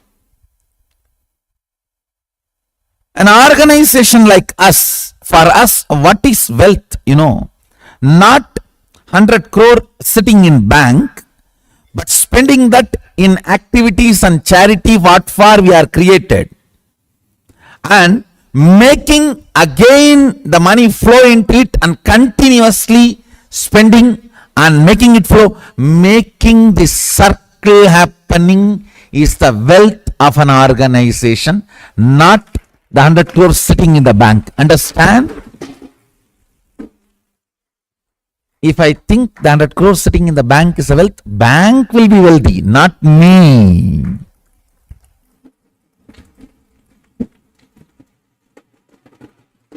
I am not interested in working to make bank wealthy. I am interested in making this Sangha wealthy. What is the wealth of the Sangha? Its ability to generate and spend on its mission, on its goal. Listen carefully. Acid wash your ideas about money with this clarity. Let your idea about money be aligned to your goal, not to your greed. If it is aligned to your greed, whoever has planted greed in you will be rich, not you. If I was carrying the greed for money, who plants the greed for money in our head? Banks and reserve banks ultimately. So I'll be putting all the money into them. So who will be rich? They. I will be just working as a slave for them to be rich.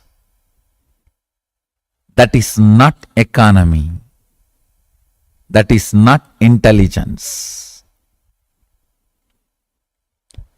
Wealth means the structure which receives and spends it off which has a courage and confidence to receive more and spend it off, receive more and spend it off, receive more and spend it off. Making this mission happen, ability to do what we are doing, what we are supposed to do, is the wealth of the Sangha.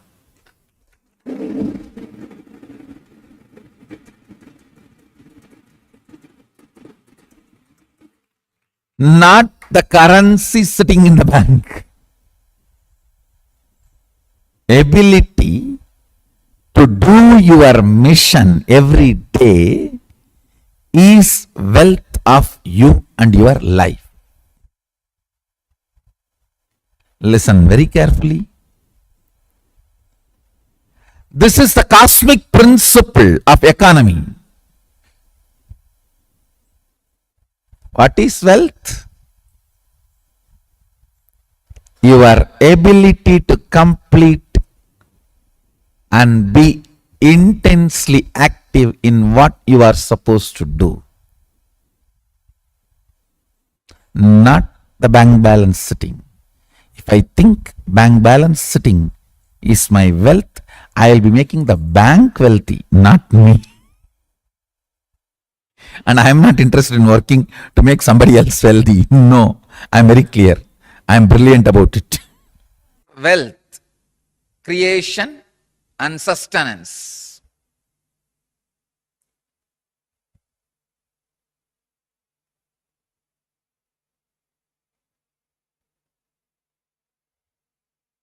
I can say life can be equated to two things. One, the ability to achieve what you want in the inner or outer world, or just getting stuck in both the world.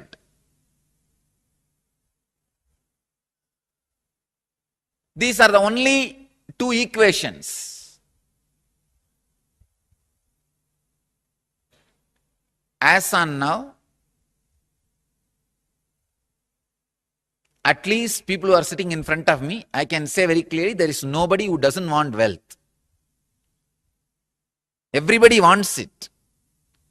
But they do not increase the life in them to the level they want it. Wealth can be equated to the life energy you express. Straight equation. Because as on now, a normal man has wealth as the first priority in the life. So be very clear. If you do not have wealth, don't blame anybody, just you are not expressing life in you. Life energy is not happening in you. What is wealth? Knowing the knack of how you have to be useful to society and enrich it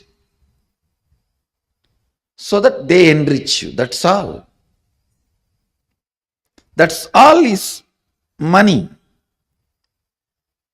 If you think money is too big, just by making it, you will become tired. That is the biggest poverty. Please understand. Just by making it, if you become tired, you are working, functioning out of the concept of poverty. You will make, but you will not be there to enjoy. Somebody else will be enjoying. That is why I am saying, make money without thinking it is too big. Make money knowing that it is the dust which flies while you walk. I have to here put it on record. One of the statement I heard from my guru, நடக்கும் பொழுது பறக்கும் தூசி என நினைத்து செல்வோர்க்கே செல்வம். I'll translate. While you walk, the dust which flies, the feet dust which flies, equating that to your wealth, and the person who walks, the wealth follows him. Understand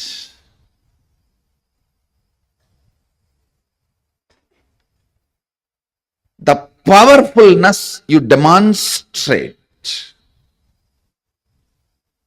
the powerfulness you carry in your thinking, in your feeling, in your words, in your action. The side effect of it is wealth. The side effect of it is wealth. The moment you think wealth is important, you will become tired by achieving it. Becoming tired by achieving it means you will feel cheated. Please understand, you will feel cheated. Even your professions, careers, build as per the Hindu tradition and Hindu scriptures, because they are so much of life positive. And I tell you, the wealth you generated by being life positive is awarded to you as your richness in any plane. Please understand, with all my integrity to Sadashiva, I give you this cosmic legal advice. For example, if you are a doctor, an ethical doctor, and you are serving the life and making money, that wealth comes with you even when you go to Kailasa or Swargaloka, or when you come back to planet Earth. Please understand, I am very responsible when I am uttering these words. These are really true. But if you kill somebody, murder, sell alcohol, or sell meat and make money, not only that wealth will not come with you when you move to different planes, the sin and the torture and the suffering follows you wherever you go. One of my close disciples who listens to my words, I told him, see, I can relieve you from any sin, but don't run non-veg hotel. Even I will not be able to help you handle when you leave the body. He listened and left it. Left the non-veg hotel. That was his profession, his bread and butter. But he said, Swamiji, you said, that's all. No more. He just shut it down. Contribute. For example, if you are running a software company and making money, it's a contribution. It's good for you. Contribute and make money. If you are selling a house, doing real estate, it's good for you. It's a contribution. In that, making profit is not wrong. But fundamentally, it should be contributing to humanity. Never do this meat, alcohol, that kind of business which is harming the beings. Same way, tobacco. Never, never, never do that. Tobacco, alcohol, and any of the violence related, like killing animals, or even the violence based silk, the silk which need to be produced by killing the silkworm. No. No. Do not go for any of those careers and professions. Let your life be nanmarai arangal vonga.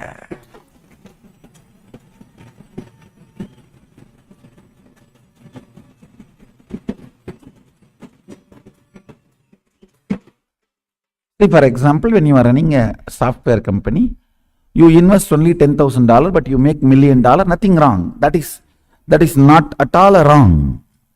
That's not at all. That wealth will come with you even when you move to a different plane or when you come back. Any wealth generated by contribution always comes with you. It is permanent. Never create a wealth based on violence. For example, you are a teacher. You teach good things, not bad things. Of course, if you are teaching to kill, that will not be a good money.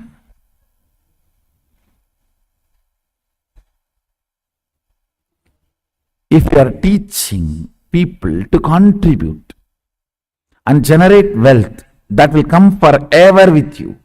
I did not generate wealth as force, I generated wealth as power.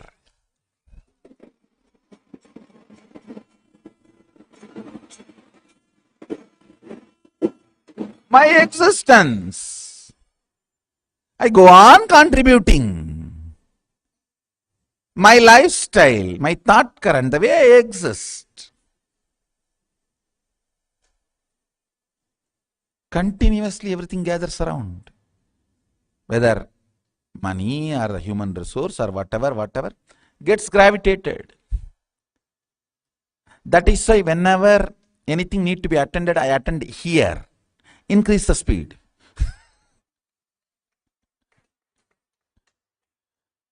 Increase the speed, more things gravitate.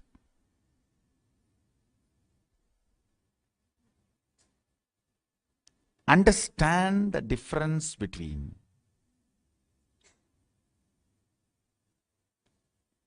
power and force. The first step we need to do,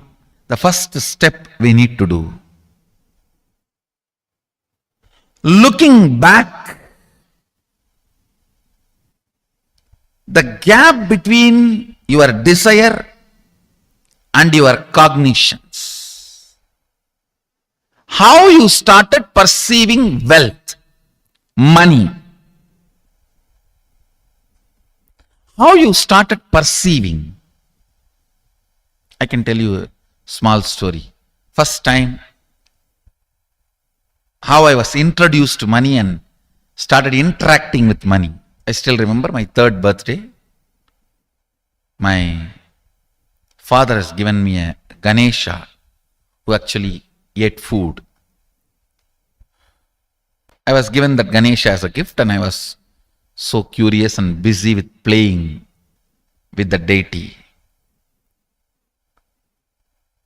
And then in Indian village we have a habit, all the family elders will give coins on the birthday as a gift to the kids.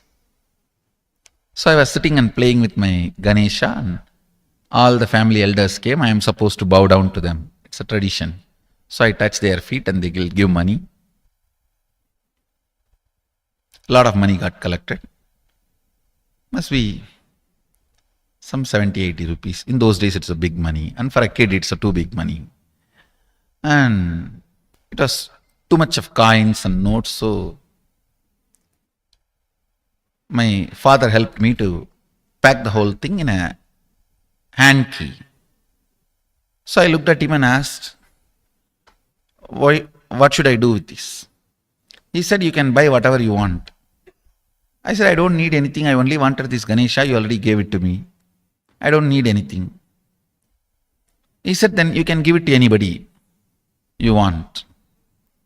So I just called all my cousins, brothers, everyone was playing. I grew up in a large joint family. 27 of us grew up together. So it's almost like a one school, small school. So all of them were playing. I called in my loud voice, hey, anybody wants, come and take this money. I don't want it. So 4 or 5 kids were running and my elder brother ran fast and took the whole thing, whole hand key. My father told me to tell my elder brother, to share everyone, to share with all. I said, I have decided I don't want. And I said, whoever wants, take it. So he took it. How can I interfere in this after that? It's up to him. I will not even interfere, giving any further instruction to how they should share or who should share and all that. I said, I don't want. That's my first relationship with money. I still see very clearly that's the same relationship.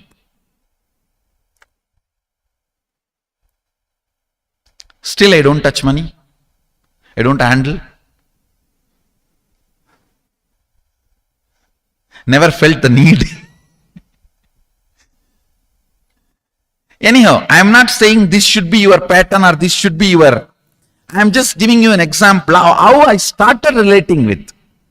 So now dig out how you started relating with money. That was actually my completion with money. I touched first time money only to give dana. Still I am doing the same thing. Still I touch money only to give dana. How you cognized money, wealth, what all your perceptions and beliefs and cognitions about money. Let's dig out. Let's get them out first. The moment you remember money, does it bring tremendous pain, suffering, impossibility, all that in you? What is the emotion or energy it invokes in you? First thing we need to do, identify the contradicting, conflicting and complicating desires. What all the desires you have which contradicts, conflicts, complicates. First, conflicting desire means having a desire which conflicts itself. In the one statement itself will create a conflict and wrong energy. I'll give you an example. Somebody has a headache. He goes on repeating, I want to get rid of headache. I want to get rid of headache. When you repeat this again and again, this statement itself will keep the headache alive. Because every time you are remembering headache, when you utter the word headache, the headache becomes stronger and stronger in you. The real word you need to repeat inside is, I should become healthy. My head should become healthy. See, the words you repeat inside you are equivalent to food you take every day.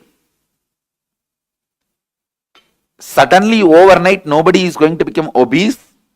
Suddenly, overnight, nobody is going to become fit. It's every day what you eat makes you one day obese. Every day what you eat makes you one day healthy. Listen,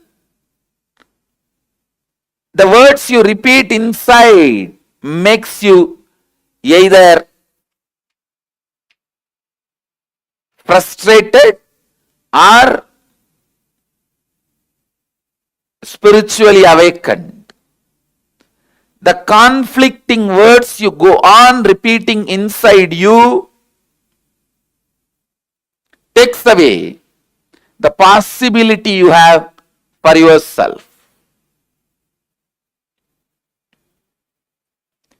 Second, contradicting desires. Having two or more desires at the same time which contradict each other, which you cannot fulfill at the same time.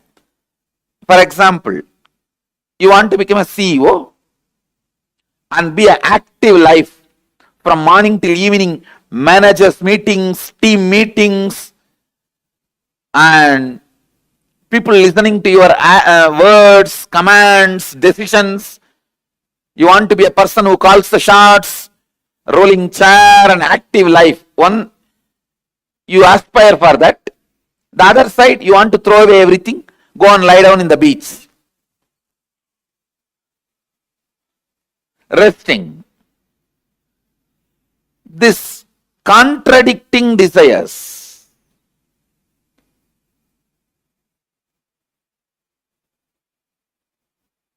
Same way, third, complicating desires means having a desire which gets complicated without direct understanding and right clarity.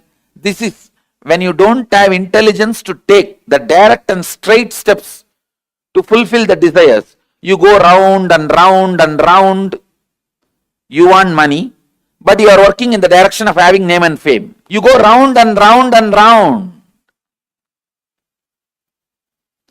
fulfilling something else. It's like you want name and fame, but you are working in the direction of having money. I'll give you an example. You want to learn painting, but first you learn stitching and then drawing. Finally, by the time you learn painting, you have become too old. This complicating desires, understand that many times you want pleasure, but you get into painful lifestyle. It's like the joy you enjoy when you are romancing and dating. You want that permanently and you get married. That's it. I think this example everyone understands. If you are getting married for the sake of retaining the joy you experience while you are romancing and dating, that can be a very apt example of complicating desires.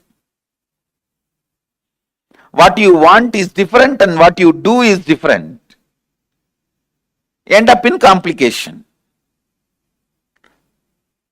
Now, please sit and dig out the contradicting desires, conflicting desires and complicating desires you have. Cleansing the pranamaya kosha. And please start digging out these patterns and engrams.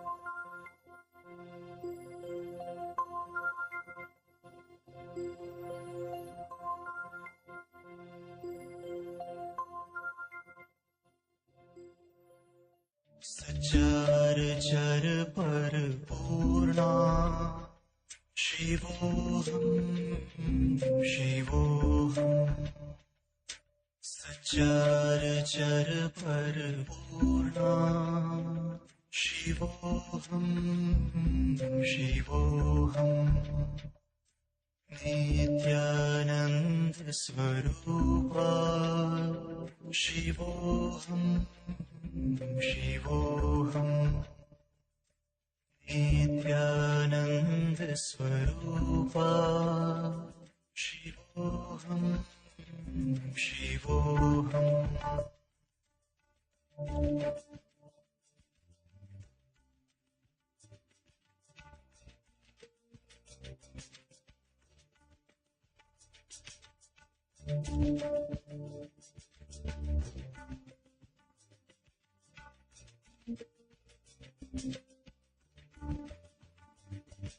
सच्चार चर पर पूर्णा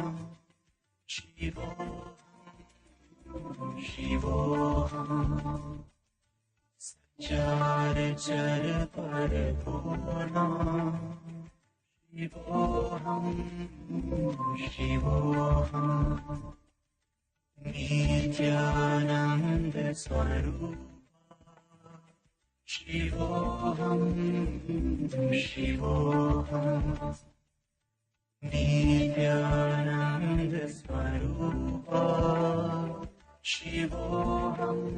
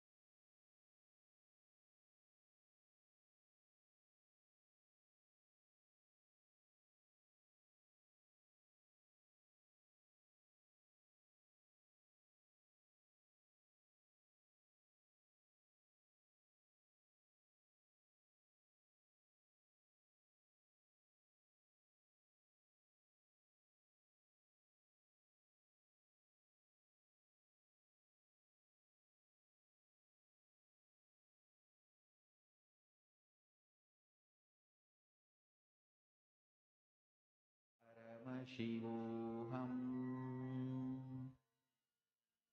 Om Nithyananda Paramashivoham Nithyananda, to all the participants, you all just had a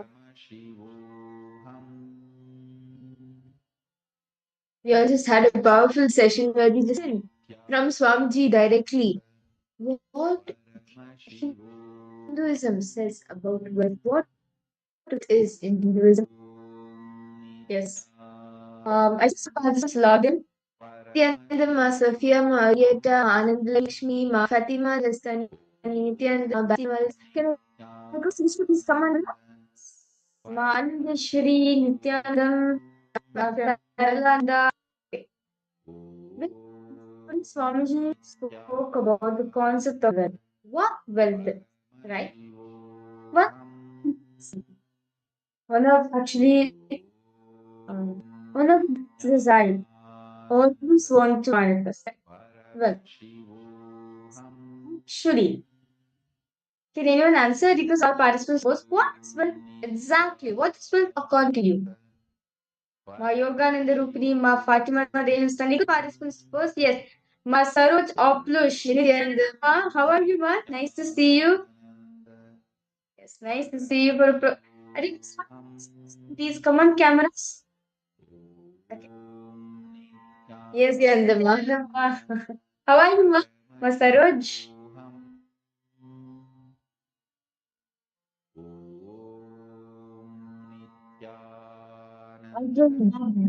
Okay. Okay. Ma, today if you sit here for the full program, you will actually have a like breakthrough in wealth, and like you will what you want to manifest in the dimension of wealth, you will manifest it. What you are here wanting to manifest?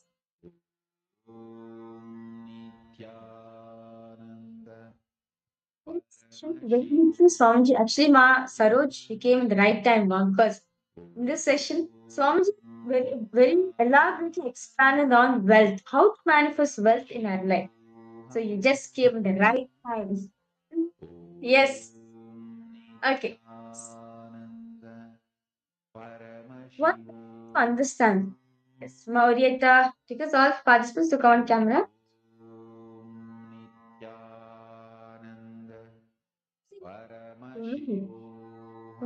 Well, all number is zeros in the bank balance, right? Wealth is not that actually. Wealth is money. Wealth is no love. How useful to the society and enrich it. That is wealth. So this is very beautiful, powerful cognition sound it can. No, no love. How you have used the society and enrich it as well. To understand this one statement debunks all of ideas, ideologies, definitions we carry about wealth. Okay. What? Okay. Okay. In terms of terminology, what we consider as the practical wealth, right? The currency note and all this. Oh, level useful for the society.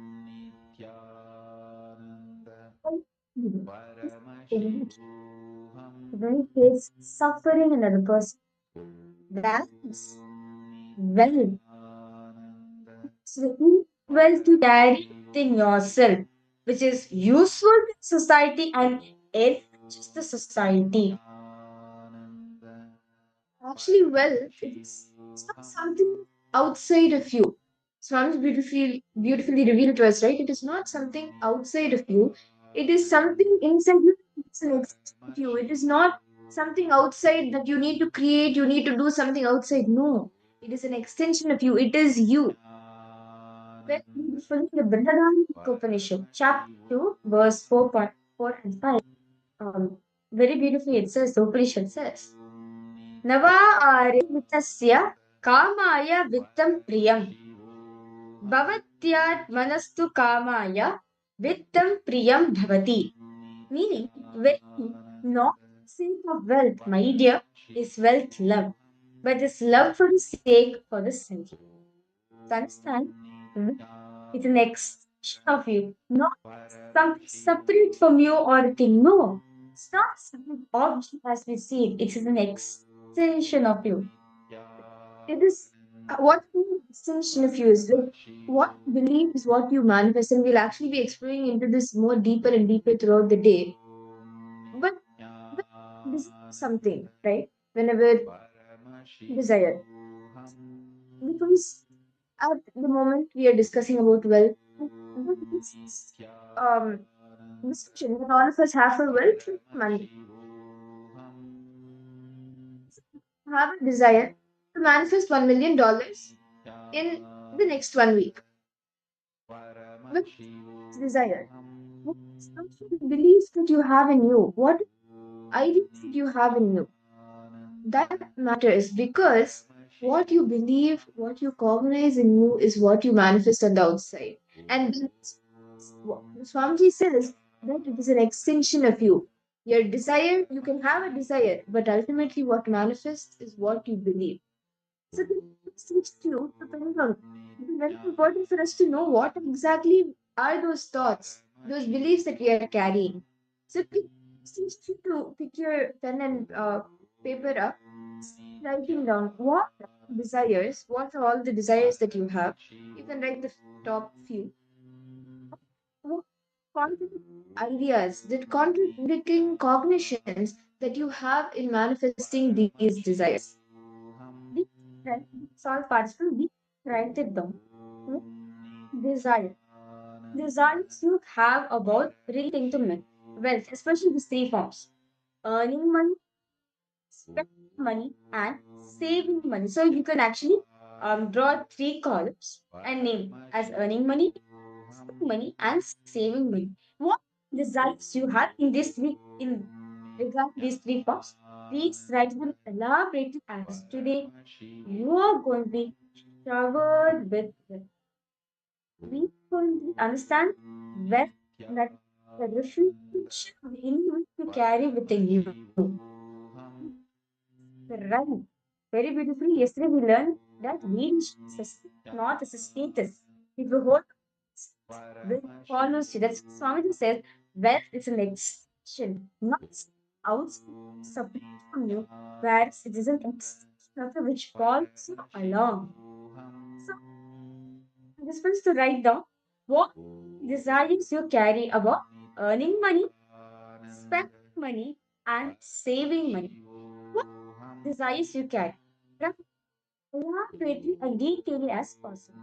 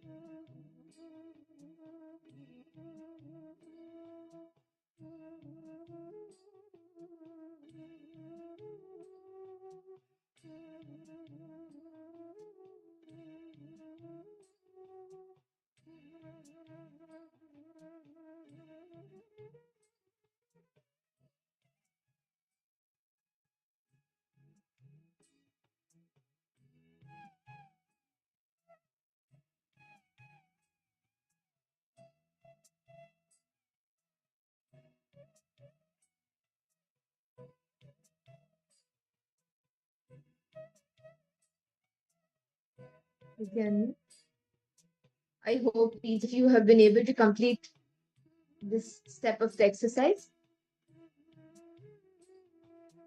We request all participants to post for any questions, any doubts you have. Do feel free to post in the chat section. Okay. Ma Maya, okay. Ma Basti, Ma Shavanus, Nithyananda, Ma Anand Lakshmi, Ma Sophia, Nithyananda, Ma Teresa, Ma Saroja, please, Ma Orieta, were both of you able to write the exercise, Ma? Were you able to complete this step of the exercise?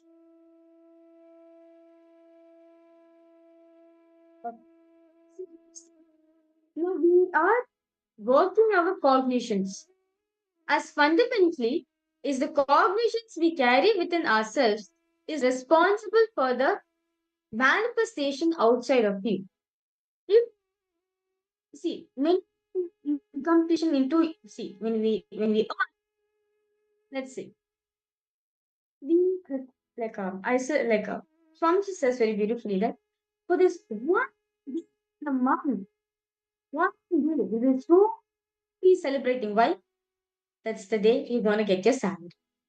Then salary money is so happy, jump here and there.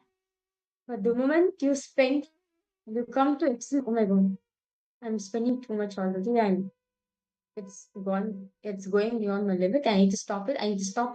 I need to keep it saving because once a month I can get the saving. And if I don't sleep, I will not be able to get my dreams fulfilled. Have symptoms within ourselves.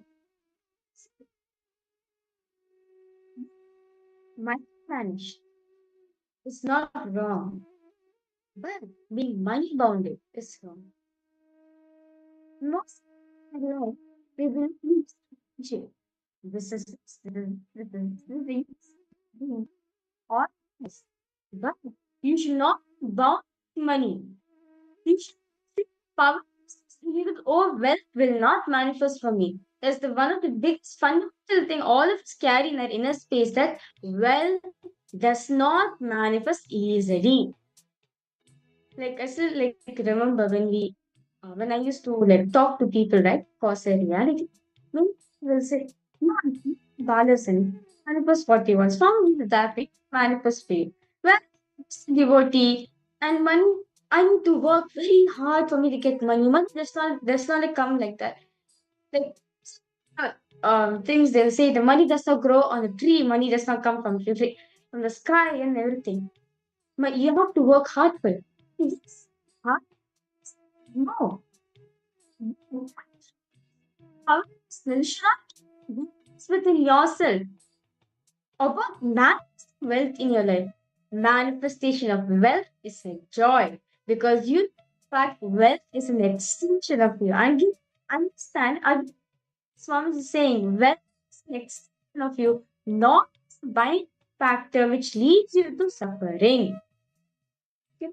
Since you now write down desires you have written in the three different aspects. I have conflicts or contradictions or any complications with these desires. You can clearly describe each of these contradictions, these conflicts that you are having. It could be internally, could be something that you're thinking this outside. There is this practical issue which you feel block me or stop that desire from becoming a reality. So, example, you you want to go watch a movie. Have limited funds. If you let's say you want to use iPhone, the 16 series, okay, 16 Pro series you wanted to buy. You wanted to have it. So it's sure money. Okay, should have price. If I full salary, if I put it on this iPhone loan, then I will not have much in the next month. That will not be enough for my basic necessities during the month. This is a contradiction, right? In this field. Right? Complication. What?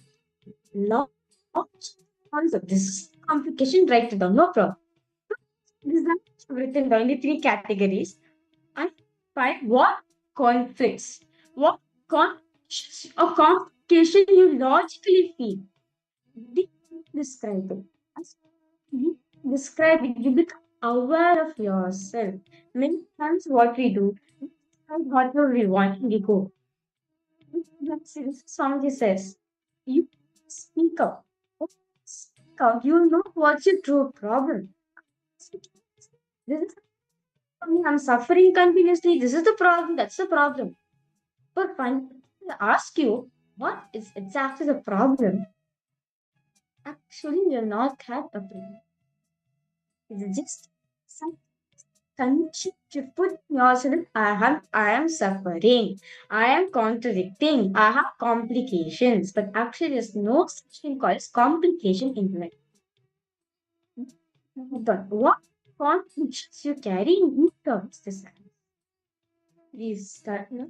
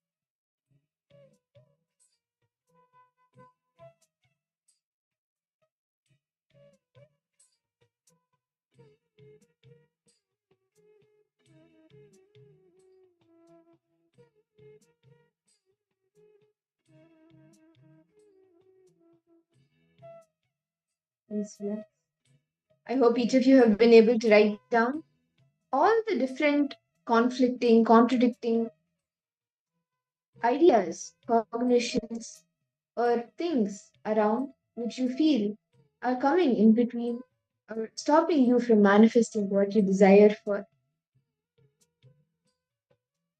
Ma Basti, Ma Shamanyus, Ma Saroja Upadesh, Ma Sophia, Ma Anand Lakshmi, Nithyananda, Ma Prema Kodandarama, Nithyananda.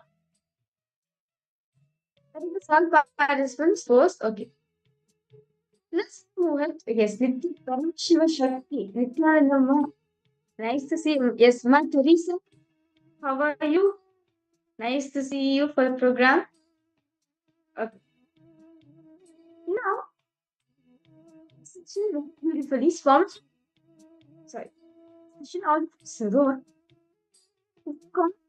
patterns, right? What are all the areas in your life where you feel it's contradicting for yourself? Where you feel like, okay, it's hard for me to manifest desires. It's hard for me to earn money. Or contradictions, whatever you felt so far. Right? All of us in detail have written.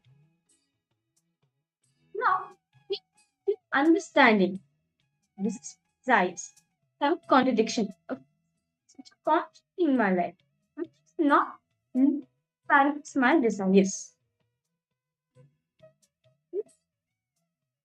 It's not submitting list. All conflict free, contradiction free, competition free desires you have in all aspects of wealth, such as earning, saving, and spending. See, life, what's not manifesting for us, we strong believe that's it. It won't come from me. But have you tried the other routes? No. Example for house. It's locked. We want entrance at the house, but it's locked. The house is locked completely? No. Well, the back is not. The back is open. It's open.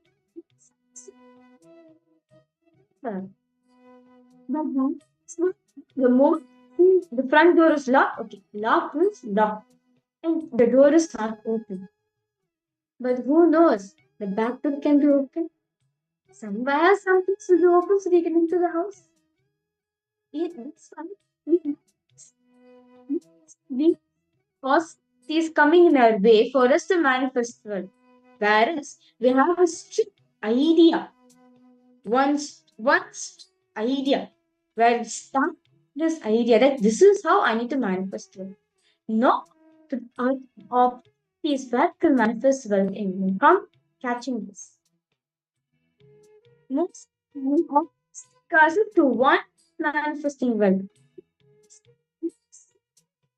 Manifested, we try different opportunities. You try various different things. Sure, it will manifest. It will not manifest for you. Sure, it will manifest for you. Just enter the front door does not mean that the house is not locked at all forever. No. So, it's our participants now. All designs which are having. You feel competition is there for me to manifest. List all desires where there's no contradiction, no complication, no conflicts, but manifest well. You have strong intention. You have idea in yourself that it's possible through this. Please write it down as detailed as possible.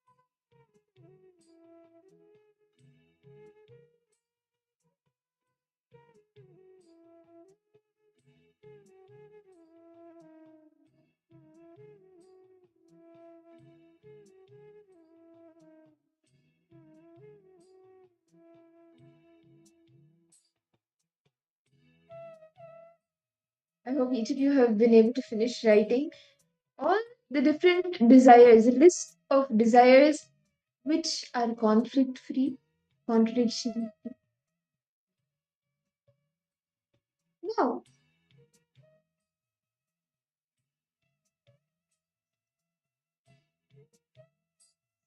let us all get into the power manifestation, where we will be a quick, exciting round of the power of anima, which is decreasing the size of an object.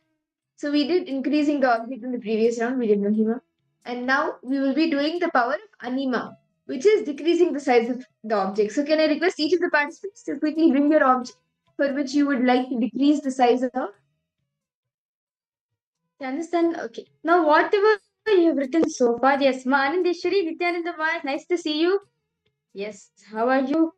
Ma Saroj, Ma Teresa, Ma Basri. Each of you can bring your objects, Ma Anand Lakshmi, Ma Paramashakti, Ma Sophia, each of you can bring your objects. Okay.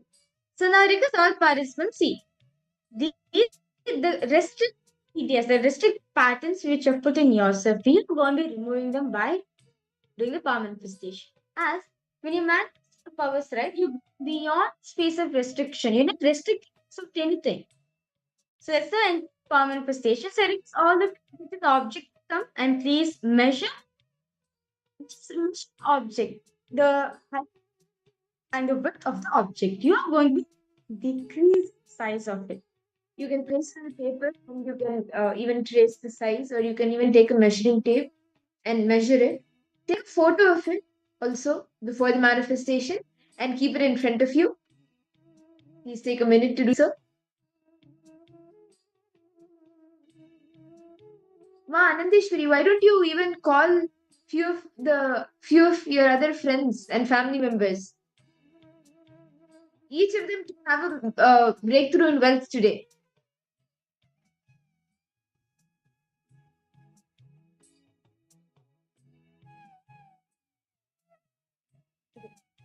Because all the participants, please get your objects and come. Get object. Don't just limit it to a small stick or anything. Any object you want, you can do. See, in object, you let Parashasana energy. You didn't swamp this energy to fall on it. Will always bring auspiciousness in your life. Yes. So now I request each of you to please keep the object in front of you. Sit straight. Shanta Mahavakya. Connect intensely with Swamiji. And just look intensely at the object. Visualizing it to actually reduce in size. Please start the manifestation. Continue to chant the Mahavakya and connect with Swamiji. Please start now.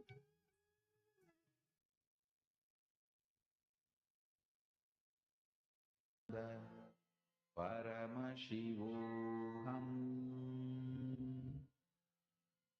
Intensely chant the Mahavakya. Now, whatever possibility, all patterns, all the confusion patterns you have. Yes. Drop everything from this.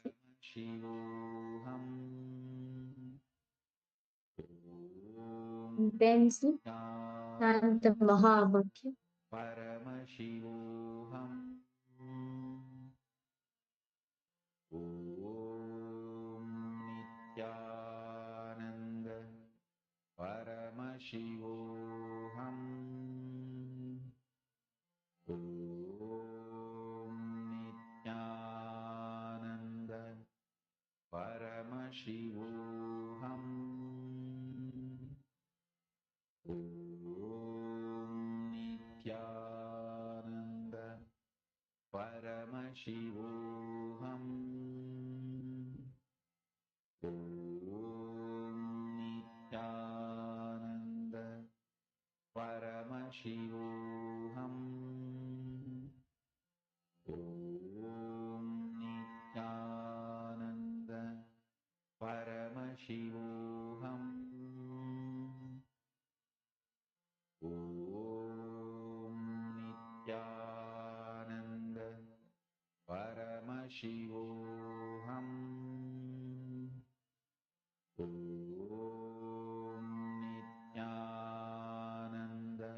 Paramashivoham. Om Nithyananda. Paramashivoham. Om Nithyananda. Paramashivoham.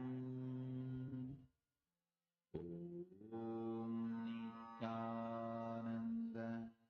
Paramashivoham. Om Nithyananda. Paramashivoham. Om Nithyananda. Paramashivoham.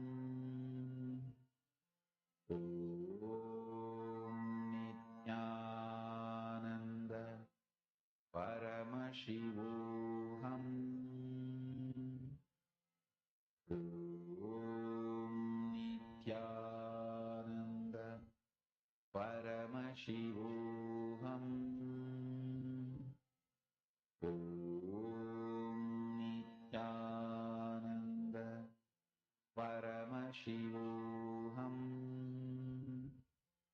Om Nithyananda Paramashivoham. Om Nithyananda Paramashivoham. Om Nithyananda Paramashivoham. Om Nithyananda Paramashivoham. Om Nithyananda Paramashivoham. Om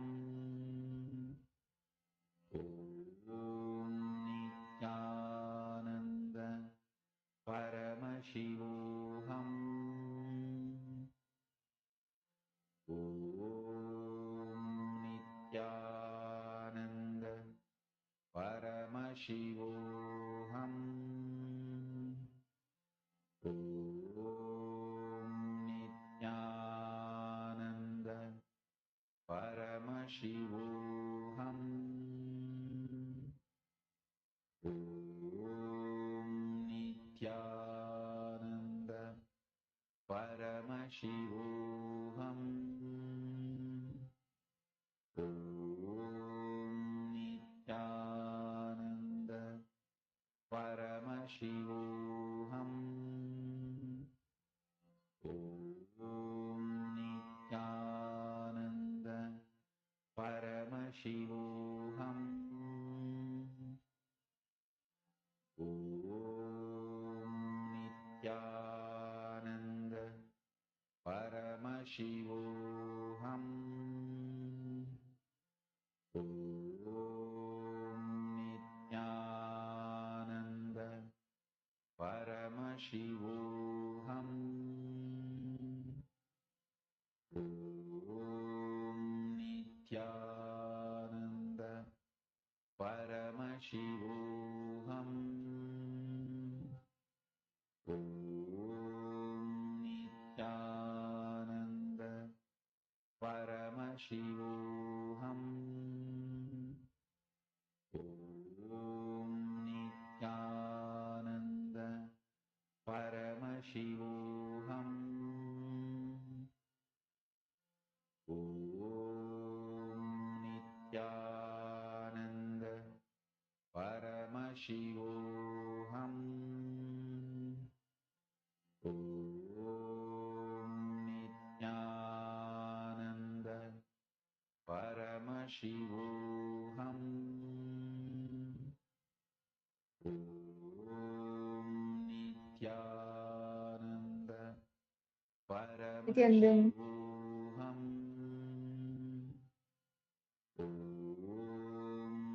Now, can I request each of the participants to please post in the chat what were you able to manifest?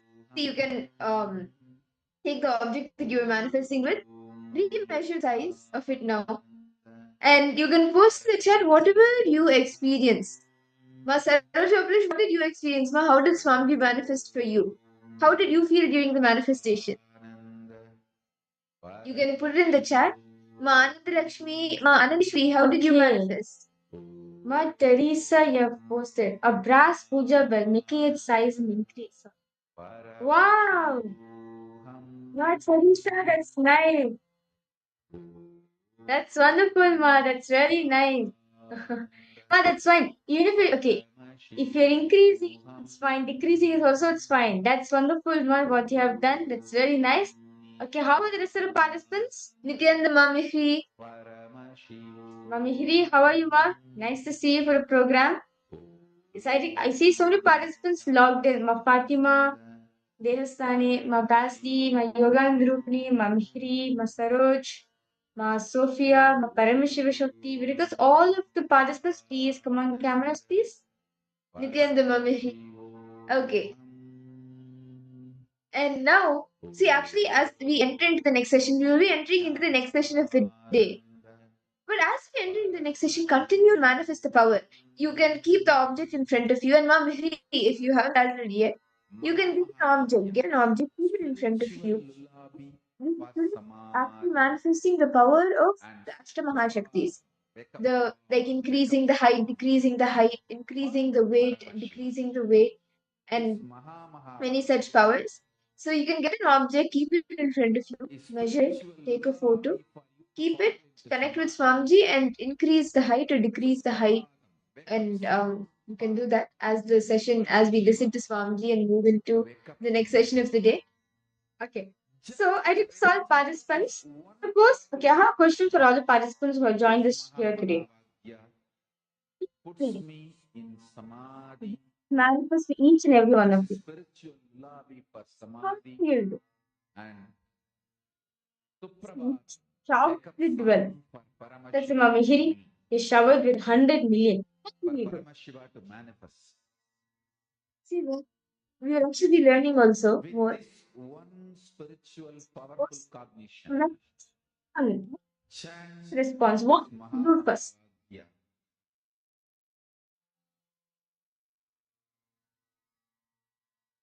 Mom, what you have felt like, yes, that's great. And you when you actually continue the power manifestation, you will feel that like even the heaviness of your body starts decreasing. And I request you to post what is that one thing that if you are showered today, what is that one thing that you first want to do?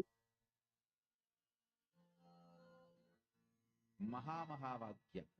Spiritual lullaby for samadhi. First, come on. I request you to post. Showered today on you. If showered, what will be the first action you'll be taking? Paramashiva to manifest. With this one spiritual powerful Ma Saroj Pradesh, Ma Mishri, Ma Fatima Dehestani, Ma Anandeshwari. I request each of you to post. Paramashivoham.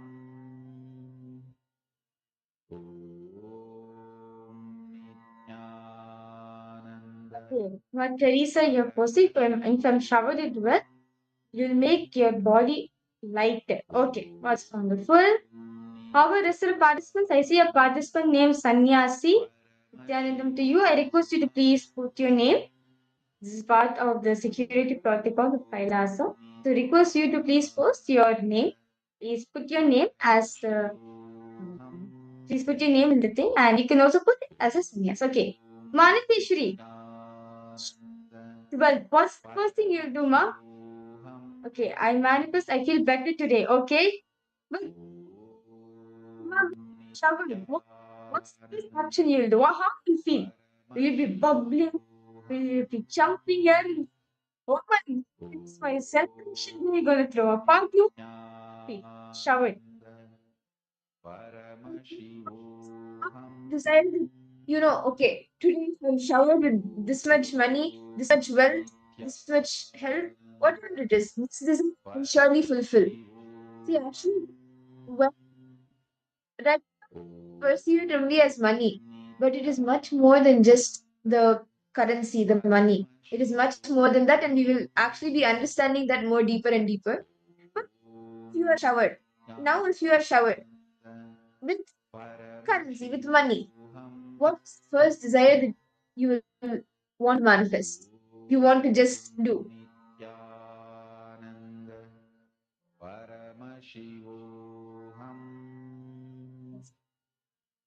I can see white smiles on people's face. Okay, that's right, no problem. So this actually that means this session is for you. In this session, Swan's going to be speaking how to manifest wealth in your life, how to experience Lakshmi, Lakshmi in your life, as wealth is not just wealth. Wealth is not just the number of zeros you have in your bank balance. No, but having the ability to manifest in your life. That is Lakshmi. So it's a very beautiful revelation. I kindly request all participants to give listening to this session as session Swamiji is going to be revealing deep secrets how to actually solution to manifest wealth in your life. So let's get started.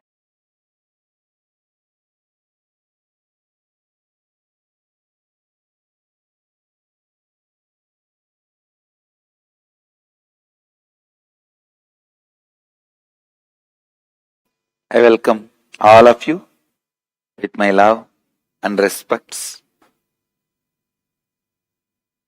Understand, wealth, the whole program is all about wealth.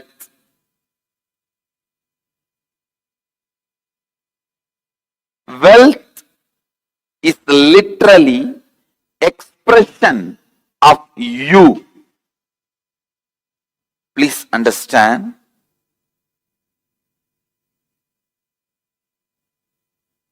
Whatever you call as wealth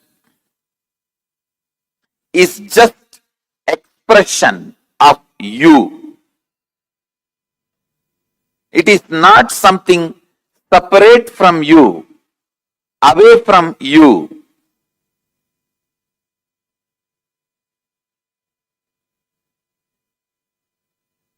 Wealth, money, richness. You can use various words. What it is after all? Having the ability to have multiple choices, freedom to live the way you want, ultimately not being controlled by any other powers. I am defining wealth in a broad way. Finally, it all boils down to one word: money.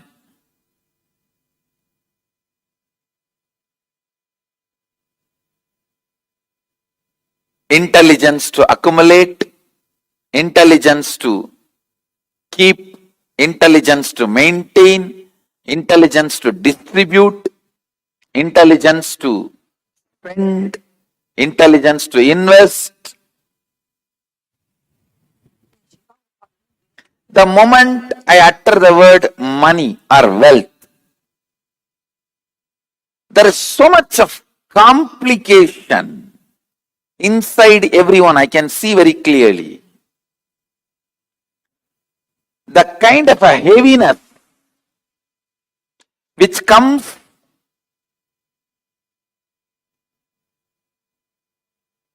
with the deep memories of powerlessness, not having or not having enough, or not able to take the responsibility to have, are not able to take the responsibility to multiply, not able to take the responsibility to handle, not able to take the responsibility to invest, sometimes not able to take the responsibility to spend.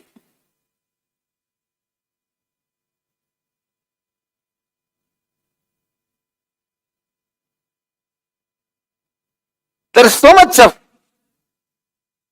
heaviness.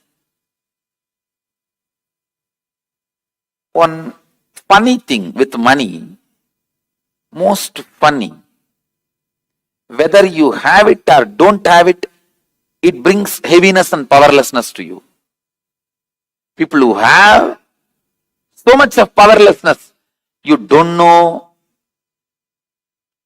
in which number you are in the world richest list. You don't know how to maintain the status and standard. You don't know how to preserve and protect.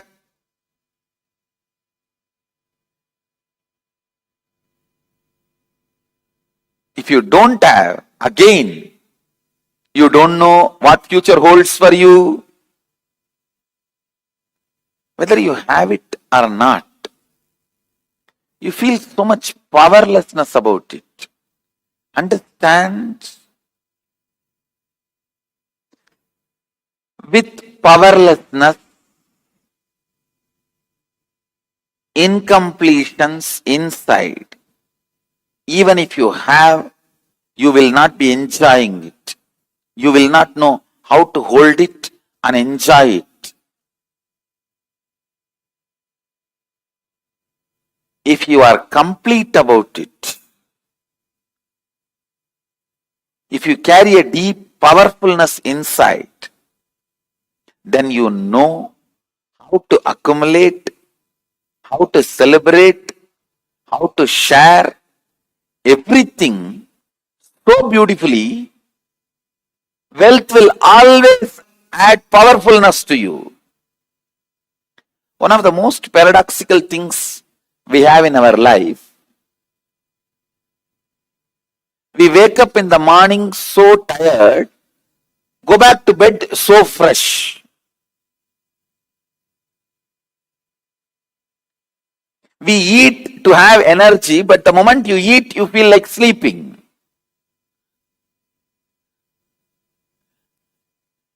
You think money will bring freedom to you, but after you are accumulated, suddenly you are bound by so many rules. No, really, I'm telling you, I have seen the extreme self-adopted poverty, where I don't even know where my next meal is going to be, where I don't have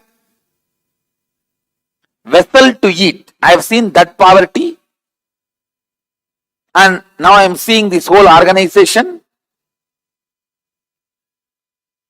Now all of you understand this one point.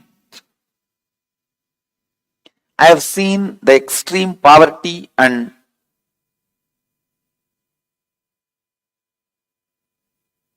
people showering me without even asking.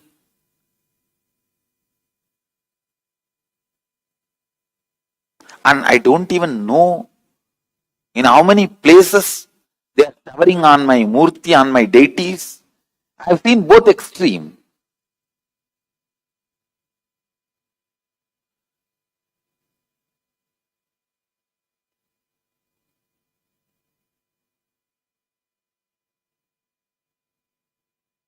I tell you, with all my experience,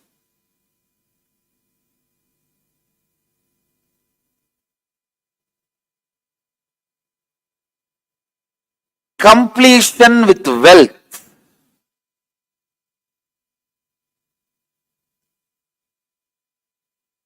being powerful about wealth inside you,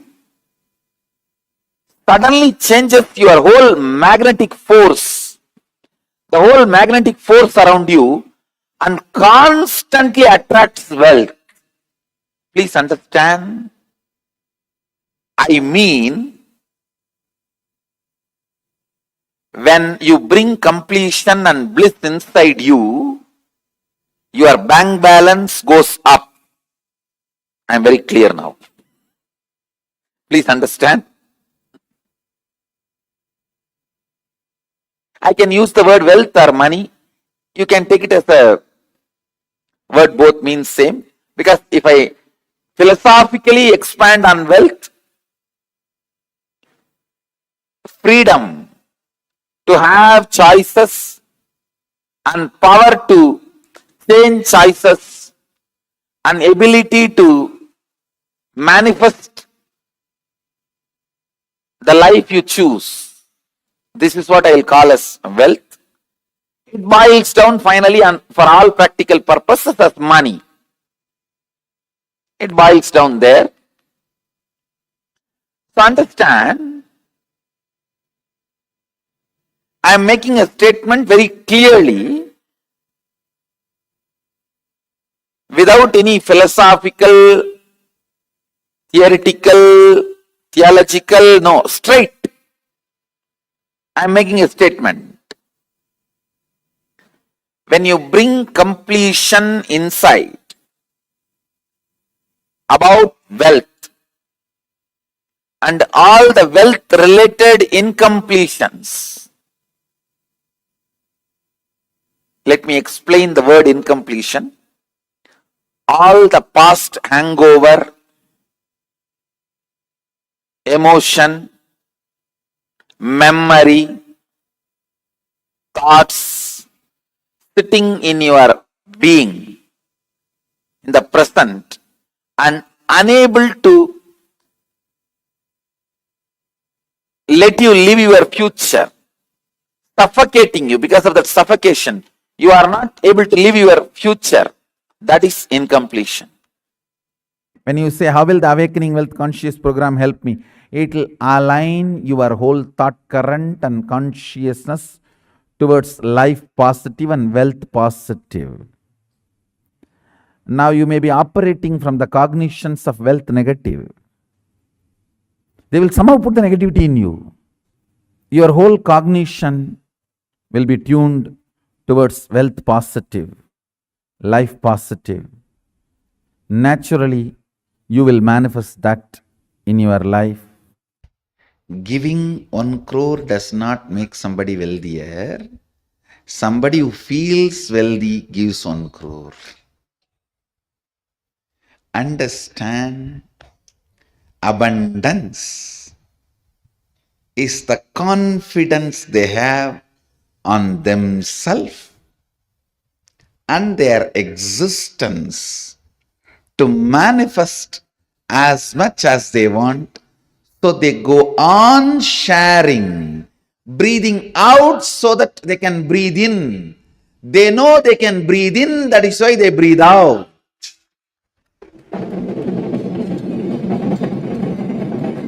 If you are doubting, will I be able to breathe in and hold the breath inside? You will be dead. They breathe out because they know they can breathe in. They share because they know they can generate. They share because they know they can create. They share because they know they can manifest. Understand? Giving 1 crore does not make you wealthier. Person who feels wealthier gives 1 crore.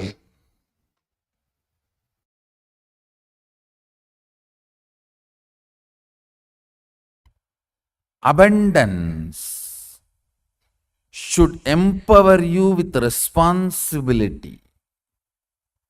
Understand? Whenever abundance gathers around you, you should be empowered with responsibility, not with laziness.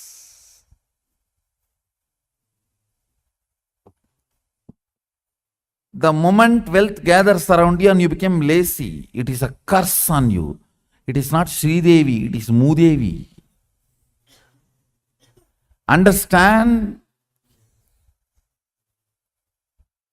Only if you are empowered with more responsibility and action, alive, contributing, it is Sridevi. Understand? Before this wealth comes in your life, how active and involved and enriching you were, how many decisions per day you were making, how many people you were reaching out, how you were contributing to people, how you were enriching, what was your physical activities and strength, energy, the mental stamina and the will persistence. After that wealth is added to your life, after that wealth abundance enters in your life, if all this grows, means number of hours you are awake, alive, making decisions, actively participating with the goal of enriching the life, a number of hours The quality and quantity, both. You are involved passionately with the life and enriching. All this, if it increases, only then wealth is Sri Devi. The moment wealth came, you dumped it in the bank and you got a very beautiful big cot and bed and a AC room, cottage, and prepared the life of retirement. Then it is not Sri Devi which came to you. It is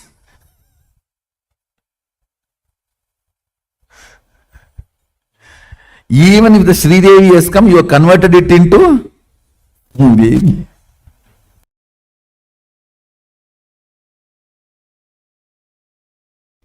I'll expand on physics of fortune, chemistry of fortune, biology of fortune. Listen. Physics of fortune, chemistry of fortune, biology of fortune. So you can attract fortune.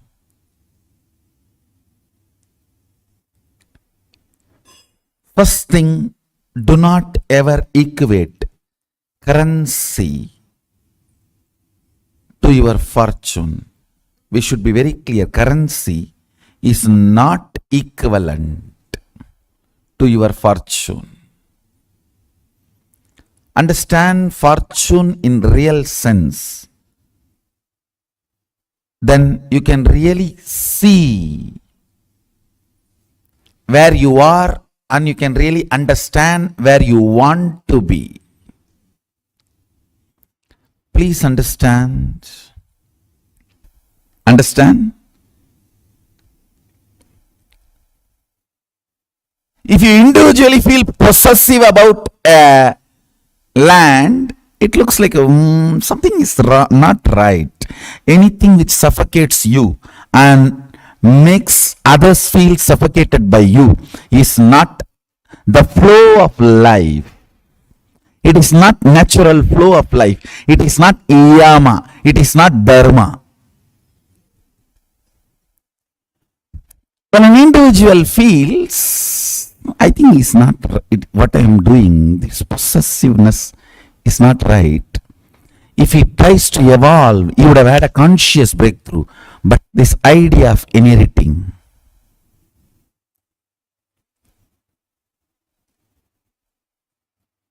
collapses the whole concept of owning and makes the whole thing into possessing.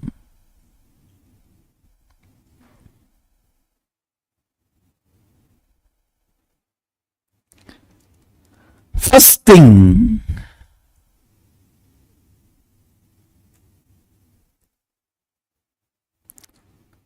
you need to look into the ideas of your fortune. I am not saying don't own currency. All I am trying to tell you, if you believe currency is equivalent to your fortune, you are such a stupid fellow. Maybe you are worthy of currency, but not fortune. Stupid are those who are worthy of currency, not fortune.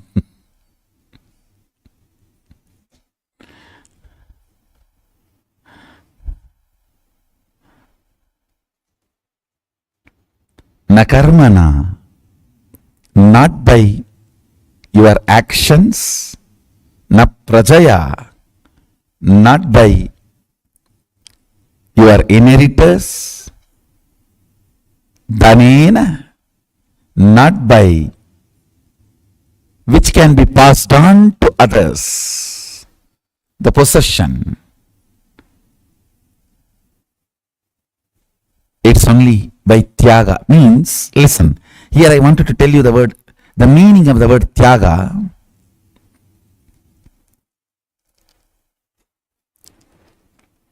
ability to retain your determination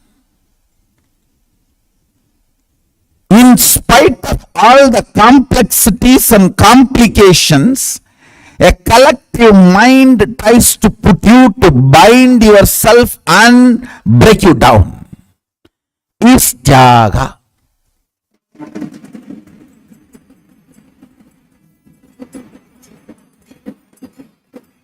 Determination, chastity to your consciousness.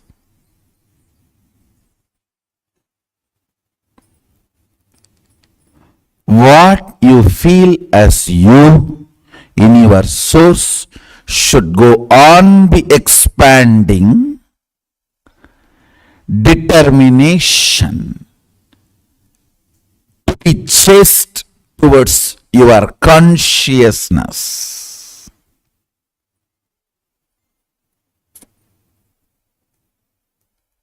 And ability to stand strong with that determination is tyaga. Understand?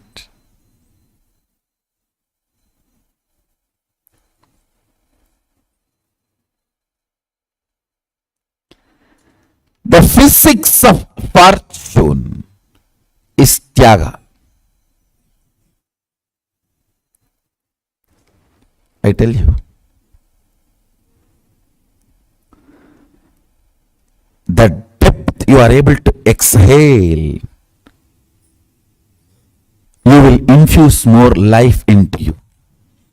Your ability to infuse life into you is not your ability to inhale, your ability to exhale.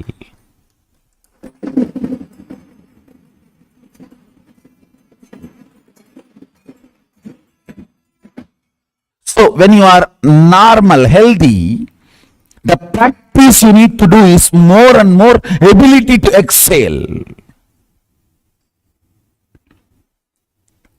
Normally, give more emphasis on your ability to exhale. Understand? Tyaga is ability to stand. Ability to stand. I am giving you 2-3 important understandings about the physics of fortune.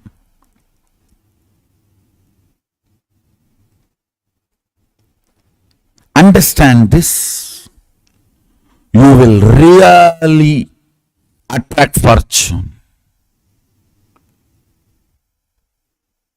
When you are exhausted, tired, don't try to, no.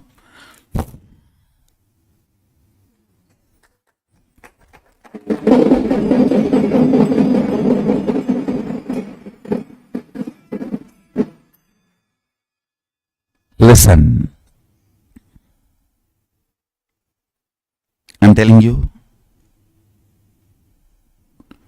least fortunate person, reasonably fortunate person, most fortunate person, if I put them and see what is the difference between physics of this person and this person, nothing but each one's ability for tyaga.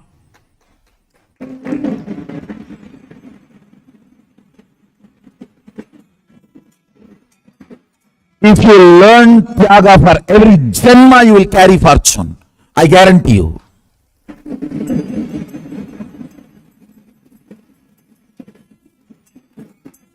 This statement I am making, if you learn tyaga, you will carry fortune for all janmas, not just as a teacher of this attracting fortune class as Mahasadashiva. I am telling you.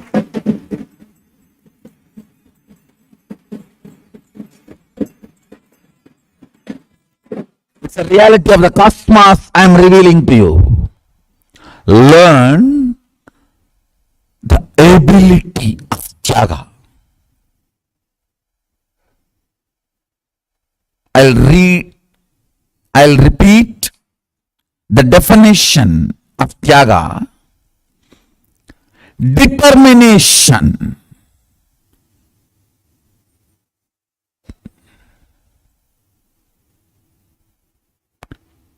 To stand with integrity to your conscious decisions and conscious conclusions.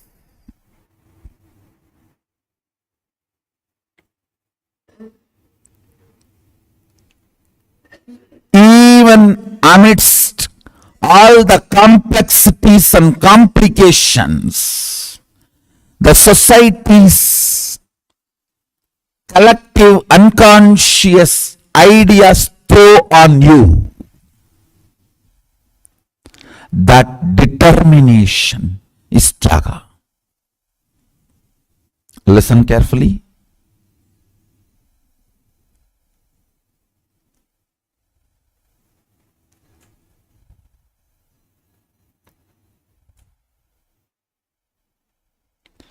Everyone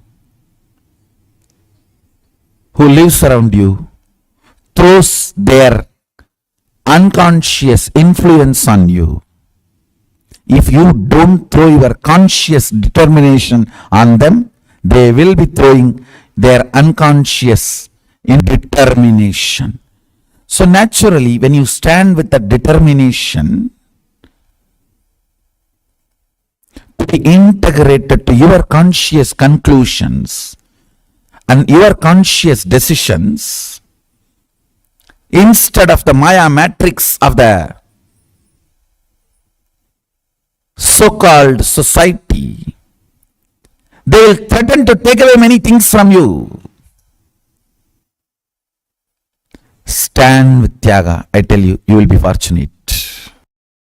Understand, if you look in, understand, this is a very important statement.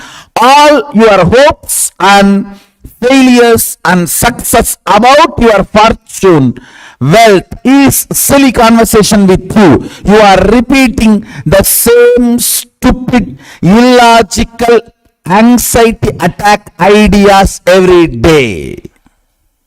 Understand, look in. Your idea, hope about the fortune and collapsing about the fortune, and again gaining the hope about the fortune, and ideas which gives you the hope about the fortune and failure about the fortune, the ups and downs of your fortune. Please understand, up and down of the ideas of your fortune circle is as same as village street fight. It is nothing, no way matured from this and that. I'll repeat once more. I really want you to look in. See, when you are having hope about your fortune, what kind of ideas you cherish, knowing that all these ideas are going to collapse tomorrow, and then when it collapses again, see this whole drama. Your determination to break from this thought current is Tyaga. Listen, biggest Tyaga is breaking from long cherished thought currents. Long cherished thought currents are the source of all the persons and situations you attract in your life.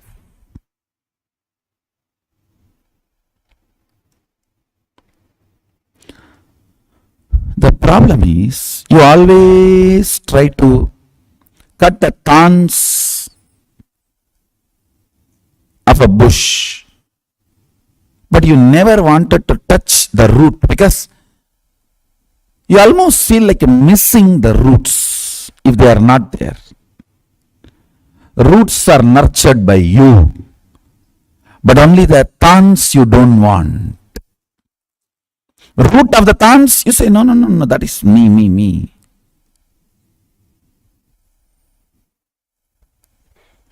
The root of the thorns is this thought current.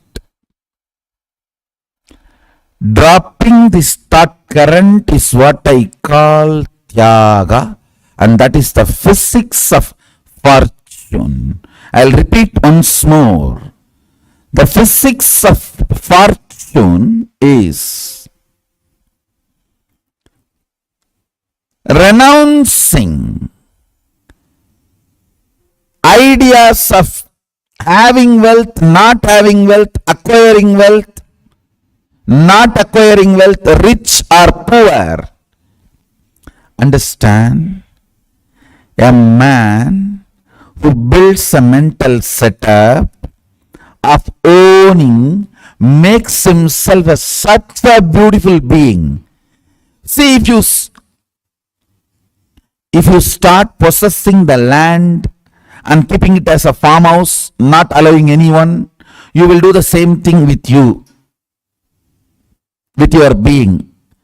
If you start keeping your place like Adinam, opening it to all, owning but not possessing, helping everyone to enjoy it and enjoy, same thing you will do with your being.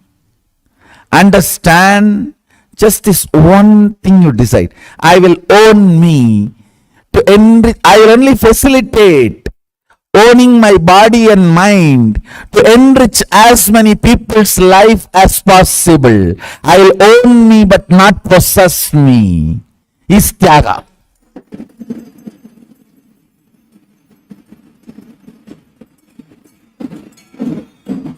I tell you, wealth will just be following your feet. Wealth presses the feet of a fellow who just lies down in the snake all that time.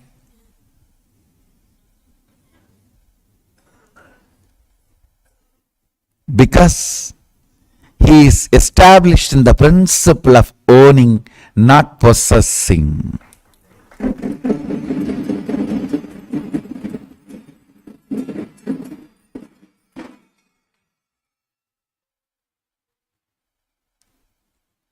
Your being, the ideas you carry, the knowledge you carry, the life you carry, everything you think you have, your body, your mind, your being, go on deciding, I will own and facilitate more and more people getting enriched, helped, supported, evolved through this, whatever I am having. Understand, I tell you.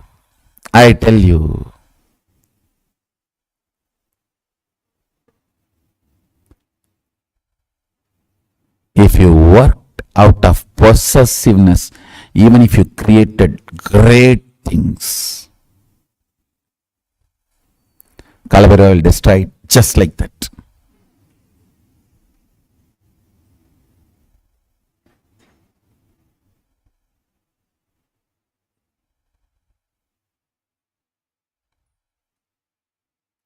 Go on functioning out of this one principle, owning, not possessing, even your being, everything you have, knowledge, understanding, life. Your business itself should be centered on this idea, owning, not possessing. For more people you are useful, more your brand value. Build a business and brand with this truth. Your business will be spiritual practice. Your life will be successful. All Hindus, living Hindus, should do their business based on the principle of owning, not possessing.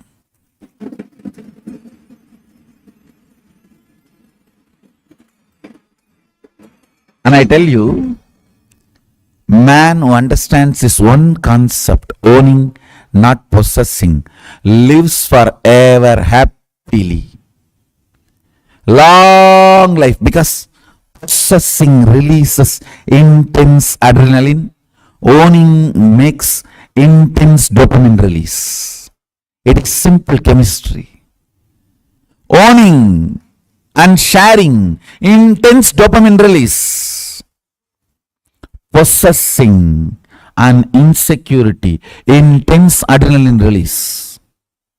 More adrenaline, quicker you age and die quicker. More dopamine, more anti-aging and live longer.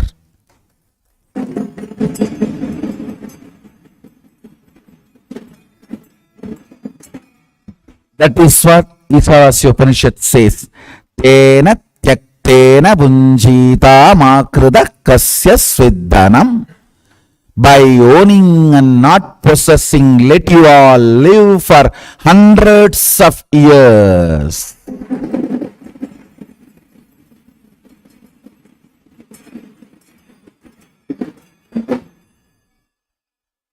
By owning and not possessing, let us all live for hundreds of years.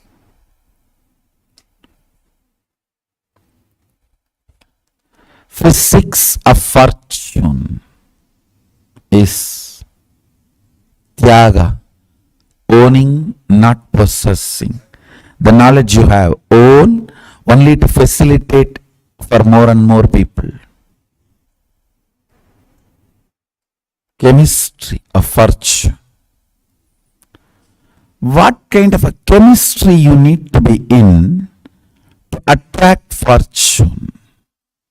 Listen.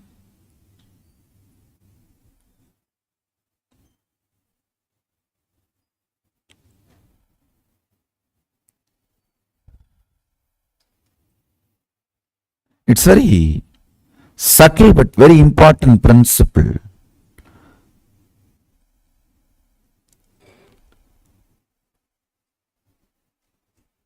There is a statement by a great Siddha in Tamil. It has become proverb also. Vaayil thangadadu vayittril thangum. Anything you don't chew well will become fat in your body, stomach. When you eat, if you don't chew well, if it doesn't stay in your mouth for a long time, it will stay in your stomach for a long time. Means it will become a fat, belly fat. You don't understand there is no teeth in the stomach. You forget there is only teeth in the mouth. So if you don't grind here, there is no grinder here. No, you are not understanding. Understand? If you think, no, that acid is there, that will disintegrate, then more acid need to be released. So because of that, more acidity and more gas. Gas and acidity is because the food does not stay in the mouth for a long time. It remains as big particles. So for that to disintegrate, more acid need to be released. Naturally, that more acid creates acidity and gas. If you want to get out of acidity and gas, a very simple practice. Take a needle and start eating only through needle. No, really. There will not be acidity or gas. Just do this for 3 days. Just 3 days. It is equivalent to Nirahara Samyama. Eat through the needle. It is equivalent to Nirahara Samyama. All your gas, acidity, everything will disappear in 3 days. Because the food will stay in the mouth. Then it does not need to stay in the stomach. Your system does not need to release large quantity of acids to disintegrate the food.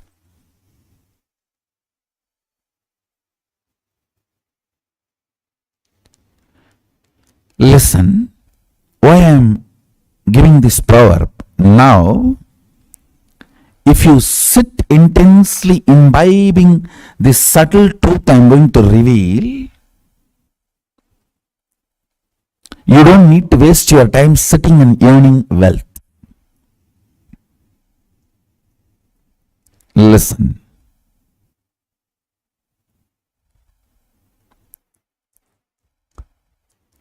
I'll give you only simple logic. whenever you are excited, inspired, you make many beautiful, life positive, powerful cognitions. It's like when you are in love, the commitments you give, after that you suffer, that is different.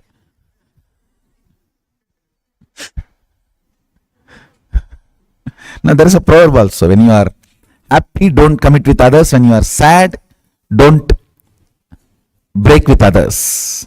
Both will be wrong decision. I tell you, when you are happy, give more commitments to you. When you are sad, do more breakup with you.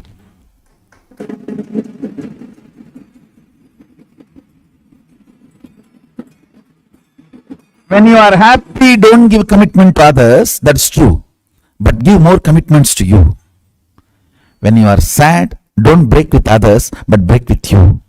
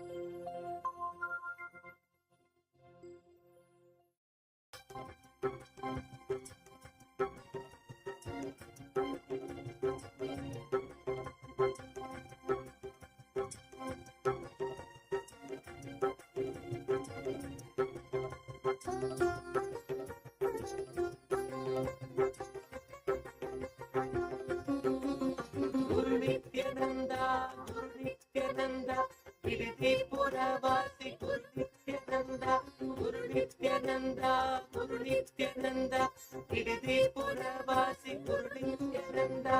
ಸನ್ಮಾರ್ಗ ತೋರುವ ಗುರು ನಿತ್ಯಾನಂದ, ಸದ್ಬುದ್ಧಿ ಕೊಡುವ ಗುರು ನಿತ್ಯಾನಂದ.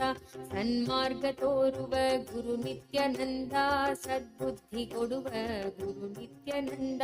ನಿನ್ನನೇ ನಂಬಿಹೆ ಗುರು ನಿತ್ಯಾನಂದ, ನಿನ್ನ ಕೈ ಬಿಡಬೇಡ ಗುರು ನಿತ್ಯಾನಂದ. ನಿನ್ನನೇ ನಂಬಿಹೆ ಗುರು ನಿತ್ಯಾನಂದ, ನಿನ್ನ ಕೈ ಬಿಡಬೇಡ ಗುರು Nithyananda. Guru Nithyananda, Guru Nithyananda, Puravaasi Guru Nithyananda, Guru Nithyananda, Guru Nithyananda, Puravaasi Guru Nithyananda.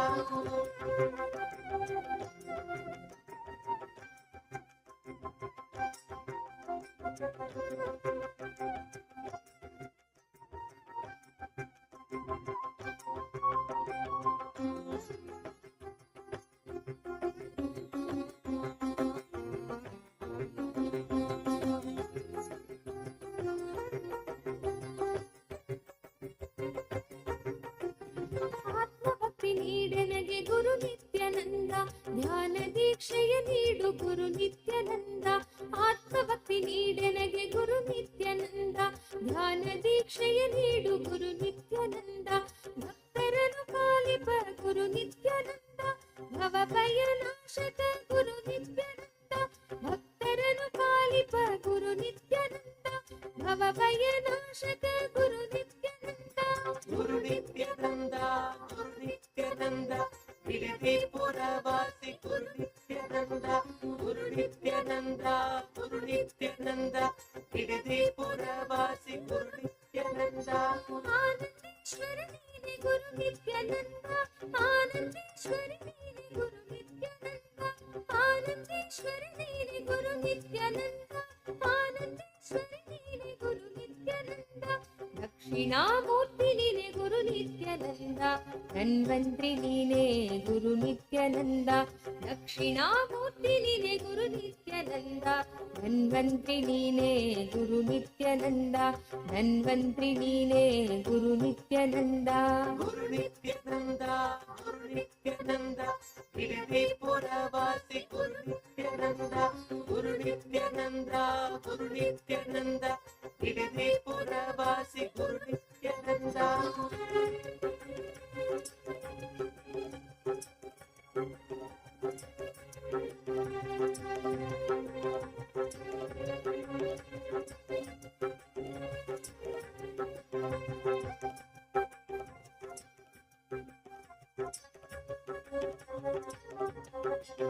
Guru Nithyananda, Guru Nithyananda, Puravaasi Guru Nithyananda, Guru Nithyananda, Guru Nithyananda, Puravaasi Guru Nithyananda. ವೈದ್ಯ ಸರೋವರದಲ್ಲಿ ನಿತ್ಯಾನಂದ, ಕಲ್ಪತರು ನೀನೆ ಗುರು ನಿತ್ಯಾನಂದ. ವೈದ್ಯ ಸರೋವರದಲ್ಲಿ ನಿತ್ಯಾನಂದ, ಕಲ್ಪತರು ನೀನೆ ಗುರು ನಿತ್ಯಾನಂದ. ಆಲಾರಳಿಯಲಿ ನೀನೆ ನಿತ್ಯಾನಂದ, ಬಿಲ್ವತ್ತಿಯಲಿ ನೀನೆ ನಿತ್ಯಾನಂದ. ಆಲಾರಳಿಯಲಿ ನೀನೆ ನಿತ್ಯಾನಂದ, ಬಿಲ್ವತ್ತಿಯಲಿ ನೀನೆ Nithyananda. Guru Nithyananda, Guru Nithyananda, Puravaasi Guru Nithyananda, Guru Nithyananda.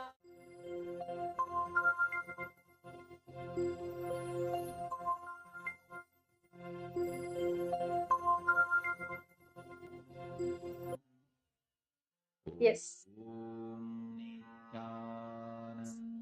Yes. That was a very beautiful session, Swamiji. Swamiji spoke on how to manifest Lakshmi in our life. What's Lakshmitva in our life? It was very beautiful session. Okay, I see so many participants logged in. Nithyanandam to each and every one of you. Matanya, Matanya Devarane, Nithyanandam, Ma Orietta, Nithyanandam, Ma Sophia. Yes, Ma Irene. Yes, how are you? Nithyanandam, Ma Irene, how are you, Ma? Nithyanandam. Okay. Okay, that's good. Nice to see all the participants. Okay, can I request all of you to please come on cameras, those of you who are not? Session where we transform spoke on how Lakshmi in our life. How it was Lakshmi. Swami shares that person who has goal in our life, structure to goal will manifest Lakshmi in their life. Lakshmi itself means intensified goal.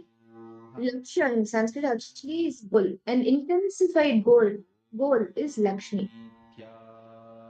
Can I see a few minutes? Deeply looking. After wealth is added in your life, after abundance enters your life, after you are showered with wealth and abundance, for many hours you are awake.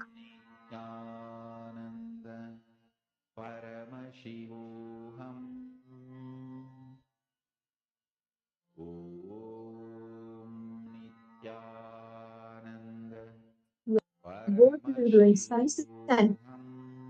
You are showered. The number of hours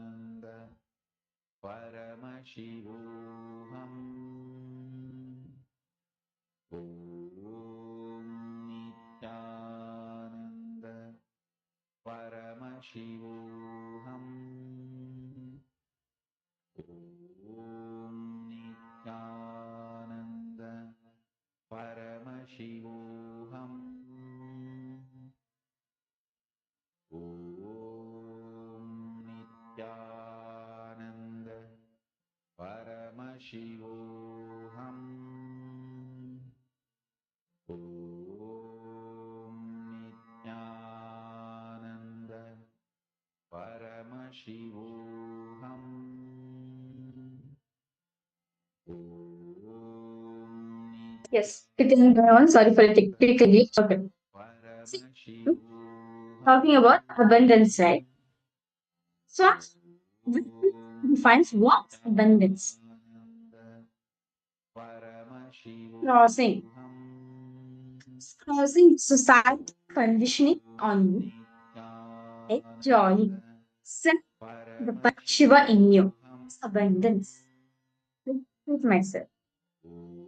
Crossing the societal conditioning, actually not crisscrossing, going beyond this societal conditioning and self have Shiva in you is abundance.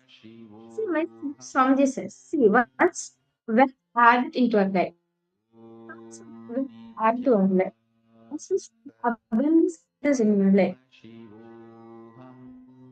hours you are awake, alive, making decisions, participating with the goal of enriching the life. And now hours, the quality that quantity both is growing, then you are manifesting wealth. Understand? When on the goal in which you have, the number of hours you're being active, and the number of hours you're constantly participating with the goal of enriching this wealth. How if you're understanding this one beautiful point? Understand? Wealth is not zeros. It's not bank balance we have in our life. It is the number of hours we are active, contributing to the goal enriching is wealth. Actually, wealth manifestation itself is constant. You manifest wealth by constantly contributing. Actually, in Bhagavad Gita, also Bhagavan Krishna beautifully says, Gahano karmano gatihi. The universe itself continuously works, and works. And that is the exact science, the precise science also to manifest wealth. So understand, if you want, Swamiji said, anybody who has an active life, who is goal oriented, you will manifest wealth because wealth is nothing but what? Keep yourself enriching. Keep yourself to these of enriching and focus on the goal enriching. This starts now when you decide that my life is for enriching. When you decide the life which I'm having right now is pure for enriching, you'll see Lakshmi will show. So let's now we beautiful exercise. How you want to manifest wealth in your life? Definitely all of you want to manifest. So since we do this, who want to manifest wealth in your life? See, what's wealth for you? How do you want to manifest? What is wealth for you and you want to manifest it? Can I request each of you to raise your hands who all want to manifest wealth? Okay. Yes, I request all participants to post. How many of you want to manifest wealth in your life? Manandeshwari, I can see my Irene is laughing. Sure, ma, yes, you will manifest. Ma, it's actually a clear science to manifest wealth. You can manifest wealth. And Ma Anandeshwari, Ma Julie Sila Nithyanandam. Okay. You see, all the participants, all of you are here because you want to manifest wealth. Some of you want to manifest wealth. This formula is for you. This session is for you. I want some husbands to please write down your life, your idea, hope about the fortune, and convince about the fortune again and again. Fortune and gives to the hope about fortune and feeling about the fortune.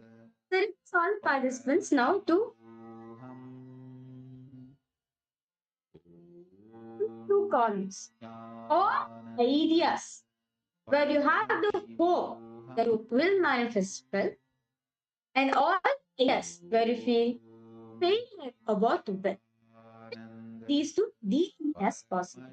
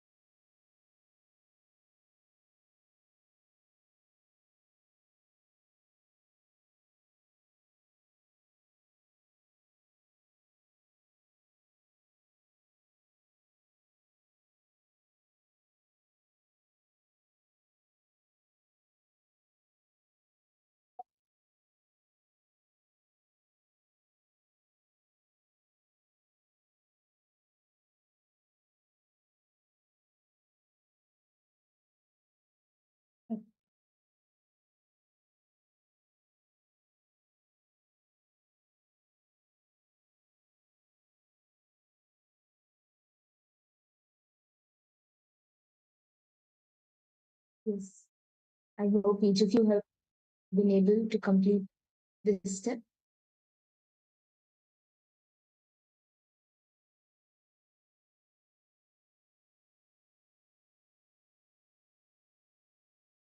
Now, let us all move to the next step. I request each of you to see when you are having hope about your fortune. What different kinds of ideas that you cherish, knowing that all of these ideas are going to collapse tomorrow. And when it collapses again, what kind of ideas do you cherish? Closely see how this entire drama unfolds, how this entire thing unfolds. And your determination to break from this thought current is your tyaga, your sacrifice. See, when you decide to break free from this vicious cycle, it is one of the biggest sacrifices that you can do for your own self to have a breakthrough.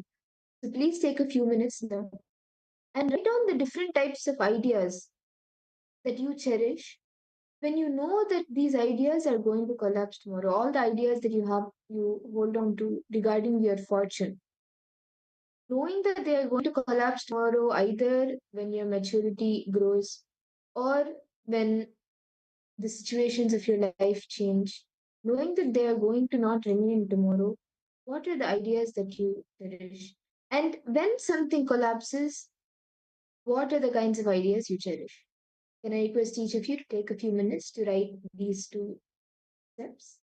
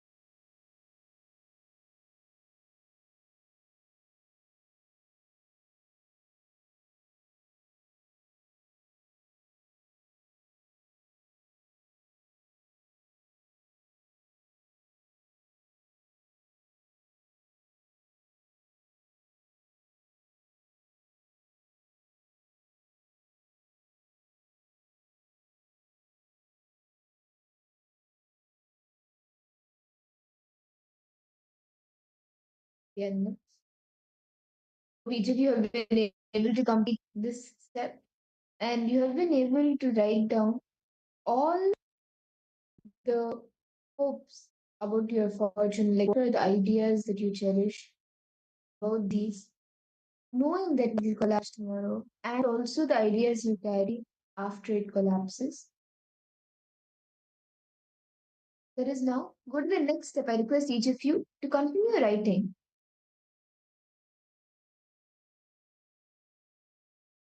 Continue writing this for another minute or two. Internalize, look in, and write in detail, because this exercise will help you break free from this entire vicious cycle that your life puts you through. And your determination to break free from this thought current is your tyaga. Please take a few more minutes to quickly write this down if you have missed anything.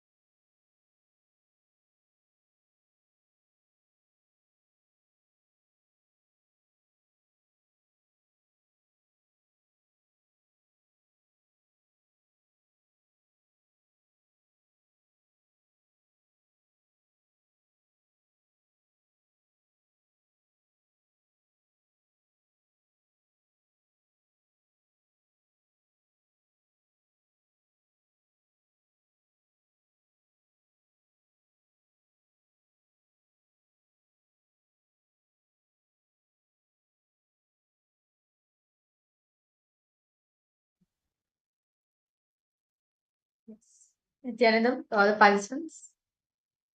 How many were I request all participants suppose how many of you have finished the exercise? It was a very beautiful exercise form which is given. And through this exercise, you can actually break free from all the different ideas that you are holding on to, which are stopping you from experiencing that Laksmitva and will help you to achieve your goal intensely. Nithyananda Ma Virupaksha, Nithyananda Ma Mahasala Shivapriya, Ma Anandeshwari, Ma Sharmain Muse. Okay, yes. Ma Priyatma Surupani Ma. Yes, Nithyananda Ma Priyatma Surupani. Yes, how are you, Ma? Really nice to see your program. Ma Julie Sila, can I request you come on camera, Ma, please? Ma Ananda Lakshmi Nithyananda Ma Sophia. Okay. So, I request all participants, please come on camera. Now we are going to be entering into a very powerful manifestation session. As today, very beautifully, all of us are manifesting the power of Ashtamahashaktis, where the 8 powers, where just by manifesting them, you can experience Paramashiva in you. Actually, these are the 8 heavenly powers that just by manifesting them, literally you can have control over anything. Like you can increase your size, decrease your size, increase the weight of your body, decrease the weight of your body, and everything exists. You can play with it. You can change its properties. Like you can increase and decrease the height, increase and decrease the weight. You can control something at your own will. And this is not you understand. Like when you do, for example, one of the Ashtama Shaktis is Vashitva, which gives the ability to be able to control things. But that is not through hypnotizing. It is not out of any type of violence. It is done by true, pure oneness and pure friendliness. And in this round, today, throughout the day, we were manifesting the power of anima, where we reduced the size of the objects. Then we did mahima, where we increased the size of the objects. And now, in this round, also, we are going to be manifesting the power of mahima, where you are going to be increasing the height of any objects. So, because all participants will get an object income. So, for all of the participants who have just joined us, if you don't have an object with you, you can quickly take a moment to bring your object. Any object is fine. You can even pick up something that you may have around you right now. Take a paper and mark the size of the object. And if you have measuring tape, you can even measure the size of the object. You can measure the length, breadth, and depth of the object. And take a photo of the current size. Like after marking it, take a photo of the current size. Can each of you please take a minute to do so?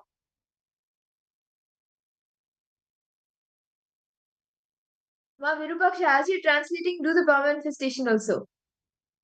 Yes. Because all participants, please gather objects and come. You're going to be starting the power manifestation. Please measure the height of the object. Mind usually only see to participate, ma.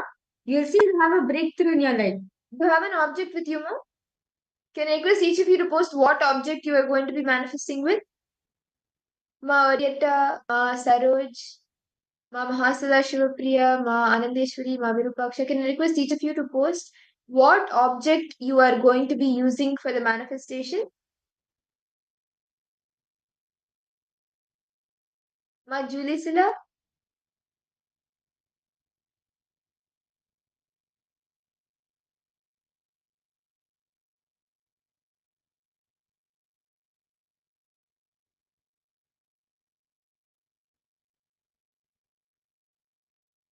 Okay, shall we begin now with the manifestation? Ma Virupaksha, do you have your object, ma? Ma Mahasala Shivapriya?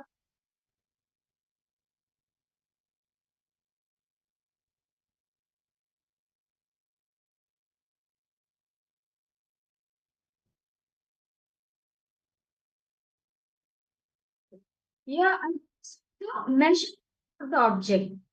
You cannot going to be increasing the height of it. Through the power of Mahima, you will be increasing the size, the height or the size of the object. So you can mark the size on a paper. You can maybe take a paper, mark the size. If it's like you can use a pencil to trace it. Or you can, if you have measuring tape, you can even measure it. You can measure the length, breadth, and depth of it. And take a photo of what the size is currently.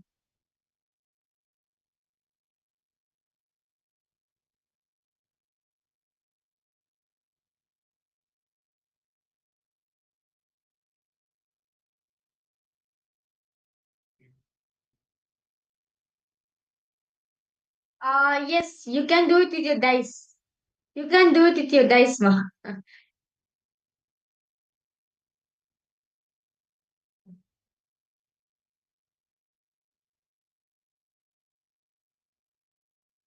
Ma, Orietta, do you have an object, ma, which you will be manifesting with? Ma Saroj? Okay. So now, I request all participants, okay, now once you have measured the height of the object, all of you are going to be chanting the Mahabhagya, connecting the one space with Swamiji. Okay, sure, no problem, ma. Sure. Okay. So request all of you to please close your eyes. Intensity. Start chanting the Mahabhagya. Om Nithyananda Paramashivoham. Om Nithyananda Paramashivoham. Om Nithyananda Paramashivoham. Om Nithyananda Paramashivoham.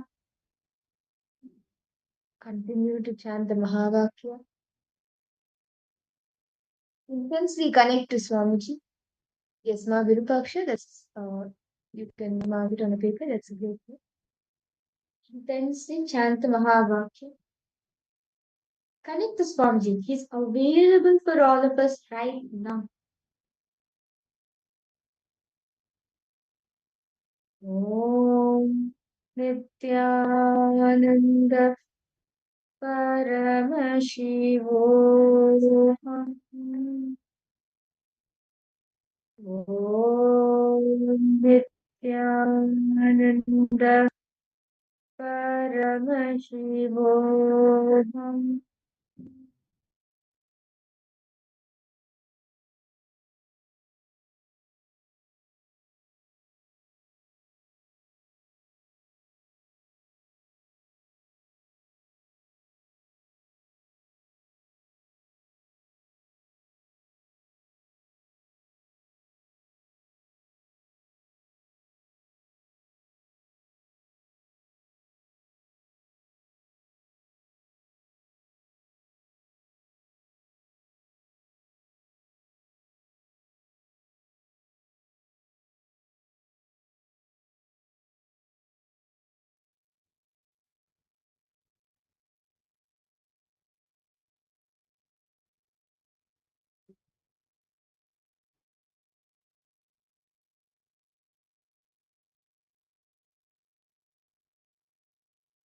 Let's continue to chant the Mahavakya intensely. Forget about anything. Forget about all the doubts you're having. Connect to Him. He's available for us right now. Just remember the form of Swamiji. Chanting the Mahavakya, intensely connect with Him and stare at the object and increase its height, increase the size.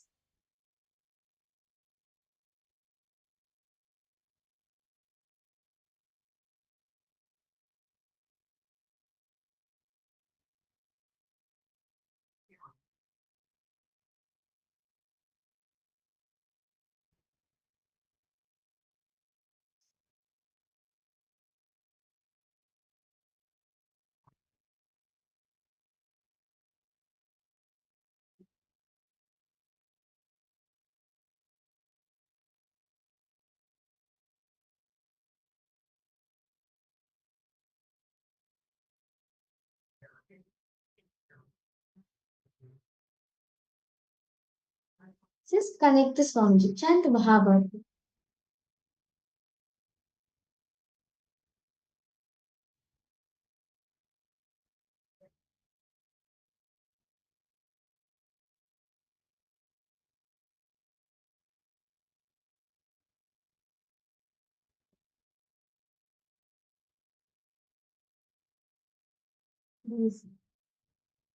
Please relax. Continue to manifest.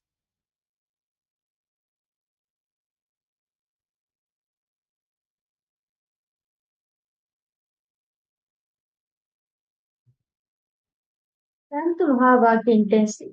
Don't have any self-love. Don't have any self-hatred, self-denial. Just continue to chant the Mahabharata intense. Om Nithyananda Paramashivoham Om Nithyananda Paramashivoham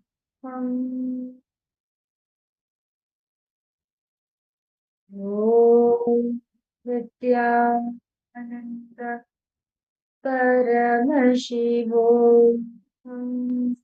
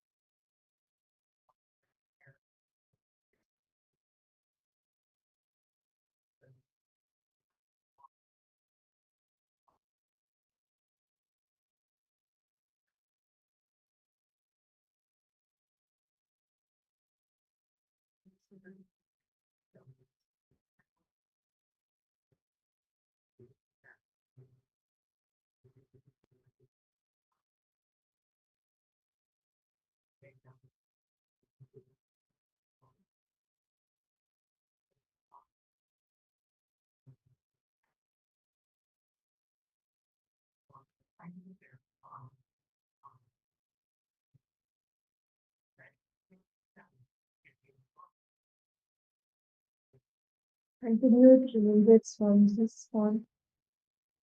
Continue to remember Swamiji in your inner space. And in the same space of oneness, intensely stare at the object. Continue to stare at the object.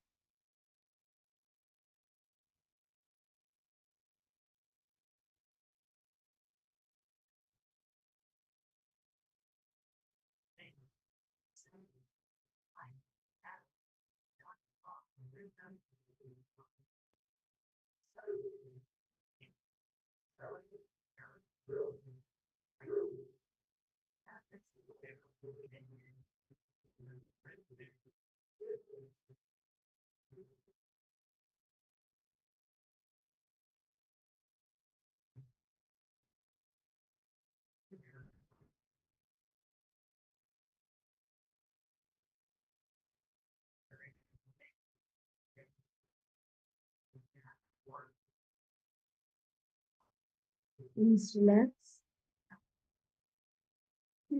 Now I request each of the participants, please post in the chat what exactly you experienced during the power manifestation. Please take a minute to remeasure your object and post in the chat what you experienced, what you manifested, and how Swamiji flowed through you. Can I request each of you to take a minute to do this?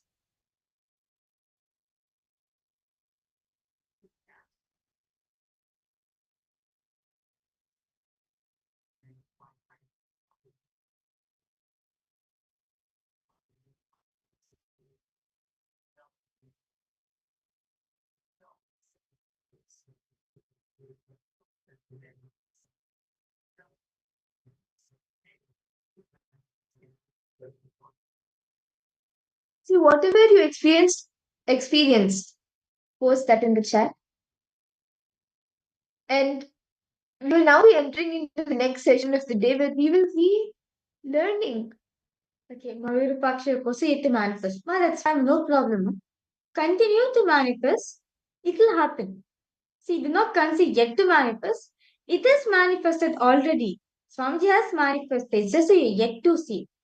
You are yet to see it with your naked eyes. But it is actually manifesting in you. It is already manifesting. The moment you are initiated by Swamiji, the power start manifesting in you. It only takes a little bit time for our mind to actually see it and cognize what is happening. So, Ma Virupaksha, as we get into the next session, and even for all the other participants, as we enter into the next session, you can continue to sit and manifest. Keep the object in front of you and continue to manifest. And we will now be entering into the next session where we will be seeing more about how we can complete with the restrictive patterns that are stopping us from manifesting wealth. What do we mean by restrictive patterns? Are the different patterns that restrict us from actually seeing the different possibilities that have. So let us listen to these direct revelations from Swamiji.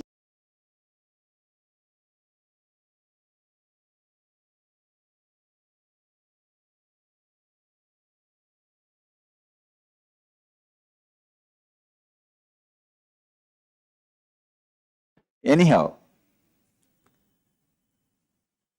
I can give you so many insights on how belief system directly affects the way you live as rich or poor. Now, basically I want you to understand, if you are not attracting wealth around you, if you are living in a consciousness not enough, there is something seriously wrong with your being. Work on that first. Work on that first. Please understand, work on that first. Altering the understandings you have about wealth is a very important thing you need for creating and celebrating wealth. Please understand, grabbing is completely wrong. I am not teaching grabbing. I am teaching creating, to keep the public attention diverted. I am not asking you to become grabbers. No. Creators are totally different from grabbers. Here I am asking you to become a creator.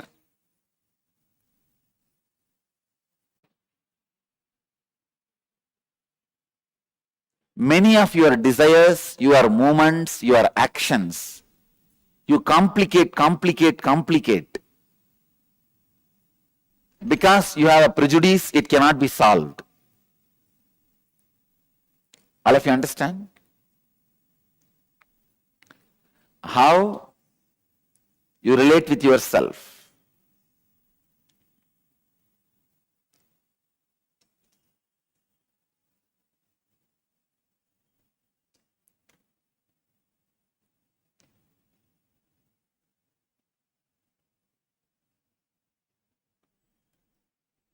Conflicting, contradicting, complicating the desires.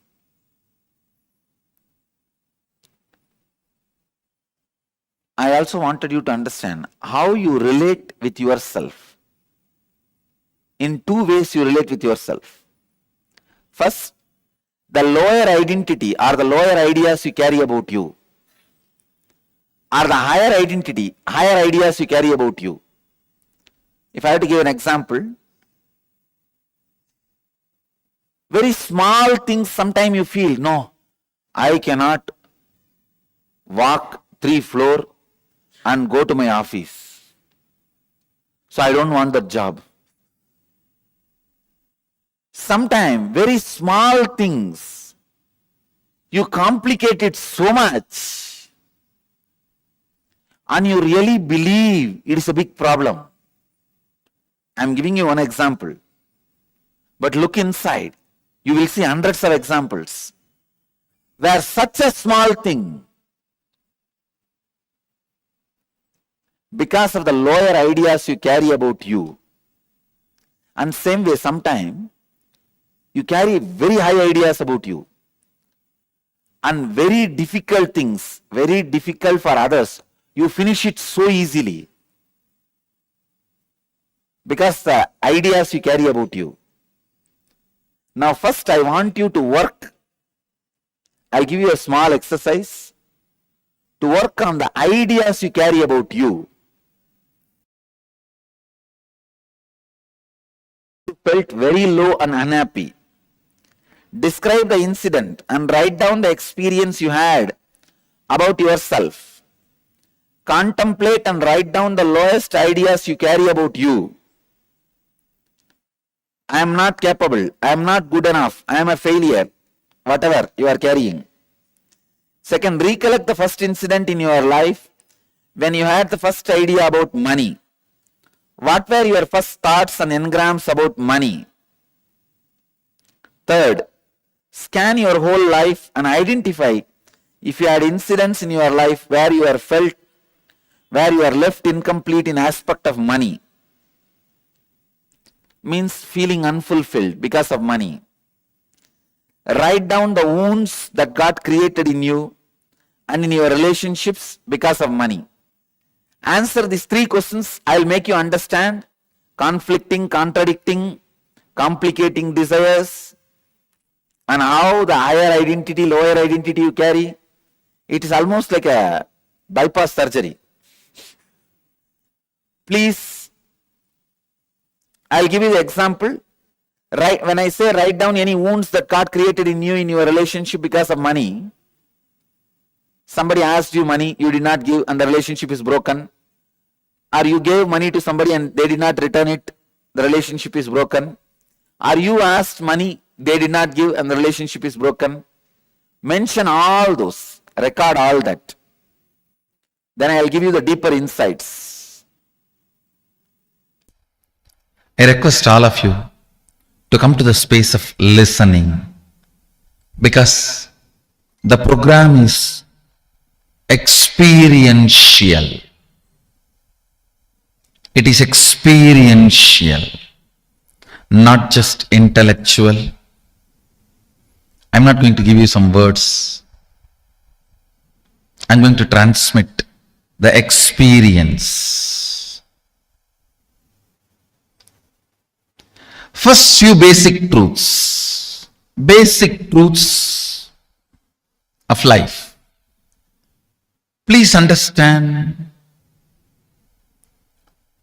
you don't manifest your desire, you manifest your cognition.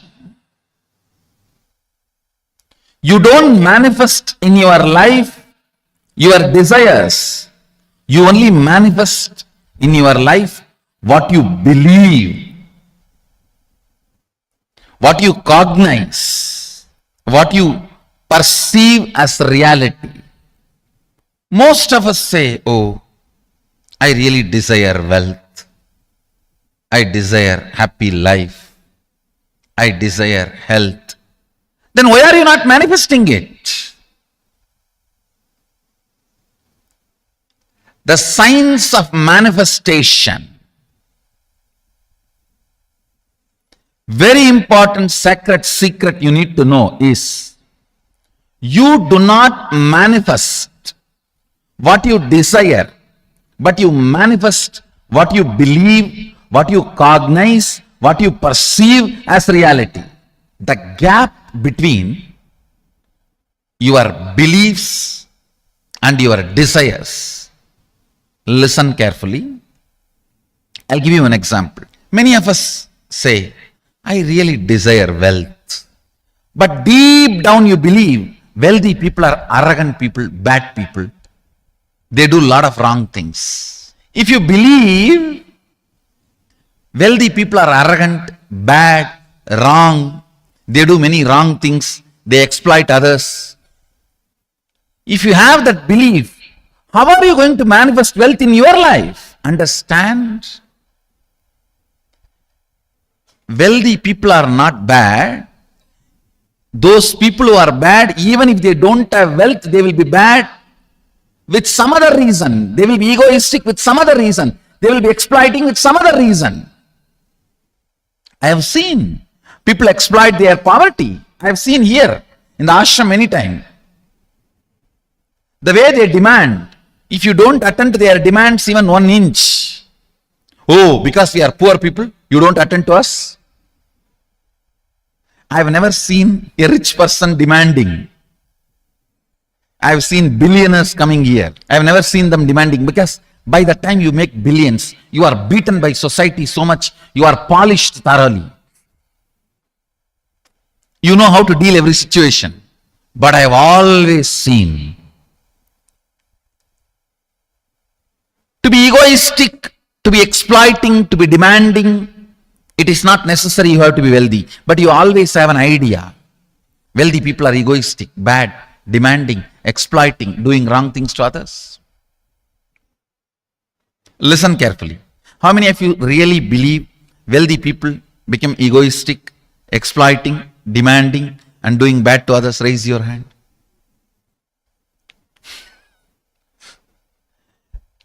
When you believe something, you will manifest only that. You don't manifest your desire. Your desire is very superficial. Your reality is made out of the stuff called your perception and cognition, belief system. Your reality is not made out of your desire. Your desire is not the material out of which your reality is made. Your perception is the material out of which your reality is made. If you desire wealth, but you believe, perceive, cognize wealthy people are bad, or wealth is too much responsibility, naturally you will not manifest wealth in your life. The gap between your desire and your perception is what I call mental patterns. Listen carefully. You desire wealth, but you believe it's almost impossible for you. Various reasons. The fight which goes on between your desire and your belief is mental patterns. That is mental patterns. Anything you cognize, you create a certain energy field about your cognition. You attract situations, people, everything around you to make that cognition into reality. All you need is will persistence. Will persistence means not next 12 years sitting and doing meditation. No, I don't call that as a will persistence. Your decision, you are not going to give up your intention, is all I call will persistence. You can continue to be eating, sleeping, driving, doing your routine. You are not expected to sit under a tree and close your eyes and do something till your jata grows and penetrates the ground. No, I don't call that as a will persistence. Deciding not to give up on your intention is will persistence. Wealth is not even just money or currency. Money is one wealth, currency is one wealth, the assets are one wealth, and being alive, active is one wealth. All this put together is wealth. It's not just currency, it's not just money, it's not just assets, it is being active also. All the four put together is wealth. Money, currency, assets, being active. Listen,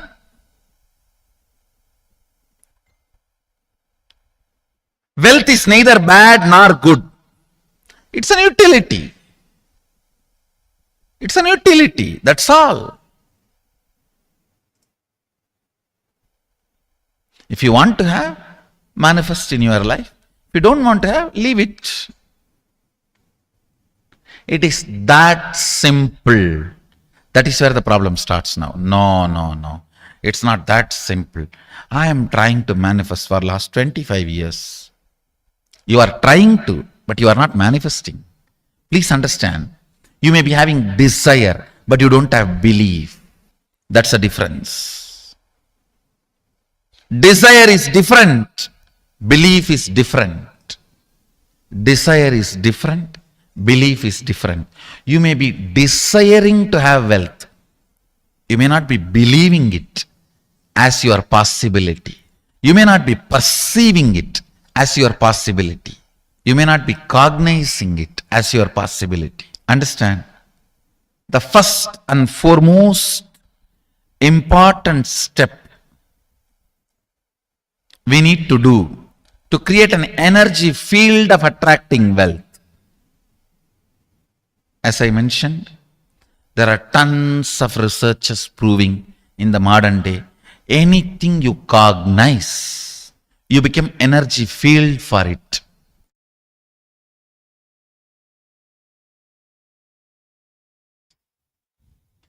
First thing, you do not manifest what you desire, but you manifest what you believe. You manifest what you perceive. You manifest what you cognize.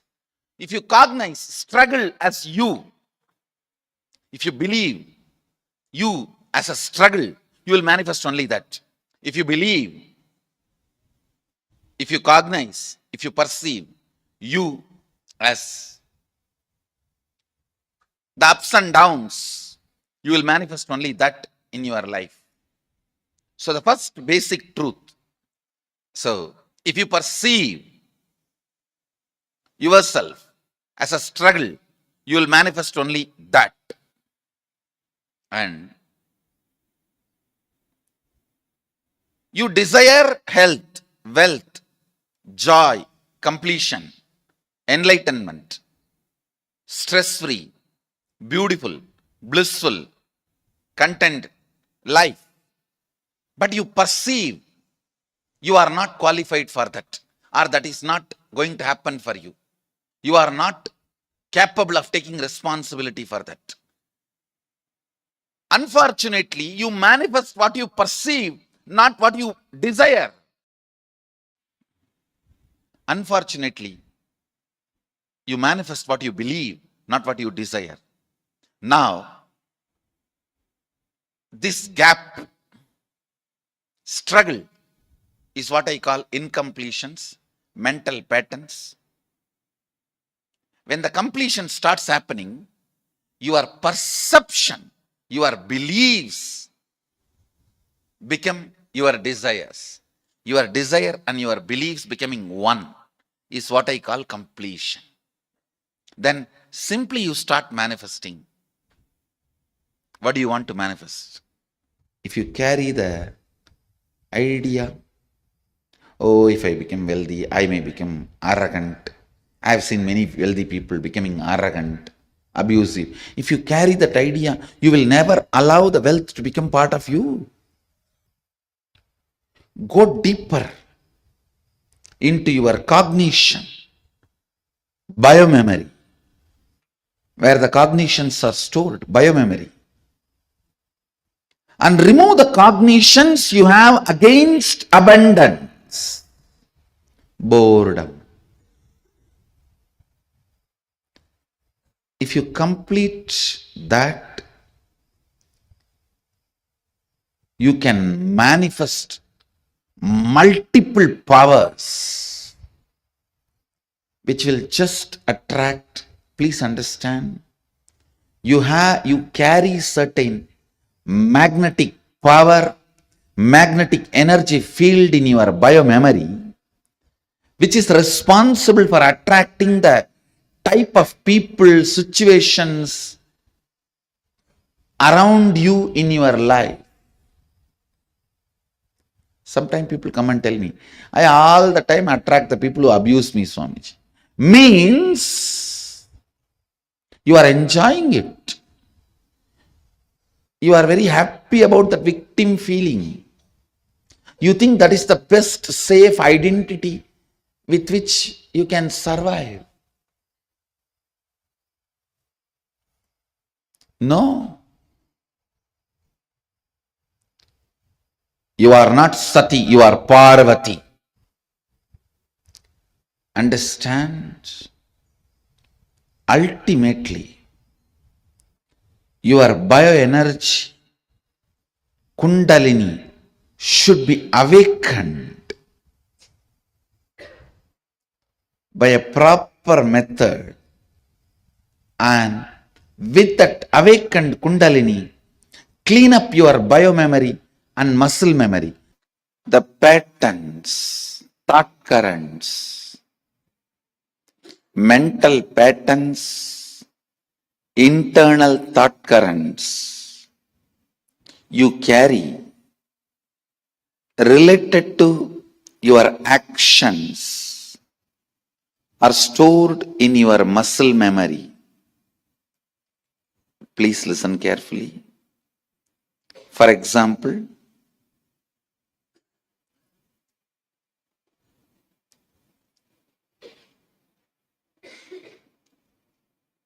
if you work for 6 hours, you will become tired. If you carry that internal thought current, by 6th hour you will be tired. Sometime, if you are driving to see your friend, after that 6 hour also you will not be tired, because that doesn't look like work. Listen, friend's house is never too far away, because the memory you are going to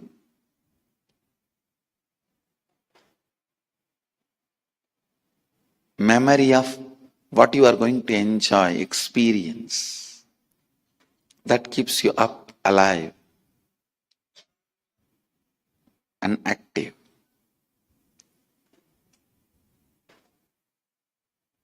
Whatever actions you do, thought currents, mental patterns you carry about the actions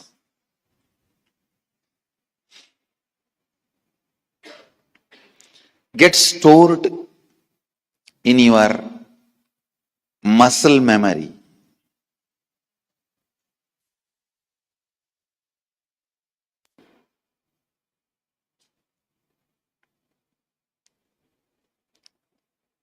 Muscle memory.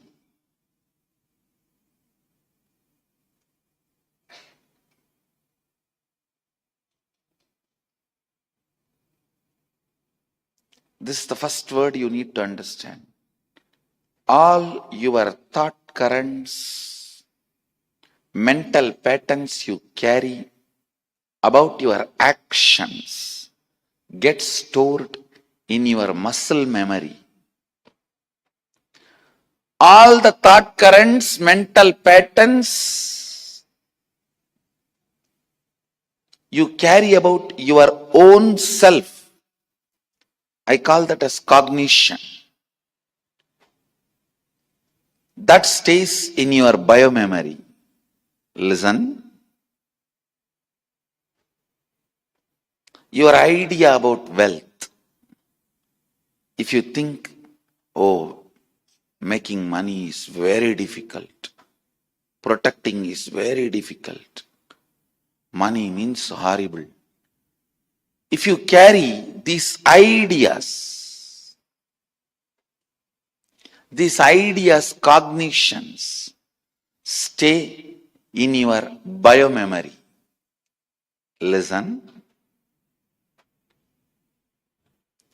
Internal patterns, mental thought currents you carry about your actions get stored in your muscle memory. internal thought currents, mental patterns you carry about you, your cognitions, not about your actions, but about very you, the cognitions.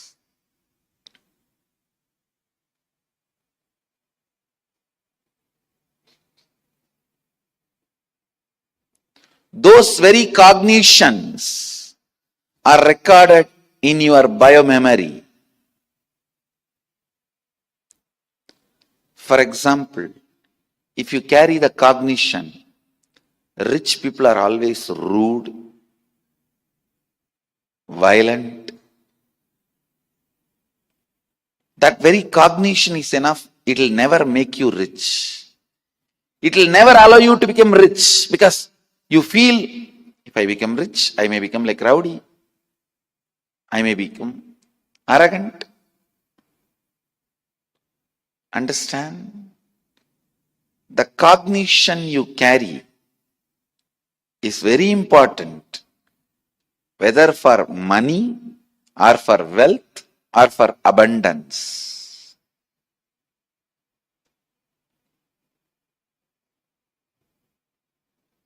The cognitions you carry are very important.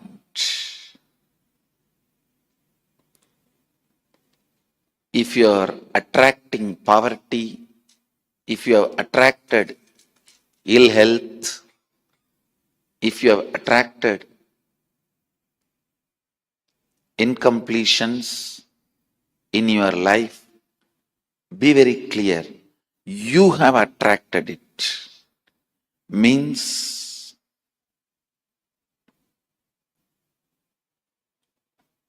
be informed.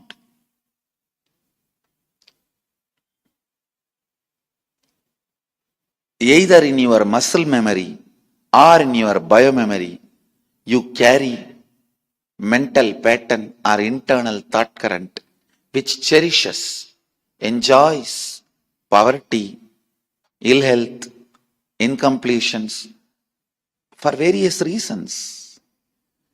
You always associate that piousness with poverty. You always visualize being pious with poverty. Maybe you cherished a wrong visualization, a wrong image, a wrong thought current, a wrong mental pattern.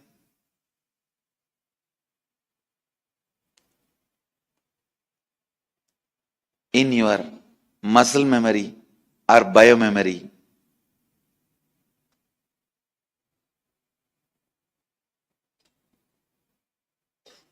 In your doing cognition or being cognition. In your doing memory or being memory. Maybe these two words you will easily understand. Instead of muscle memory, we can use the word doing memory. Instead of biomemory, we can use the word being memory.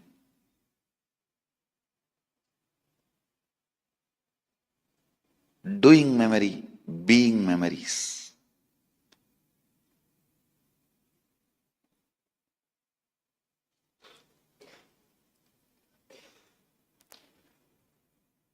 Now it is time you should discover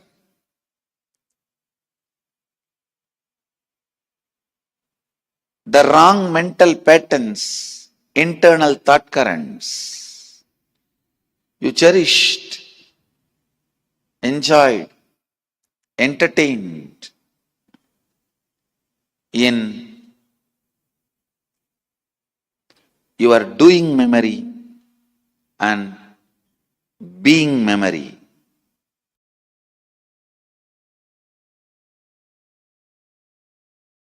How you cognized money, wealth, what all your perceptions and beliefs and cognitions about money. Let's dig out. Let's get them out first. The moment you remember money, does it bring tremendous pain, suffering, impossibility, all that in you? What is the emotion or energy it invokes in you? So put your pen to paper and just keep writing whatever comes to your mind. If you feel tortured, irritated, the moment you think of money, whatever you think, money is difficult, money is impossible, money is, unless you cheat, you can't get the money. Even if you cheat it, somebody will cheat from you. So much goes on inside you about money. Your incompletions with money. Just spend few minutes and let's dig out all the incompletions, mental patterns we have, perceptions, beliefs and cognitions we have about money. Listen, the first step we need to do now, cleaning up, completing these mental thought patterns, the incompletion patterns related to wealth, and stopping them from recurring. Please understand. Biggest problem is when you do not recognize something as a pattern, it continues to exist in you and recur. Known or unknown, you can complete. You can be out of it. It is possible. It is possible. I'll explain the science of completion. Understand, this one technique can help you whether you want to get rid of your headache or your whole ignorance and get into enlightenment. Whether you want as simple as healing your headache or as complicated as enlightenment, anything, this one technique can give you. This one technique, it is a complete end-to-end, alpha to omega.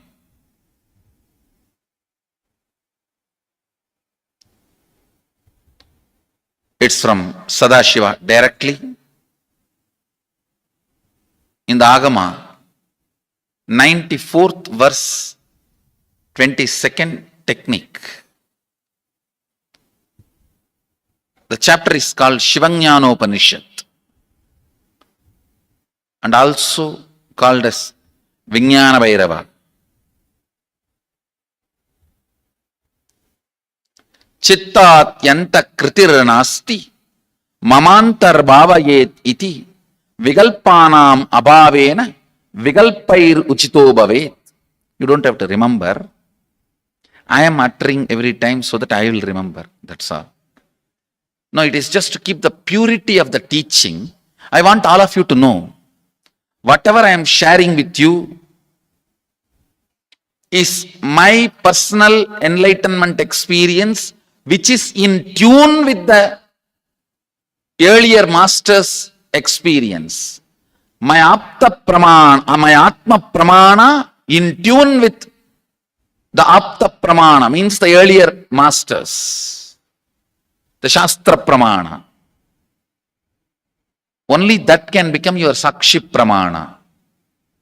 Never learn from a person who does not have Atma Pramana, enlightenment. He will be only Pandit, repeating. Same way, never learn from a person who claims, yes, enlightenment, but does not keep his experience in tune with the Shastra Pramana and shares with you. It's always dangerous. Maybe it must have been good for him, but we don't know whether it is good for all of you. The Atma Pramana should always be acid washed with Apta Pramana, Shastra Pramana. Only that can become Sakshi Pramana, experiential reality for you. Never learn from anybody who has only knowledge, not experience. Same way, never learn from somebody who claims having only experience and does not connect, purify, make it in tune with the Shastra and presents it to you. There is always a danger. If you don't bother about the Shastra Pramana, you may be having kakka biryani. Be careful. Listen. To keep the purity of the teachings, I keep the original Sanskrit verses. I'll give you the translation now. Consciously feel within the mind stuff of past memories of incompletion with its activities as mind, intellect and ego not existing in me. By contemplating this way in your inner space, disidentify from the past impressions and memories of completion. Put your active attention at the space of past happening. Relive these imagined impressions and memories of incompletion. Then the mind stop having fully ceased from its present characteristics of forming thought patterns and cognitions is complete. Thus you become complete and achieve the original space of complete completion. Listen. Now I will explain. I read out the translation. I'll explain what to do. Now you wrote many of the patterns, incompletions, thought currents you are having about money, ideas, cognitions. You developed about money from the young age. Do only one thing. Just go back to that same age when the incidents happened in you, the cognition started building in you, the beliefs started building in you, the idea started building in you, the perception started building in you. Relive the same situation. I am not asking you just remember. Remembering means, for example, something happened at the age of 7 which is still hurting you about money. You asked 1 rupee from your uncle and he did not give, but he gave it to his son. It's still sitting and hurting. If now you are 47, this happened 7. You being 47-year-old person and remembering what happened at the age of 7 is remembering. Forget you are 47. Forget who you are now. You may be having millions. Just become that 7-year-old who asked and did not receive. For you that 1 rupee must have been almost life. I have seen people, they develop even wheezing when they were not given as simple as a chocolate or an ice cream by their friend or family or brother. I've seen. Because for a child, it may be life. Just go back, forget who you are now. Become that person. When that incident happened, relive. Just see what has happened at that time. You will see many of the unknown, suppressed emotions will break. And I tell you, many diseases will be healed. I have seen people walking out of tumors, cancers, asthma, wheezing, just by completion. Because many of your diseases have their roots in some of the incompletions of the past. When you relive, many pain parts in you breaks. Pain bodies collapse. The pain patterns melt down, which completes many other issues which you don't even remember. I have seen when people do completion, to complete the wealth related incompletions, suddenly they get into health, because the same incompletions which created wealth issues only were creating health issues. When they melt down, people become free even from both. Listen carefully. I'll repeat once more. Now you would have written so many patterns, incompletions, thought currents, ideas, cognitions. Take few minutes. Go back to each incident, each pain, each hurting. Relive, relive, relive. Don't justify what happened. Don't try to console yourself. No consolation will work. No justification will work. Neither help others nor try to help yourself. Just relive. I've seen when somebody has tears, others try to console. No, relax. You are not more compassionate than me. Let me do that job. You don't interfere in my job. Let you just go through. Even you don't try to console yourself. That is not going to work. If something has to break inside, let it break. It's okay. When you relive, the powerlessness, incompletion loses power over you. The end of the day, when you sit and calculate the result of your existence of last one day. See, every night when you sit and think, what is the essence, result of my existence of this whole day? Whatever I did, what is the essence? What have I achieved? What should be the counting factor of my profit? End of the day, if you think, wow, consciously I have expanded. Now I am free from these patterns. I can be beyond these restrictive patterns.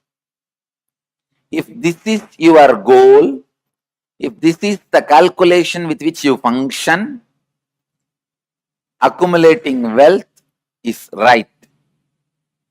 Whole day you may be working and creating wealth in your office, but end of the day, when you sit and think about yourself, yes, I did this actions.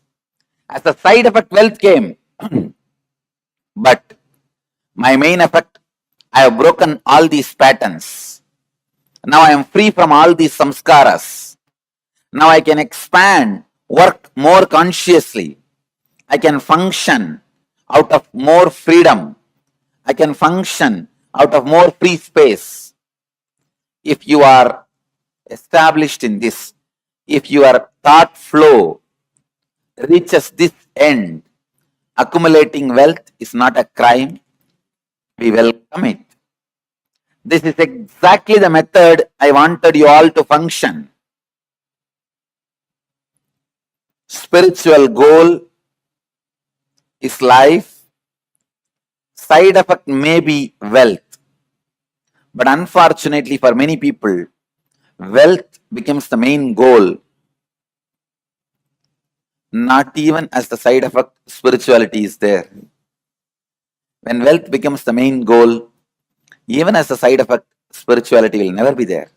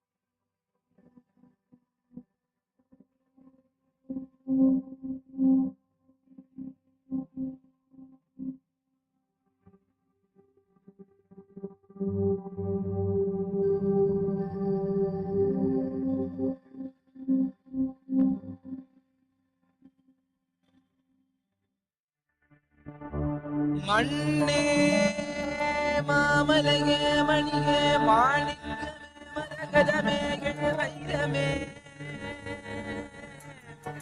பொன்னே புகழ் சேர் பொன்மலையே சோதி வடிவான ரூபனே என் குருநாதா என் குருநாதா என் குருநாதா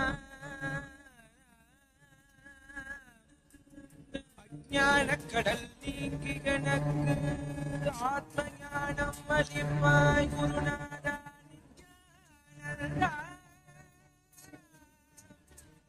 ஆத்ம ஞானம் அளிப்பாய் நித்யா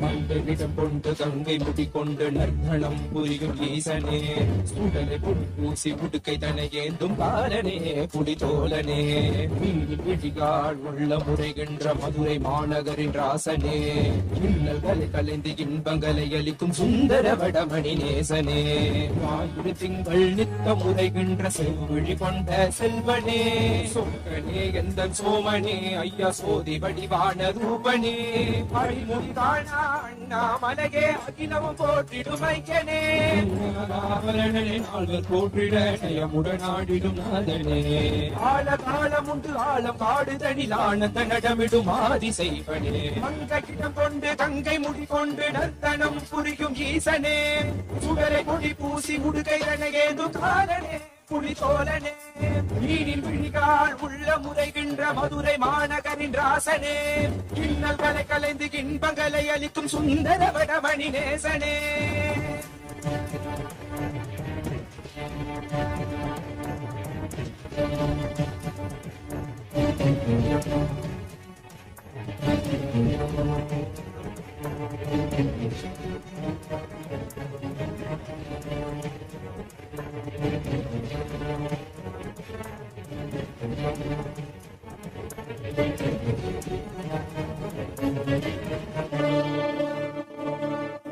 மான்வழு தானாடிட மங்கையவளிடம் கொண்டு நீயாடி பாடியார் பெருவினைகள் தீர்த்தருளவே நித்யனே இடபத்தின் மேலேறிவா என்றென்றும் விரிதடை தானாடிட புரிதனின் சுந்தரனி நீயாடிவா தினமும் நீ விசும்பு தந்தருளவே நேசனே மலனே நீயாடிவா இவயோக கிண்ணலை கலந்திடும் தேவா தேவாதி தேவா சதா சிவா பாபா குருவாக வந்து திருவருள் புரிவாய் நித்யானந்தனே முக்திதர பாபா பிறதியில் உரைகின்ற பிரமணே நீயாடிவா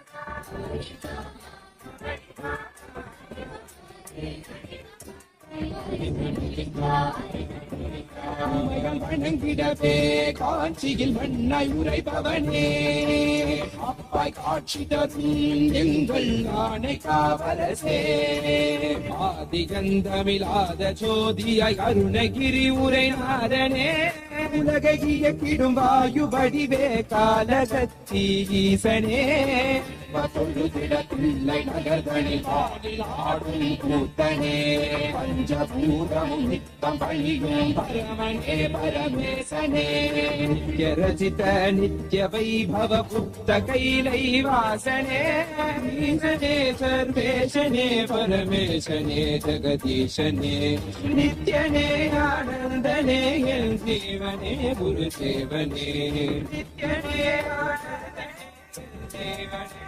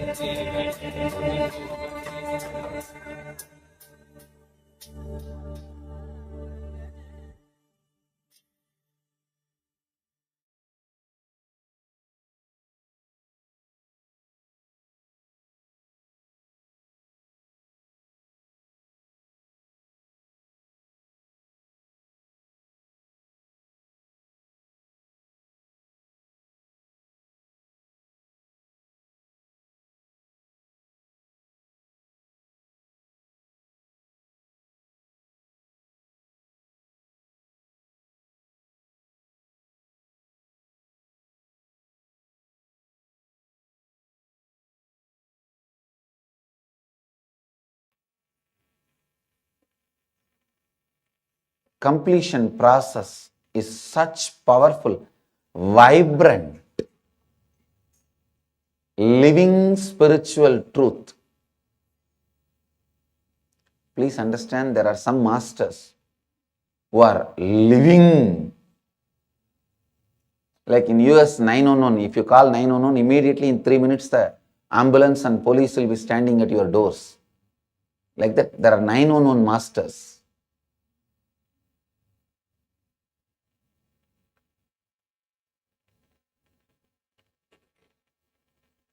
I have seen in my life some of these 911 masters, Sai Baba, Nerur Sadasiva Brahmendra, they are all 911 masters. The moment you call, they will be there. Attend to you. Same way, there are some gods, 911 gods. The moment you call, they will be there.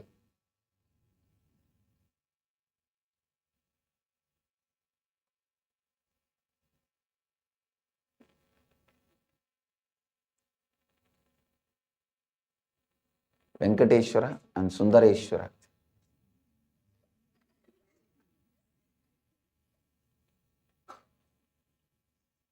Balaji, Tirupati Balaji. Don't think he makes money just like that. People in this Kali Yuga, people will not give money. If they give 1 rupee before that, they will scratch your nail and see whether it is original or duplicate. If they are giving 10 rupee, they will go to your heart and pump it and see. If they are giving 100 rupee, they will enter into your Atma and see everything very clearly. After that only they will give. People will not give money unless he does the job. I tell you. People give so much for Venkateshwara because he does the job. He is the 911 God. Just like Nerur Sadasiva Brahmendra, Sai Baba are like 911 gurus. Just like Venkateshwara and Sundareshwara are 911 gods. The science of completion is 911 spiritual technique. The moment you do, it will give you the result.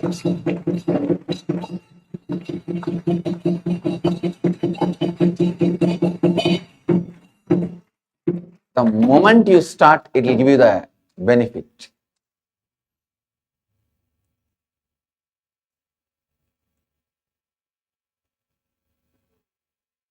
It's not that you have to do it for ages, even once. It starts producing results. Venkateshwara is one of the most powerful modern day incarnation. Incarnation happened in Kali Yuga.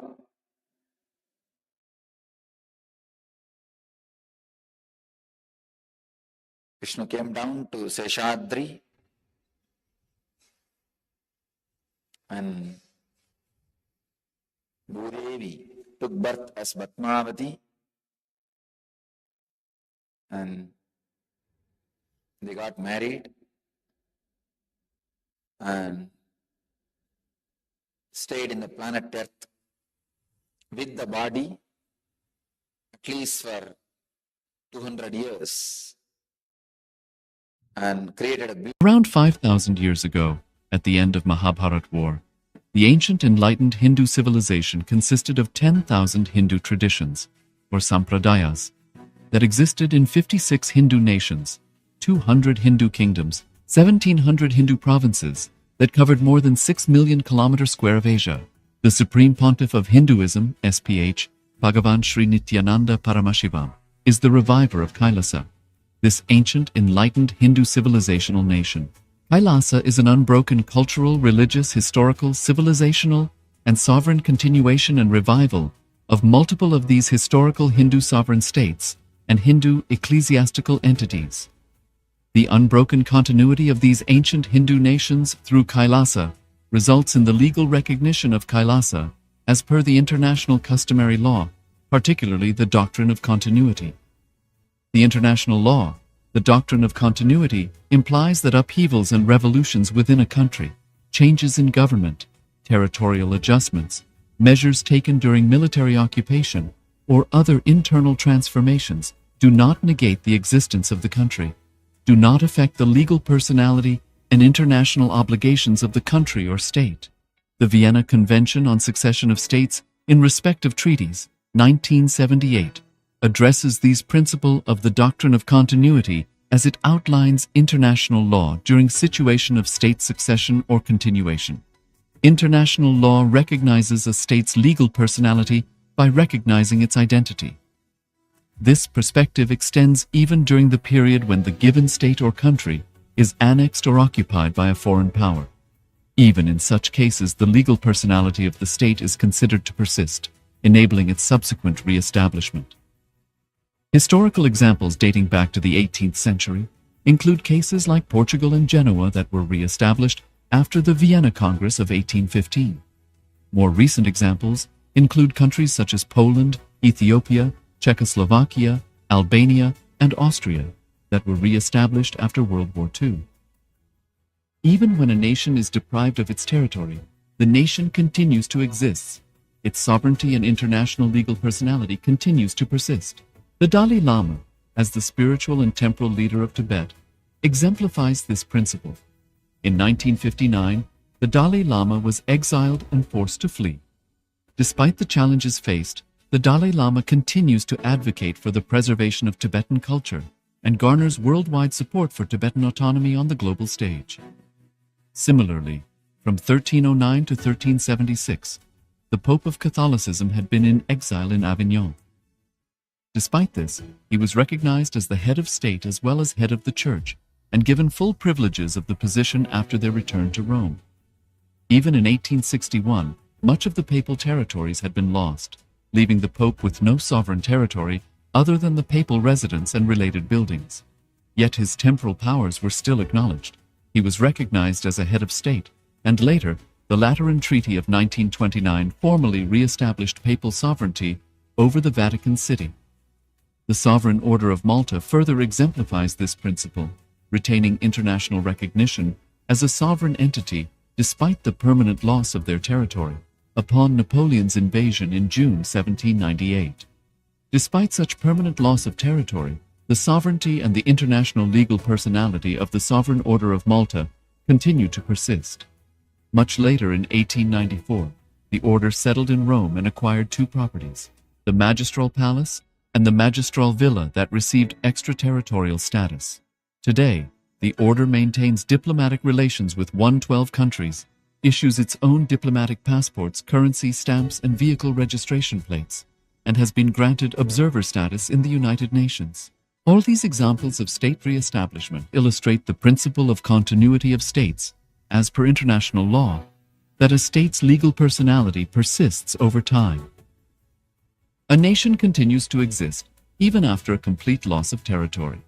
A far more striking example is of the oceanic countries, which are under the threat of their entire nation being drowned and submerged due to rising sea levels owing to global warming. In response to such existential threat of climate change, Pacific Island nations, including Tuvalu, have enacted constitutional amendments and made international declarations affirming that their nation and their sovereign rights will continue to persist, despite their entire territory being lost to the sea.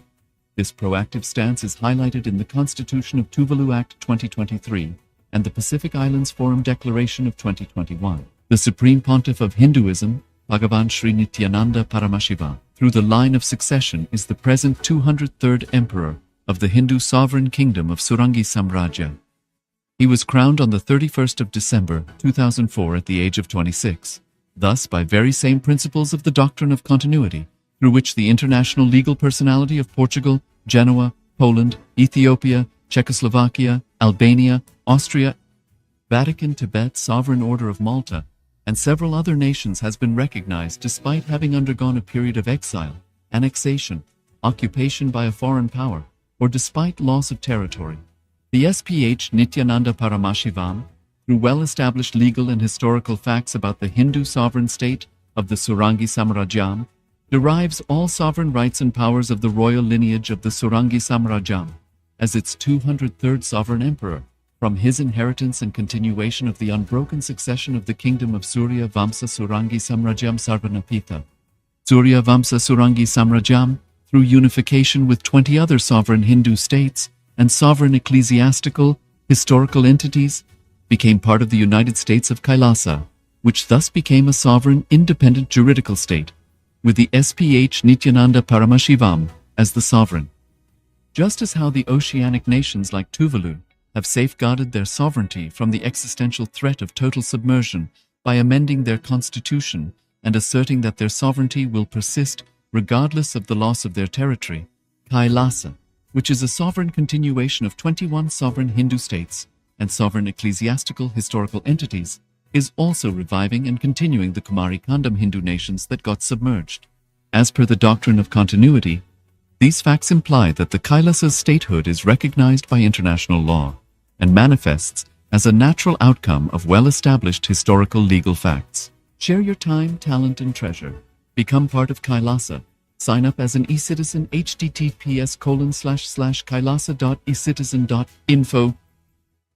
Around 5,000 years ago, at the end of Mahabharat War, the ancient enlightened Hindu civilization consisted of 10,000 Hindu traditions, or sampradayas, that existed in 56 Hindu nations, 200 Hindu kingdoms, 1,700 Hindu provinces that covered more than 6 million kilometers square of Asia. The Supreme Pontiff of Hinduism, SPH, Bhagavan Sri Nithyananda Paramashivoham, is the reviver of Kailasa, this ancient enlightened Hindu civilizational nation. Kailasa is an unbroken cultural, religious, historical, civilizational, and sovereign continuation and revival of multiple of these historical Hindu sovereign states and Hindu ecclesiastical entities. The unbroken continuity of these ancient Hindu nations through Kailasa results in the legal recognition of Kailasa as per the international customary law, particularly the doctrine of continuity. The international law, the doctrine of continuity, implies that upheavals and revolutions within a country, changes in government, territorial adjustments, measures taken during military occupation, or other internal transformations do not negate the existence of the country, do not affect the legal personality and international obligations of the country or state. The Vienna Convention on Succession of States in respect of treaties, 1978, addresses these principles of the doctrine of continuity as it outlines international law during situation of state succession or continuation. International law recognizes a state's legal personality by recognizing its identity. This perspective extends even during the period when the given state or country is annexed or occupied by a foreign power. Even in such cases, the legal personality of the state is considered to persist, enabling its subsequent re-establishment. Historical examples dating back to the 18th century include cases like Portugal and Genoa that were re-established after the Vienna Congress of 1815. More recent examples include countries such as Poland, Ethiopia, Czechoslovakia, Albania, and Austria that were re-established after World War II. Even when a nation is deprived of its territory, the nation continues to exist, its sovereignty and international legal personality continues to persist. The Dalai Lama, as the spiritual and temporal leader of Tibet, exemplifies this principle. In 1959, the Dalai Lama was exiled and forced to flee.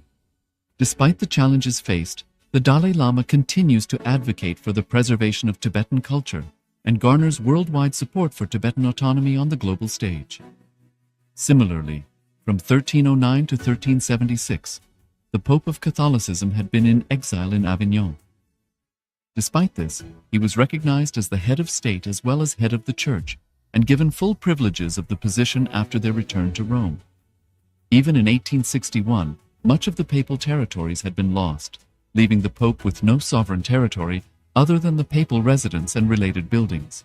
Yet his temporal powers were still acknowledged.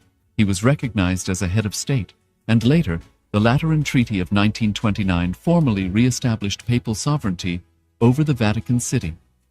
The Sovereign Order of Malta further exemplifies this principle, retaining international recognition as a sovereign entity despite the permanent loss of their territory upon Napoleon's invasion in June 1798. Despite such permanent loss of territory, the sovereignty and the international legal personality of the Sovereign Order of Malta continue to persist. Much later in 1894, the order settled in Rome and acquired two properties, the Magistral Palace and the Magistral Villa that received extraterritorial status. Today, the order maintains diplomatic relations with 112 countries, issues its own diplomatic passports, currency stamps, and vehicle registration plates, and has been granted observer status in the United Nations. All these examples of state re-establishment illustrate the principle of continuity of states, as per international law, that a state's legal personality persists over time. A nation continues to exist even after a complete loss of territory. A far more striking example is of the oceanic countries, which are under the threat of their entire nation being drowned and submerged due to rising sea levels owing to global warming. In response to such existential threat of climate change, Pacific Island nations, including Tuvalu, have enacted constitutional amendments and made international declarations affirming that their nation and their sovereign rights will continue to persist, despite their entire territory being lost to the sea. This proactive stance is highlighted in the Constitution of Tuvalu Act 2023 and the Pacific Islands Forum Declaration of 2021. The Supreme Pontiff of Hinduism, Bhagavan Sri Nithyananda Paramashivoham, through the line of succession is the present 203rd Emperor of the Hindu Sovereign Kingdom of Surangi Samrajya. He was crowned on the 31st of December 2004 at the age of 26. Thus, by very same principles of the doctrine of continuity, through which the international legal personality of Portugal, Genoa, Poland, Ethiopia, Czechoslovakia, Albania, Austria, Vatican, Tibet, Sovereign Order of Malta, and several other nations has been recognized despite having undergone a period of exile, annexation, occupation by a foreign power, or despite loss of territory. The SPH Nithyananda Paramashivoham, through well-established legal and historical facts about the Hindu sovereign state of the Surangi Samrajyam, derives all sovereign rights and powers of the royal lineage of the Surangi Samrajyam as its 203rd sovereign emperor, from his inheritance and continuation of the unbroken succession of the kingdom of Surya Vamsa Surangi Samrajyam Sarvanapitha. Surya Vamsa Surangi Samrajyam, through unification with 20 other sovereign Hindu states and sovereign ecclesiastical, historical entities, became part of the United States of Kailasa, which thus became a sovereign, independent juridical state, with the SPH Nithyananda Paramashivoham as the sovereign. Just as how the oceanic nations like Tuvalu have safeguarded their sovereignty from the existential threat of total submersion by amending their constitution and asserting that their sovereignty will persist regardless of the loss of their territory, Kailasa, which is a sovereign continuation of 21 sovereign Hindu states and sovereign ecclesiastical historical entities, is also reviving and continuing the Kumari Kandam Hindu nations that got submerged. As per the doctrine of continuity, these facts imply that the Kailasa's statehood is recognized by international law and manifests as a natural outcome of well-established historical legal facts. Share your time, talent, and treasure. Become part of Kailasa. Sign up as an eCitizen https://kailasa.ecitizen.info. Around 5,000 years ago, at the end of Mahabharat War, The ancient enlightened Hindu civilization consisted of 10,000 Hindu traditions, or sampradayas, that existed in 56 Hindu nations, 200 Hindu kingdoms, 1,700 Hindu provinces, that covered more than 6 million kilometers square of Asia. The Supreme Pontiff of Hinduism, SPH, Bhagavan Sri Nithyananda Paramashivoham, is the reviver of Kailasa, this ancient enlightened Hindu civilizational nation. Kailasa is an unbroken cultural, religious, historical, civilizational, and sovereign continuation and revival of multiple of these historical Hindu sovereign states and Hindu ecclesiastical entities. The unbroken continuity of these ancient Hindu nations through Kailasa results in the legal recognition of Kailasa as per the international customary law, particularly the doctrine of continuity. The international law, the doctrine of continuity, implies that upheavals and revolutions within a country, changes in government, territorial adjustments, measures taken during military occupation, or other internal transformations do not negate the existence of the country, do not affect the legal personality and international obligations of the country or state. The Vienna Convention on Succession of States in respect of treaties, 1978, addresses these principles of the doctrine of continuity as it outlines international law during situation of state succession or continuation. International law recognizes a state's legal personality by recognizing its identity. This perspective extends even during the period when the given state or country is annexed or occupied by a foreign power. Even in such cases, the legal personality of the state is considered to persist, enabling its subsequent re-establishment. Historical examples dating back to the 18th century include cases like Portugal and Genoa that were re-established after the Vienna Congress of 1815. More recent examples include countries such as Poland, Ethiopia, Czechoslovakia, Albania, and Austria that were re-established after World War II. Even when a nation is deprived of its territory, the nation continues to exist. Its sovereignty and international legal personality continues to persist. The Dalai Lama, as the spiritual and temporal leader of Tibet, exemplifies this principle. In 1959, the Dalai Lama was exiled and forced to flee. Despite the challenges faced, the Dalai Lama continues to advocate for the preservation of Tibetan culture and garners worldwide support for Tibetan autonomy on the global stage. Similarly, from 1309 to 1376, the Pope of Catholicism had been in exile in Avignon. Despite this, he was recognized as the head of state as well as head of the church and given full privileges of the position after their return to Rome. Even in 1861, much of the papal territories had been lost, leaving the Pope with no sovereign territory other than the papal residence and related buildings. Yet his temporal powers were still acknowledged. He was recognized as a head of state, and later, the Lateran Treaty of 1929 formally re-established papal sovereignty over the Vatican City. The Sovereign Order of Malta further exemplifies this principle, retaining international recognition as a sovereign entity despite the permanent loss of their territory upon Napoleon's invasion in June 1798. Despite such permanent loss of territory, the sovereignty and the international legal personality of the Sovereign Order of Malta continued to persist. Much later in 1894, the order settled in Rome and acquired two properties, the Magistral Palace and the Magistral Villa that received extraterritorial status. Today, the order maintains diplomatic relations with 112 countries, issues its own diplomatic passports, currency, stamps, and vehicle registration plates, and has been granted observer status in the United Nations. All these examples of state re-establishment illustrate the principle of continuity of states, as per international law, that a state's legal personality persists over time. A nation continues to exist even after a complete loss of territory.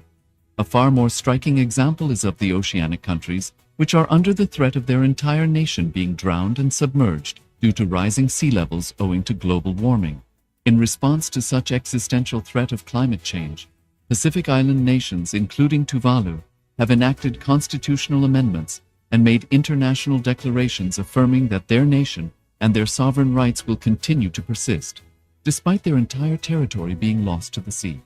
This proactive stance is highlighted in the Constitution of Tuvalu Act 2023 and the Pacific Islands Forum Declaration of 2021. The Supreme Pontiff of Hinduism, Bhagavan Sri Nithyananda Paramashiva, through the line of succession is the present 203rd Emperor of the Hindu sovereign kingdom of Surangi Samrajya. He was crowned on the 31st of December 2004 at the age of 26.